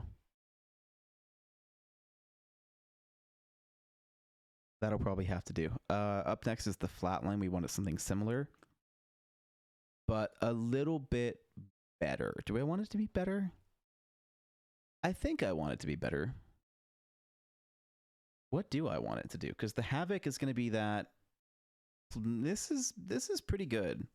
Realistically, that's not doing half bad. The flatline is close behind, so it could have a slower. The flatline could be like 420 to be slower like the other SMGs, and then it would just have a better fall off like that, where it's twice as good of a fall off, or just even better of a fall off like that, to where it's still not doing great at range, which is the goal of the flatline, which is for it to be higher up on that curve, 160, 150, 40, 97. Yeah, that's still not doing great, but is around the same as SMGs at 20 meters, is doing better at 40, but about the same as SMGs at 40, and then can do much better out to 60. 60 is still, that's a little high. We might even just want to not reduce it at all and just let that be 450 all the way through. The 60 would go up to 133. That's still a little slow. 180, 177. That's a little above average, and then 222, a little above average. Yeah, that's probably fine. In fact, we could just maybe put that up to 460, then put that back at -10, and that would likely be great. 238, yeah, 168, that's, yeah, okay, 136. And it's just kind of always that just above average gun, and that leaves me a lot of wiggle room to play with. So I think that's probably the best bet for the flatline there. The R3 traditionally is fantastic at range, but I do want that to be reined in a good amount. So I'm going to give this the same, probably -20 curve, and give this maybe around the 510 mark on velocity here, because it needs to perform better than the flatline, and still needs to have a rather bad range. So maybe we put that up to 550.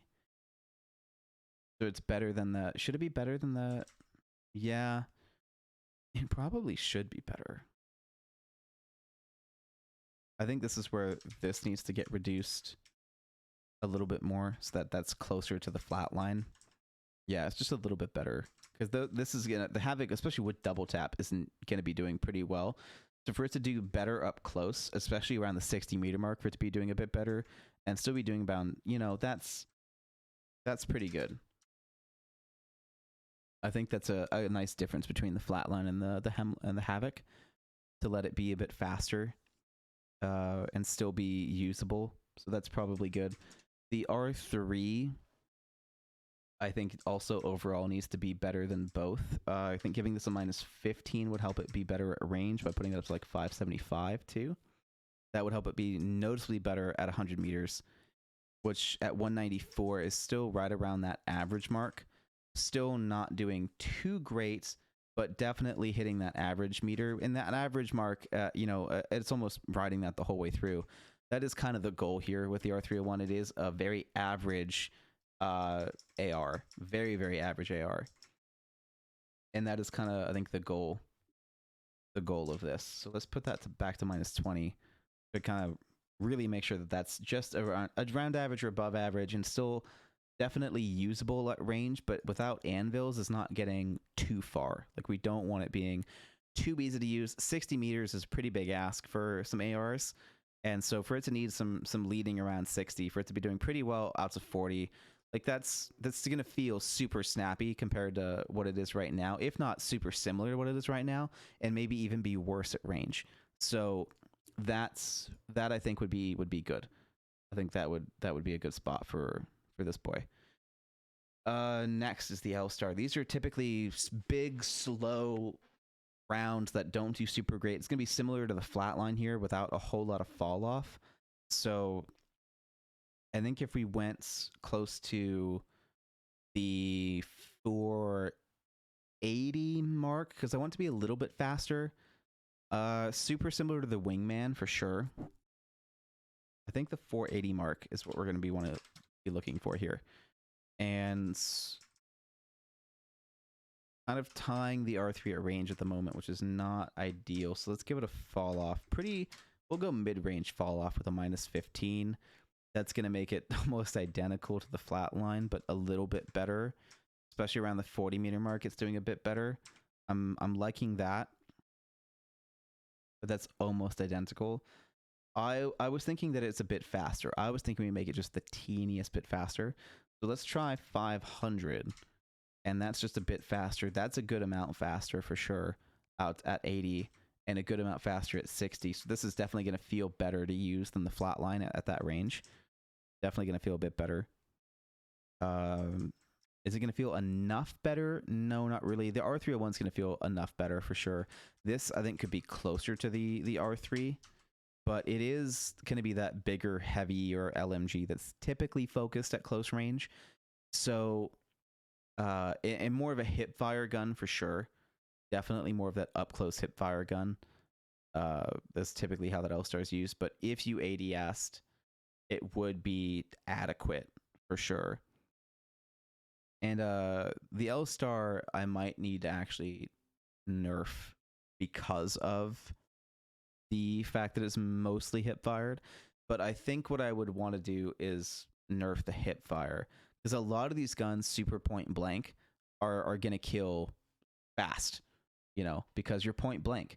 You know, you're not having to factor in aim down sight time, which is a huge reason why some guns feel so broken, is because you're not aiming down sights and you're so close that you're not really missing any shots. So again, I can't totally factor for that. I can a bit, but like if you're 5 meters away, what am I supposed to do? Make bullets curve away from people? You know, like that's kind of how it goes. And I don't want to develop an entire video game based off everyone being 5 meters away and hip firing. That wouldn't solve any issues. You know, that wouldn't. How would that help someone? How would that help Apex if I made sure all the time to kills were based off everyone being 5 meters away with no aim down sight time? Like that's even more unreasonable than Jesus, I don't know, anything. It's unbelievably unreasonable. I can't develop a game like that. No one should. No one can. You can't just assume everyone's 5 meters away. Like what like you're 5 meters away, back the fuck up, do something, don't stand still, they're walking towards you, do something about it, you know, set a trap, use an ability. Like fuck, dude. Like I'm not gonna nerf a gun because you keep letting people get 5 feet from you. Like why would I do that? Like it's just ridiculous. So yeah, L-Star,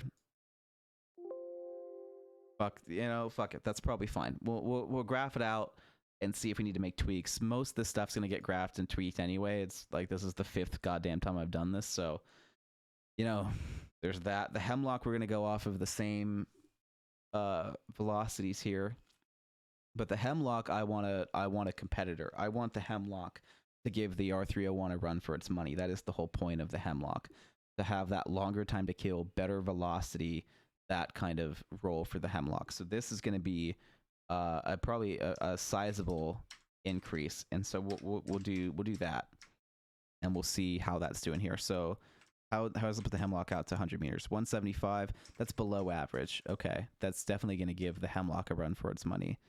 The R301 a run for its money. That's going to feel much better. Yeah, those are out to 60. It's going to feel about the same.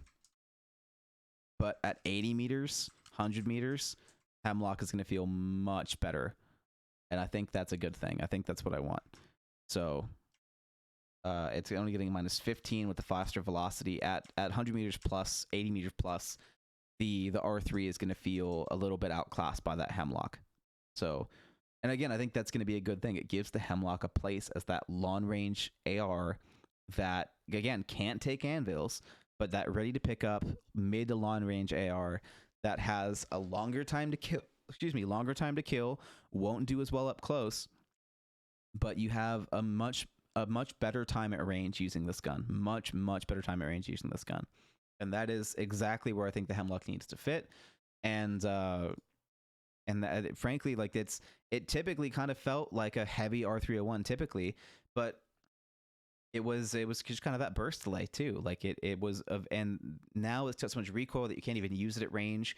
And I mean, hell, it's got so much recoil that I can barely use it close up. The burst delay gets in the way. Like I miss when the Hemlock was that like that long, like heavy gun, like heavy long range AR. I miss that. It's what it used to be, and it's not really that anymore. And I would like it to be that again. So I think this is gonna give it a good footing for sure. And nerfing the time to kill and buffing the recoil, like that just kind of seems like the right direction to take with the Hemlock. And I really hope that they do that in any way. And I'm hoping in the next big sweeping balance patch that they do that. That is like one of the #1 things on their list is nerfing the Hemlock's time to kill potential and reducing that recoil to let it be a long range heavy option, because we don't have a lot of reason to use heavy guns right now, you know, other than the Spitfire. But again, high level competition play. Not always the best choice. It can have some success. It's super situational. There's not really that dependable heavy gun on ground loot anymore. And the flatline kind of, but again, suffers at range. It doesn't have the same range potential as the R301, like not even close. And so, and then when we look into using it up close, the flatline is outclassed by the SMGs, and now there's no heavy SMG because the Prowler's in the care package. So there isn't really a heavy gun that has any particular place in the meta right now. And again, also my opinion, but when we look at the numbers and how easy it is to beat other things, like I don't have a big reason to run a heavy gun other than just wanting diversity. It's not really out of necessity or play style. It's because I get bored of using the R301, the Volt, and the R9. It's not because it's like the right choice to make. It's because I'm bored. And I don't like when I have to use "I'm bored" as an excuse. You know, I would like for that to just be something that has a place in the meta. And unfortunately, the Hemlock isn't quite there for me. So there's that. This would be how I fix that. I would like the Hemlock to have a place again. It feels like it doesn't have a place right now, so I would like it to have a place. What else? The Bocek, that was going to have a slower velocity, not do great at range. Definitely more of like a softer SMG like we did with the Flatline. And so I think this will have to have a higher drop off, like a -20. It is an arrow. It's got to feel kind of like an arrow and a slower velocity for sure. So I think giving that like a 450 velocity with a -20 is going to really kind of at 60 meters really start to hurt at 60 meters. It's going to be kind of rough. Still good compared to what you're used to. 80 out to 220, 100 is already at 270. Yeah, that's perfect. That's really kind of filling that role that it's supposed to. And I'll even put that down to 445 just to really help solidify that role. Because that is where the bow needs to be. And the bow would need a choke to do this as well. This would be an attachment. But then that's that. And then the bow up here would be 445. And it would lose 10 every 10 meters. Because this is 20 every 20. So this would lose 10 every 10. So the Bocek would be -10. And then that would be 425 at 40. And then this would be 425 at 40. So that is now the correct comparison for all of those. So the bow would be on the higher end, high mid end, even here. So and this would also be considered a shotgun as well. So this, when it comes to shotguns, this is definitely the best shotgun for range. But again, pellet spread will dictate that as well. So it's the fastest velocity shotgun that also turns into an assault rifle with the precision choke, because I build in shatter caps to the Bocek. For those of you that are curious, I give the Bocek built-in shatter caps, and it can only use scatter caps if it's un-ADS'd. So hip firing the bow at any point in time is always scatter caps. Using aim down sight and charging the bow is what will give it a solid single arrow kind of thing. And then that's like the triple take would be how the bow would end up. So it would have basically the bow would just become the triple take realistically. I might even use the Mozambique pattern for that. I was considering just using the triple take pattern, but I think using the Mozambique pattern may be the better route, but giving it a tighter pattern for sure. The Mozambique has a good amount of distance between the top one and the bottom two, so making it like a very tight Mozambique pattern, more of a chevron for the Bocek, and then giving that a pretty decent spread and letting that be kind of a pickup and use gun where you could hip fire that out to maybe 20 meters hip fire, maybe even 30 meters kind of thing. You could give it a little bit of a aim down sighting with the bow could likely result in that same kind of buff that the Mastiff gets as well. The Mastiff, for those that don't know, gets a buff for aiming down sight. So you can do the same thing with the Bocek, where this pellet spread gets tighter. So maybe you can hip fire it out to 20, you can ADS it out to 40, and then if you want to use it out to that, more reliably 40, well maybe ADS will give it to 30. get an extra 10 meters or so out of it, or maybe you make it 15 and 30, and then out to that 45 mark would be the choke, and that would have a charge up time and stuff like that. And I'd be getting rid of Deadeye Tempo as well, because it's just useless. So sorry, Respawn, but it is. It goes on 2 guns. It's any a top up that goes on just 2 guns is like, why, And for a faster rate of fire, and the Sentinel too, you got to shoot half the damn mag, man. It's got a 4-round mag, and it takes 3 shots for tempo to kick in. And so even if you have it extended, it goes up to what, 9? Or maybe is it 7? The Sentinel just doesn't have the mag capacity for that, man. It's barely a buff to the dang thing, and the bow, when it first came out, maybe when you had 40 stack arrows, but now they stack in 28. Why would I spend 3 arrows and keep tempo? You get them back for sure, but honestly, sorry, man, just doesn't hit for me. It doesn't make any sense. So I just don't know why you did that. If there's something I don't know, then be happy to hear you out. But man, you got me baffled, man. I don't know why it's a thing. Anyway, Wingman gets a slow heavy thing as well. And so I think we might have very similar to the Bocek here. And I think we'll probably do minus 15, and we'll do maybe 460. So it's almost like the flatline, but a little bit worse.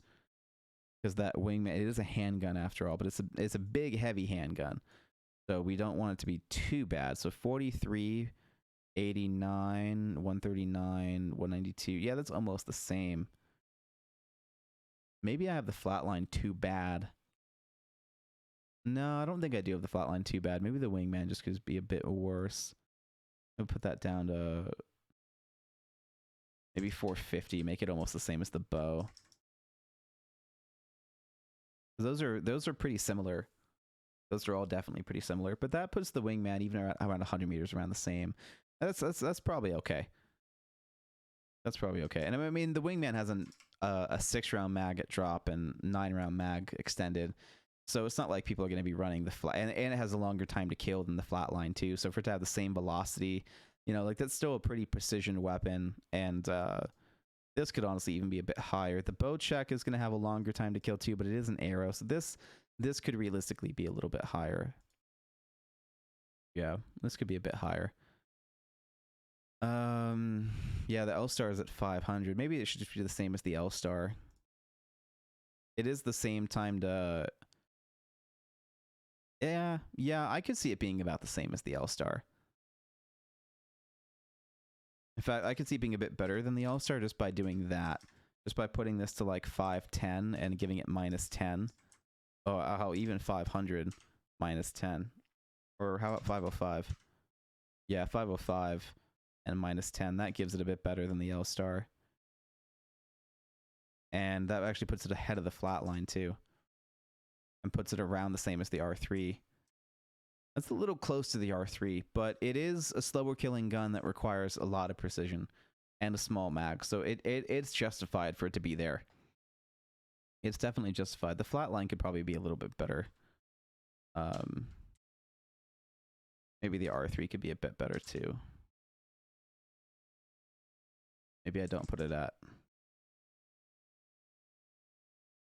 that. Maybe that'll be what we do. We'll have to see how those plot out. And then these are all LMG level things. So Devotion Pre-Fire, I'm gonna...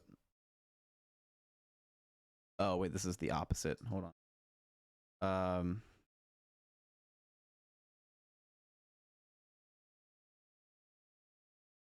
This is equal to this. There we go. Next, it's probably Spitfire. We want the Spitfire to be best in class here. So let's start with like a 700 meter, and we'll see how that does. So that goes down to 28. But again, so this is at 60. At 60, we want it to be around 33. So that's way off. That's like way off. Wow, that's a pretty significant jump. At 60, these are at like 100, 127. That's a really big difference. So I think that alone is going to let me know that my ARs need to get better by like 20 meters. Hey, but we're going to have to end the stream because we just, Kate just got home from work. We're going to have some dinner and do the thing. So we're going to end the stream. We're definitely going to have to redo some of this work, but we're on the right track. And so given the rants and how effective this is going to be, and I'm liking, you know, where this is going, I think this is going to put me on the right track a lot better than what I was doing before. I think I have my ARs definitely too weak as well, because immediately going into here was enough to go like, yeah, that's definitely too weak. So these need to get buffed a good bit more, but I don't have the time to do that right now, and I could use a break. So we're going to pick this up tomorrow as well. So thank you all for coming by. We're going to do this again tomorrow around 2 o'clock. We're going to try to do this around 2 o'clock for another couple hours again.